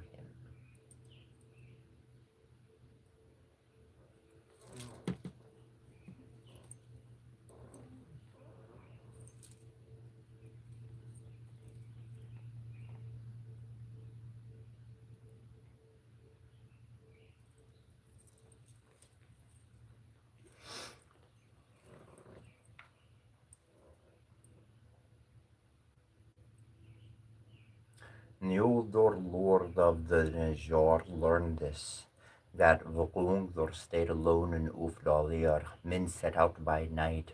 Their mail coats were nailed, their shields shone with the light of the sheared moon. They stepped from their saddles at the hall's gable. From there they went in the whole length of the hall. They saw rings strung on a bast rope, 700 in all, which the man owned, and they took them off and they put them back on, except for one which they left off. The weather-eyed shooter came there from the chase, Voglundar traveling over a long way. He went to roast flesh from a brown sheep ear quickly with those those bundles of wood blazed the very dry fur and the wind-dried wood for Vlughlorndar. He sat on the bear skins, counted rings. The prince of elves missed one. He thought that Logvor's daughter had it, the young alien being that she had come back. He sat so long that he fell asleep, and he awoke robbed of his will. He felt heavy constraints on his hands and fetter fastened on his feet. Who are the princes, they who put a restrictive bast rope on me and bound me? Now Nuor, lord of the Shahar, called out, where the Gluthnor, wise one of the elves, did you get our wealth in Ulfdelir? There wasn't gold on Grani's path. I thought our land far from the mountains of the Rhine. I remember that we had more treasures when we were a whole family at home. Hlogor and Hordor were born to Hrokulvor. Kolurn was famous, Gjar's daughter. She walked in the whole length of the hall, stood on the floor, lowered her voice. He's not friendly now, the one who comes from the forest. Njors gave his daughter Brugvirtor the gold ring, the one which he took from the boss rope at Vuglordor's, and he himself bore the sword which Vuglordor owned. And the queen said, he bares his teeth when the sword is shown to him, and he recognizes Blokvirder's ring. His eyes are reminiscent of the sparkling snake cut away the strength of his sinews, and then set him on the sea's shore. So it was done in that the sinews behind his knees were cut, and he was set on an islet off the coast there, which was called Servorstur. There he forged for the king's treasures of every kind. No one dared go to him except the king alone. Voglundar said, a sword shines at Niordor's belt, that which I sharpened as skillfully as I know, and I tempered as seemed to me most suitable. That flashing blade is forever borne far from me. I shall not see it borne to Voglundar's smithy. Now Bugvirdir bears my brides. I shall not see red dress for this, red rings. He sat, he did not sleep ever, and he struck with his hammer rather quickly. He made ingenious items for Nior. Two young ones, sons of Nior, rushed to see the valuables at the seashore. They came to the chest, carved the keys. Ill will was disclosed when they looked inside. There was a host of torques, which seemed to the boys to be red gold and treasures. Come along, you two. Come tomorrow. I'll have the gold given to you. Don't tell the maids or domestics, any man, that you visited me. Early one lad called to the other, brother to brother, let's go see a ring. They came to the chest, craved the keys. Ill will was disclosed when they looked inside. He cut off the cubs' heads and put their legs under the fin of the fetter. But the bowls which were beneath their hair he encased in silver, gave them to Nior, and from their eyes noble stones he sent to Nior's cunning wife, and from the teeth of the two he fashioned breast rings, sent them to Big Virtia. Then Big Virtia began to praise the ring which he had broken. I dare not speak of it except to you alone. Vogelurndr said, I can fix the fracture in the gold so that to your father it will seem fairer, and to your mother much better, and to yourself in equal measure. He overbore her with beer because he knew better, so that she fell asleep on the seat. Now I have avenged my hurts, all except a few malicious ones.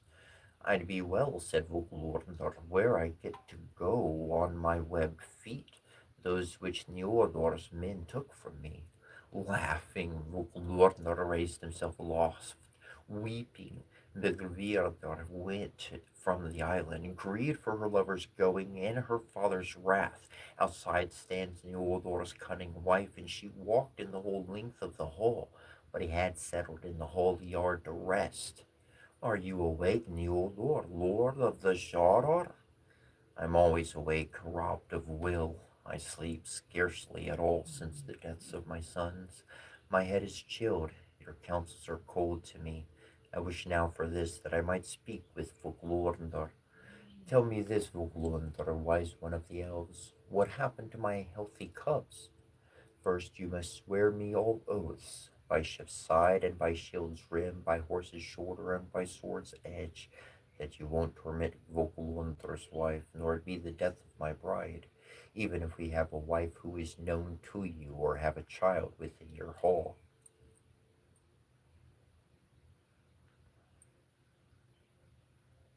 Go to the smithy, the one that you made. There you'll find the bellows spattered with blood. I cut off the heads of your cubs and laid their legs under the fin of the fetter. And the bulls which were beneath their hair I encased in silver. I sent them to Neoldor. And from their eyes, noble stones, I sent to Neoldor's cunning wife. And from the teeth of those two I fashioned breast rings. I sent them to Big Virtir. Now Big Virtir walks big with child, the only daughter of you both. You couldn't utter words which would grieve me more, and I would not deny you Vokulundor worse. No man is so tall that he might take you from a horse, nor so strong that he might shoot you from below. There where you hover up near the clouds, that laughing Vokulundor raised himself aloft, but unhappy Njordor sat behind him. Get up, ye black Gror, my best slave, ask Big Viardor, the bright-browed girl, to go fairly dressed to speak of her father. Is it true, Big Viardor, what they told me? Did you and Voglordr sit together on the islet? It's true, Njordor, what he told you. Voglordr and I sat together on the islet for one sad hour. It should never have been. I didn't know how to resist him at all. I had no power to resist him at all.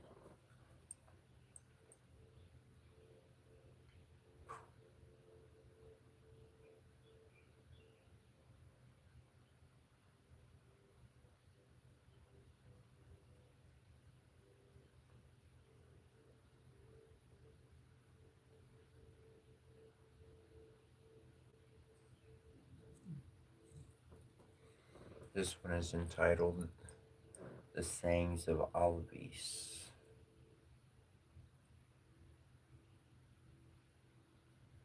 But that would be the next one. See if we get there or not.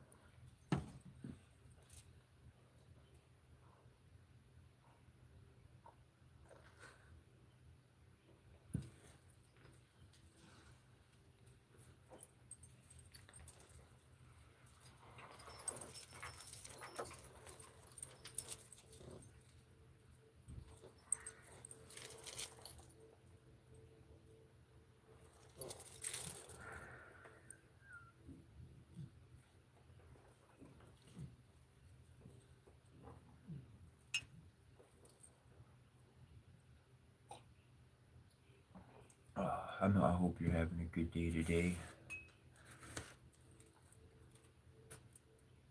I hope your morning, your evening, or whatnot is kicking off just well enough as it needs to. And if it's not, shoot, take a moment for yourself. Be late. You know what I used to do is I always just call people and let them know, hey, I'm gonna be late, and they'd be like, okay. But if I didn't call and let them know, well, then they was upset with me and caused problems, all sorts of things. I adopted this aspect in life, and I lived it for many years, doing anything. And I still kind of have this mentality, although my day to day is a bit changed.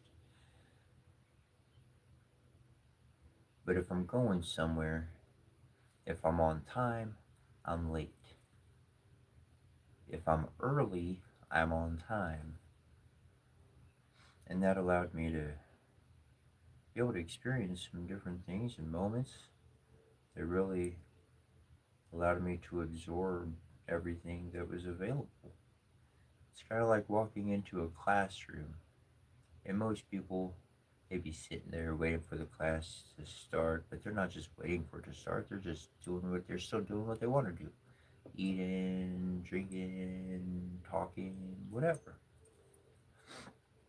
But for me, getting somewhere early, getting to class early, meant that I could chat with the teacher. I could get some inside knowledge. I could get some advanced preparation that maybe the rest of the class ain't gonna get. I can whatever. Who knows what the teach may share with me? If I'm present, if I'm there, it's possible. Maybe they didn't show up till later. And that time that I was there by myself, just waiting around, shoot, I went into meditation. I went into Zen state. I got into my own energy flow. Why? Because no one else was around. I wasn't at home, which, homes are usually next to other homes. If you're in an apartment building, obviously, there's even that much more around you. And so just hanging out somewhere by yourself. Pretty nice before everybody else gets there.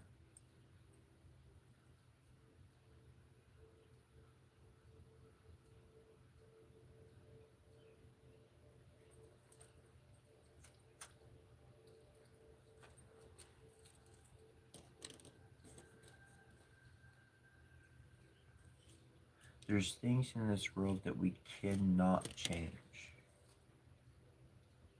And to learn how to be okay with that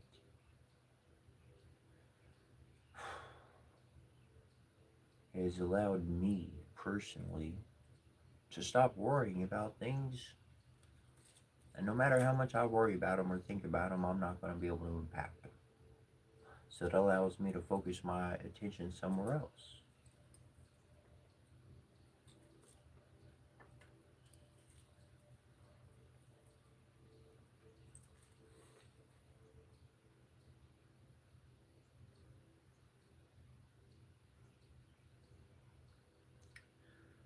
I guess, I guess I got a pretty good guess.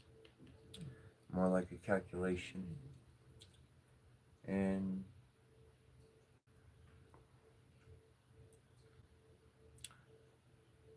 people have learned how to train and do things here and there,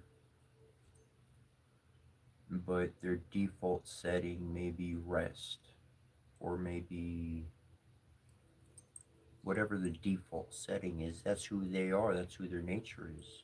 That's where they want to get back to every moment. And for a lot of people in a common situational world is is wanting to rest, wanting to get back, wanting to do something fun, something that's not work, something that we don't have to do every single day. And upon my spiritual path, one thing I've heavily learned is to make these things, whatever it is that your default setting is, to be your your everyday setting. What you want your default setting to be, you can change it so that you live it. And when you start living what you're doing, you stop practicing. See, practice means I'm training for me in my own world. Other people may have different use of the word, and so I'm not negating or invalidating that, but I'm just for my own self. Practice is training. If I'm training, it's not live. If it's not live, I'm not getting real world results. Okay? If something breaks, there's something intricate that needs to be fixed. It's a real world situation. And being able to be not ready, but just able to flow with what is happening and not carry an emotional weight along with that event, but to just simply interact with it as part of your nature. This is what you do, this is who you are. You wipe that stuff out the way and stay on your path. You get back to who you are. Your default setting is who you are every single day at every single moment. It's not something you have to get back to. It's not something that you have to put aside when you're at work or here or there or whatever the circumstance. It's what you do because it's what your heart wants to do, not because what somebody paid you to do. People equate time with money, but I equate time with life. To value life beyond money, there's a lot of people there. There's a whole lot of people there. We're already there. But that's where we all need to really be, is beyond the greed, beyond the selfishness.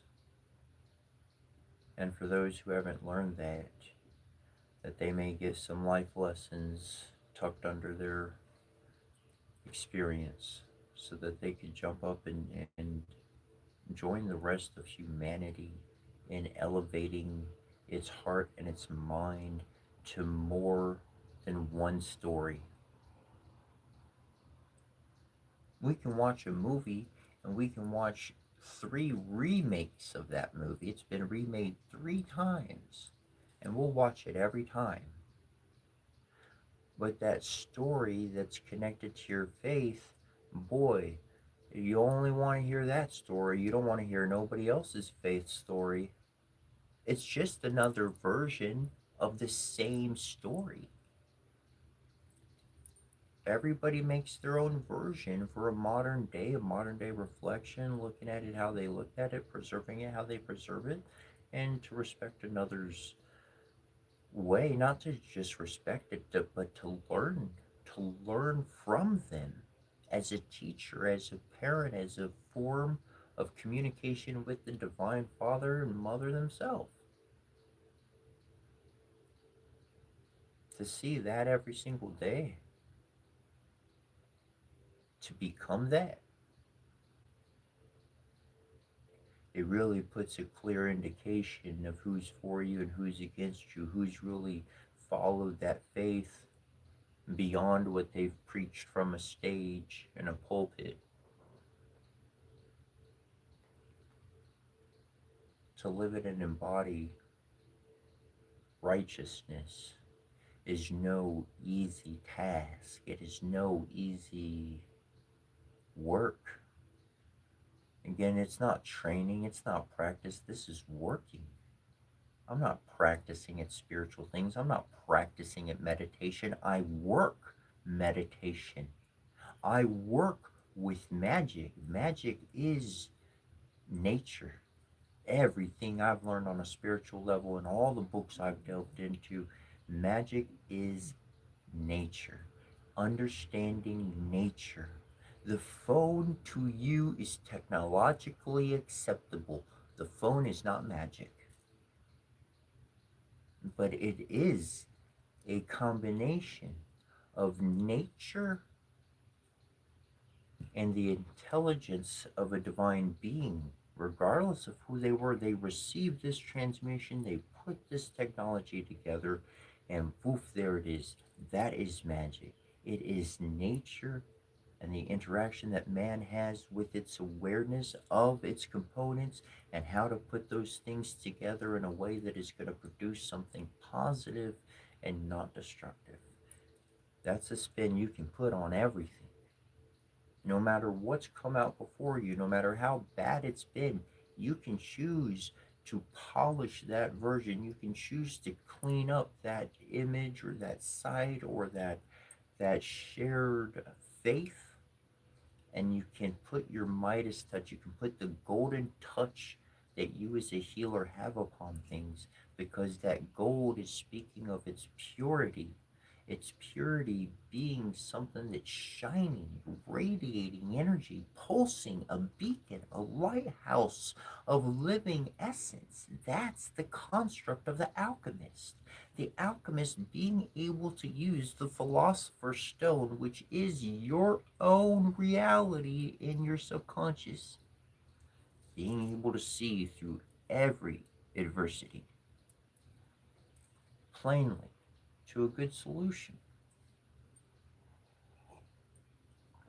You can transmute your atmosphere, and you can transmute the atmosphere of other people without direct fighting or frustration or combative efforts.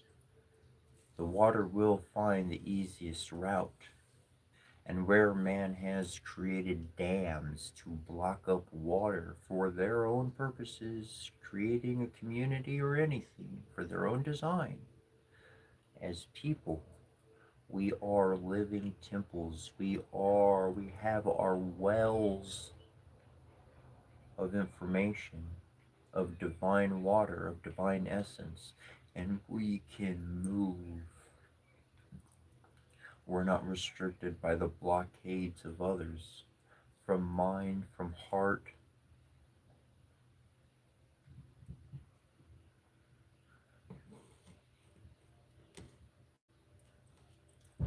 And the divine water can truly flow in this age of Aquarius through you.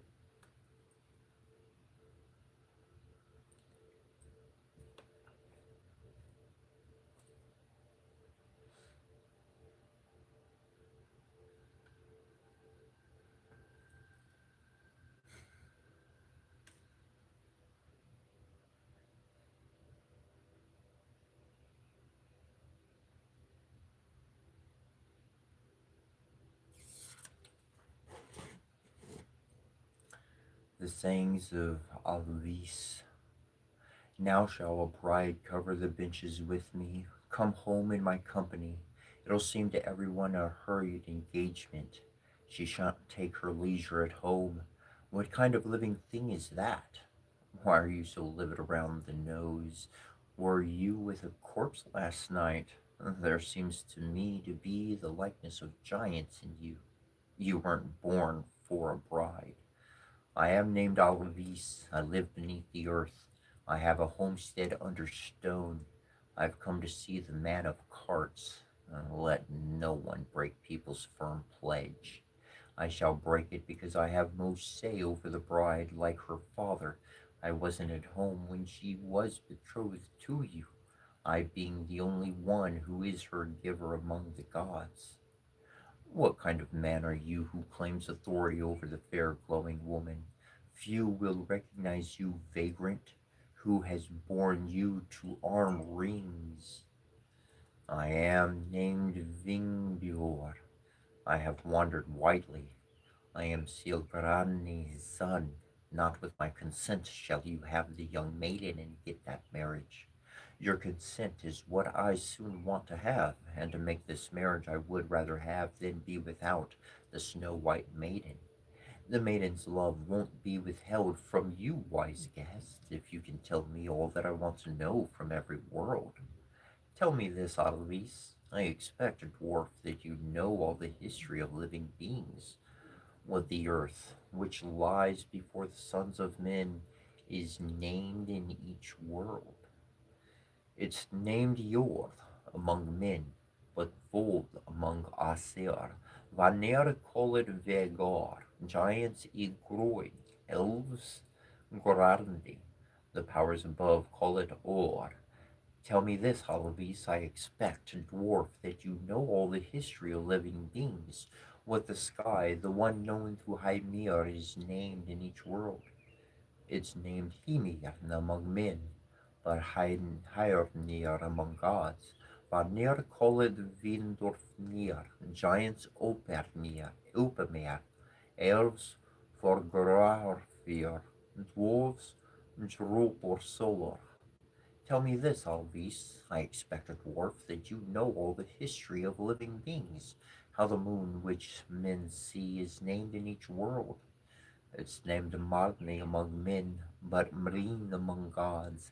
In hell they call it Forfarnavel, giant Skandir, and dwarf Skin. Elves call it Ortali. Tell me this, Alvis. I expect, a dwarf, that you know all the history of living beings. What the sun, which the sons of men see, is named in each world. It's named Sol among men, but Surla among gods.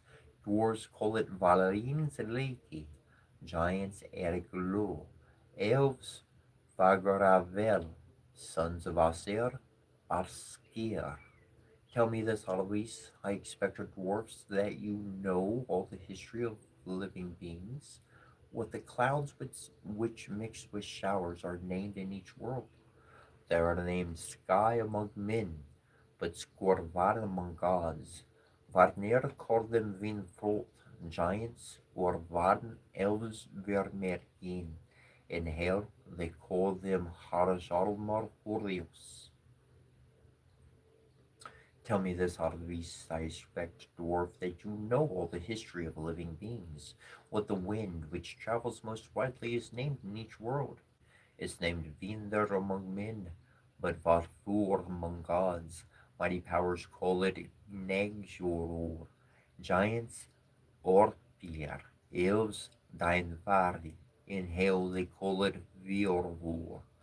Tell me this, Alois. I expect a dwarf that you know all the history of living beings, what the calm which shall lie is named in each world. It's named Logan among men, but Lorki among gods. Vanir call it Vinslot, giants Ofri, elves Dargsvefi, dwarves call it Dargsvera. Tell me this, Arvis. I expect a dwarf that you know all the history of living beings. What the sea which men row on is named in each world. It's named Sar among men, but Serjar among gods. Vanir called Vargar, giants Olheimer, elves Lagarstarfor, dwarves call it Zrupor Mar. Tell me this, Arvis. I expect, dwarf, that you know all the history of living beings. What the fire which burns before the sons of men is named in each world. It's named Elder among men, but Furni among Asir. Varnir call it Vargar, giants Freki, and dwarves Forbrenir. In hell they call it Hrokulor. Tell me this, Alois. I expect, dwarf, that you know all the history of living beings. What the wood which grows before the sons of men is named in each world. It's named Virur among men, but Valar wax by gods. Heroes call it Hreilbang, giants Erdi, elves Fargrimmi, Varnir call it Vokundar. Tell me this, Alvis. I expect, dwarf, that you know all the histories of living beings. What the night, the one known to Nilor, is named in each world. It's named North among men, but Njor among gods. Mighty powers call it Grima, giants Orioles, elves Svengarmarn, dwarves call it Dromnorjun. Tell me this, Alvis. I expect, dwarf, that you know all the history of living beings. What the seed which the sons of men sow is named in each world. It's named Berik among men, but Bar among gods. Vatnir call it Vaxt, giants Arti, elves Lagastathar. In hell they call it Hnidin. Tell me this, Alois. I expect, dwarf, that you know all the history of living beings. What the ale which the sons of men drink is named in each world. It's named Gul among men, Mabior among Asir, Vanir call it Verg, giants Hrinlavor, and in hell Muor. Surtungor's sons call it Sunmur. In single breast I've never seen more ancient staves. By great tricks I declare you've been duped. You're up, dwarf. When it's dawned, the sun now shines in the halls.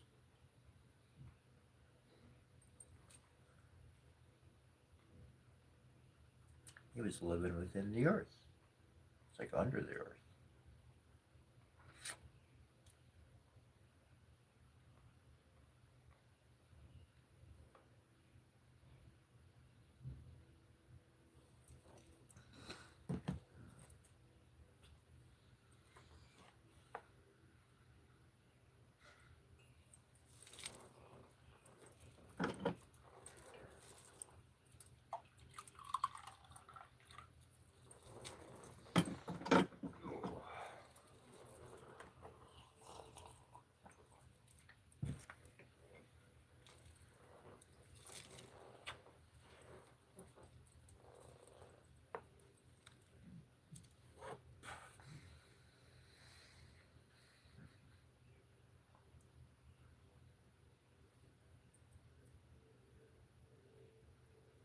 The earlier lay of Helgi Hundingsbarni. Here begins a poem about Helgi Hundingsbarni and the death of Hogbrodor and his men. Lays of the Vorksungar. It was early in the ages when eagles screamed, holy waters bowed down from Himingjord, when to Helgi the great-hearted Borgildr had given birth in Brolundr.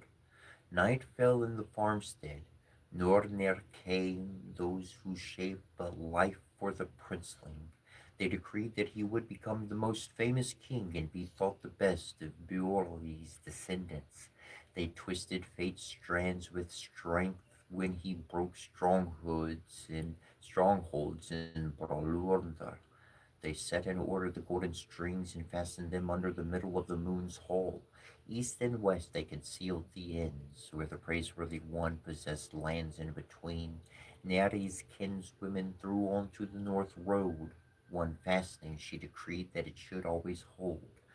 One thing caused anguish to the kinsmen of the Yerfingar, and to the girl who gave birth to the beloved one. Raven spoke to raven. It sat on a high branch in anticipation of food. I know something. Sigmundar's son stands in his mail coat, 1 day old. Now day has come. He wets his eyes as warriors do, that one's friends of wolves. We shall be cheerful. He seemed to the host to be a descendant of Dargor.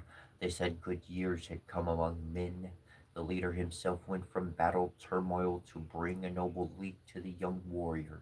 He gave him the name Helgi and Hrengastior, Sjorfor, Snarfjord, and Sigarsverir. Hrengsjord, Hartun, and Hreiming Vangar, and a decorated blood snake to the brother of Sinfjord. Then he began to grow in the bosom of friends, a noble-born elm. In the light of bliss he repaid and gave gold to his retinue. The ruler did not spare blood-spattered hordes. The leader waited only a short time for war, once the marshal was 15 winters old, and he had slain the hard Hundinger, and one who long ruled lands and thanes. From Sigmundar's boy, Hundingar's son, then demanded riches and rings because they had to requite the boar for his great wealth taking and their father's death. Bjorli's descendants did not offer up remedies. None the quicker did the relatives receive kin compensation.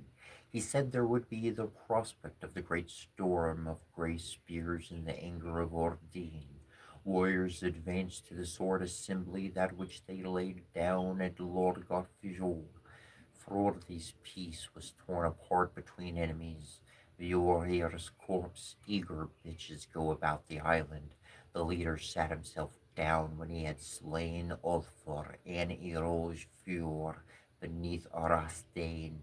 Hrovoror and Havoror, the sons of Hundinger.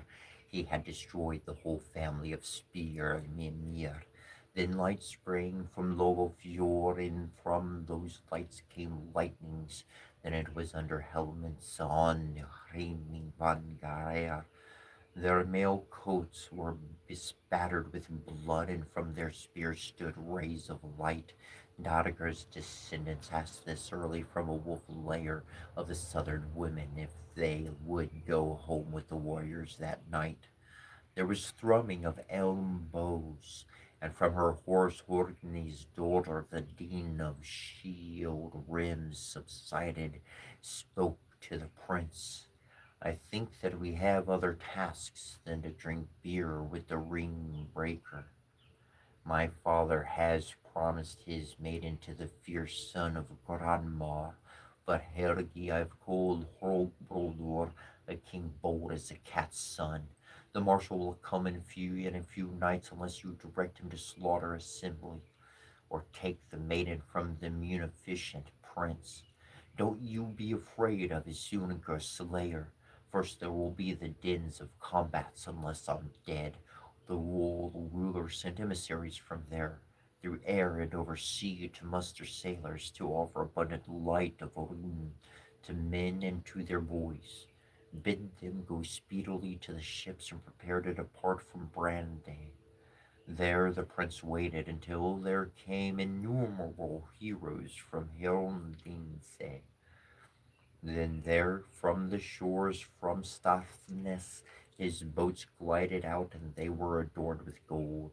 At that Helgi asked Hazor, have you inspected the bold men? And the young king spoke to others. It would be a slow task, he said, to tally from throng to long-headed ships beneath the sailors, those which set out into Kurvasun. 1,200 trusty men, though in Hartun the king's battle host is double the size. I expect a din. The captain took down the stem tents so that the multitude of munificent men awoke, and the descendants of Dalagur see day's brow, and the princes hoisted up the mast of weave, fastened cloths, and varings for war. There was din of oars and clanking of irons. Shield rim clashed with shield rim. Viking rode, plunging ahead beneath noblemen went the prince's fleet far from lands. Thus it was to hear when they came together, Gorga's sister and the long keels, as if cliffs or sea would break. Helgi had the high sail drawn higher. The crew did not shrink from the meeting with the waves when an awful daughter of Argir wanted to capsize the stay bridle horses, and from above Sigrun army brave safeguarded them and their ship. Strongly the king's roaring sea beast wrenched itself from Ran from her hand, and Niborundar, so that there during the evening in Urnavagar the attractively equipped ships floated, and they themselves from Svarsnes Hargor scrutinized the army with an anxious mind. Well-born Gurmundur asked this, who is the land ruler, the one who steers his force and leads a fell force to land? Seen Forgilly spoke, he slung up by the yard arm his red shield, its rim was of gold. There was a sound warder, the one who knew how to answer and exchange words with noblemen.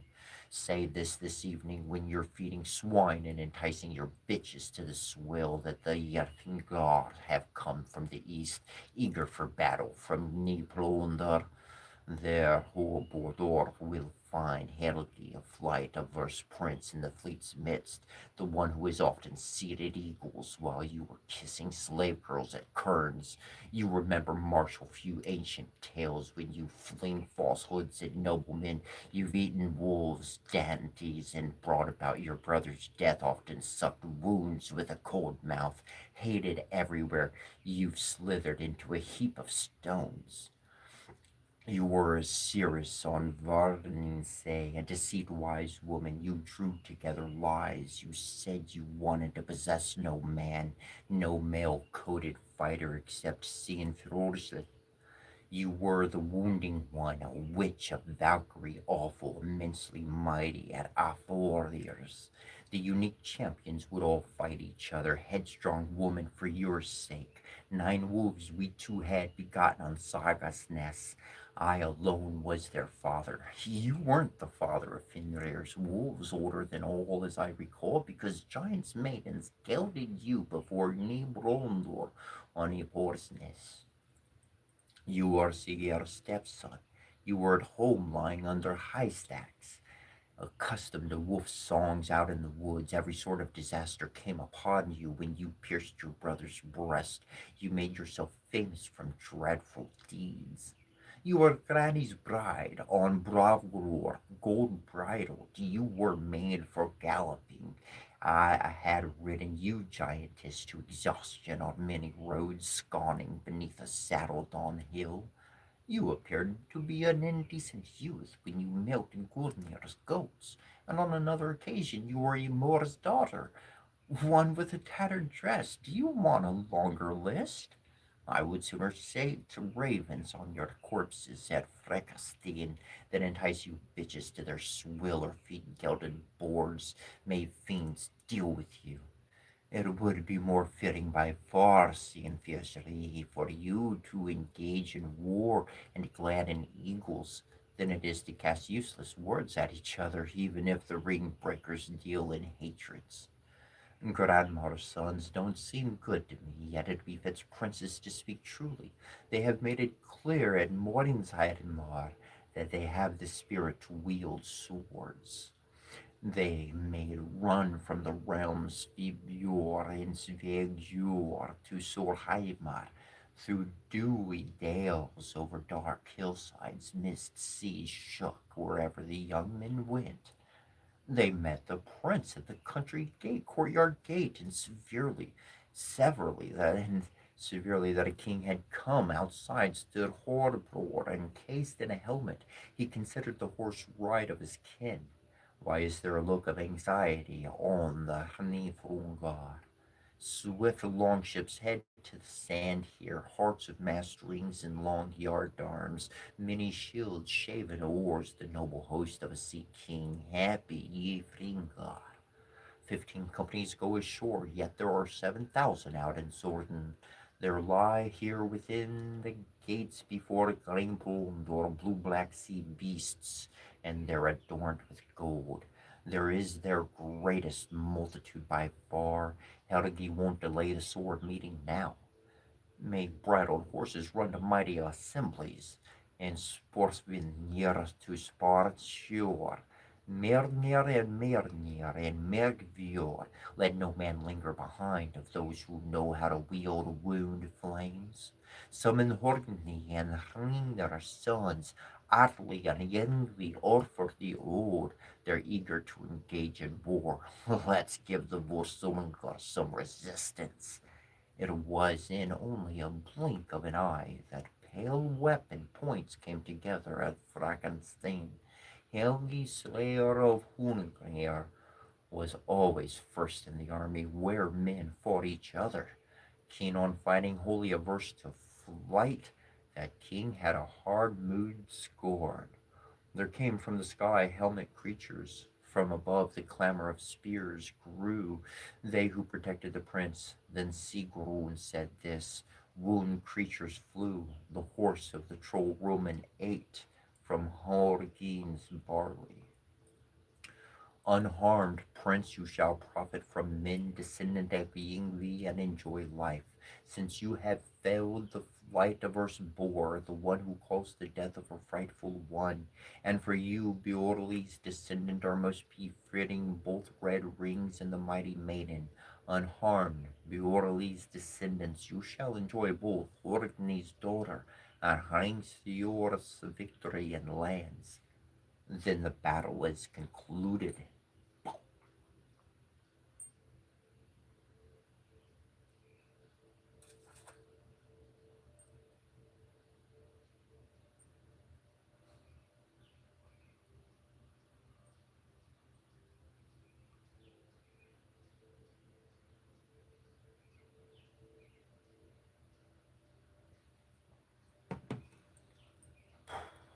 What an interesting last tale for the day from the Poetic Edda. Many lessons, many histories, lots of information.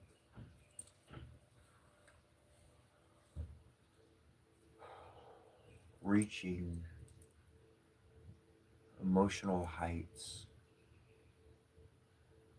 that others just can't touch.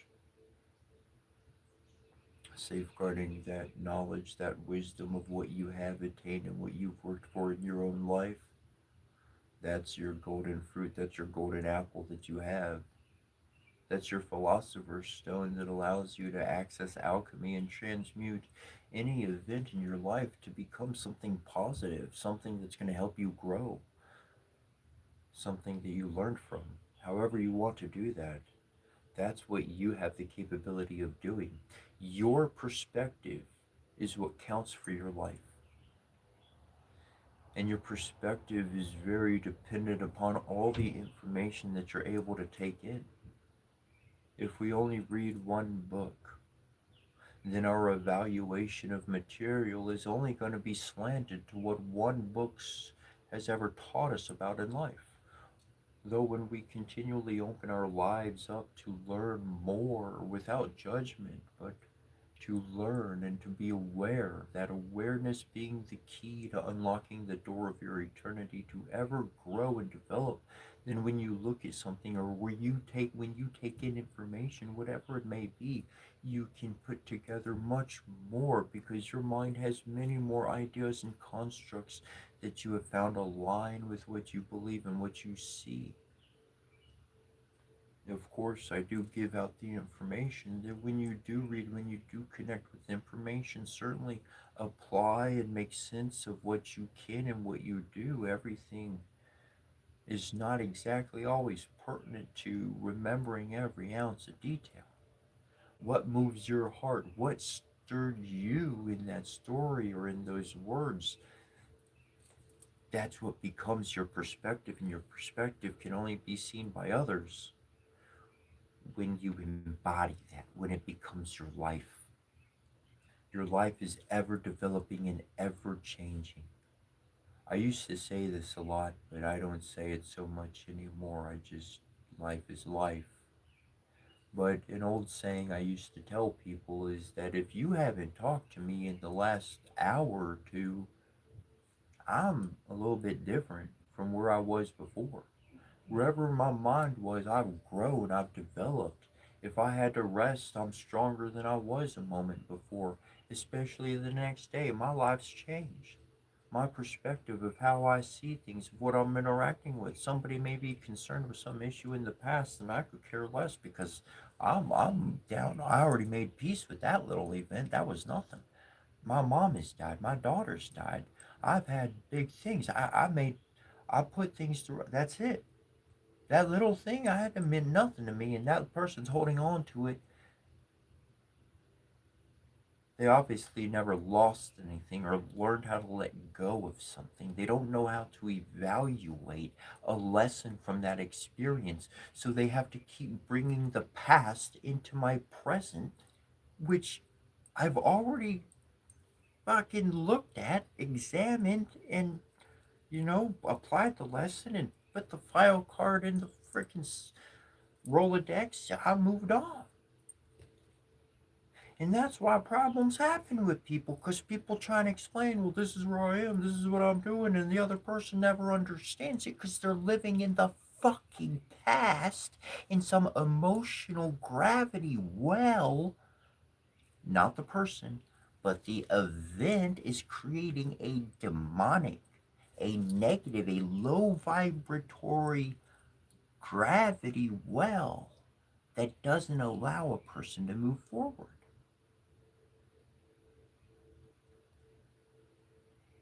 And they stay connected to that well in the past. It's good to learn from the past. It's good to pull those lessons. It's good to go over that information. But ever moving forward means not being tethered off to a 20-foot freaking attention cord where I gotta explain the last 2 hours of work I've done while the other motherfucker was out drinking, partying, having fun, or getting whatever fill was on in their life. If that's what you want, go do what you want, but don't ask me to explain myself. Fuck off. That's for you to apply to whoever you want to. It's a gift. Because you don't have to answer people's questions when they ask you a question. You don't owe them that. You don't. Did they pay you some money for your answer? They say, I got a question.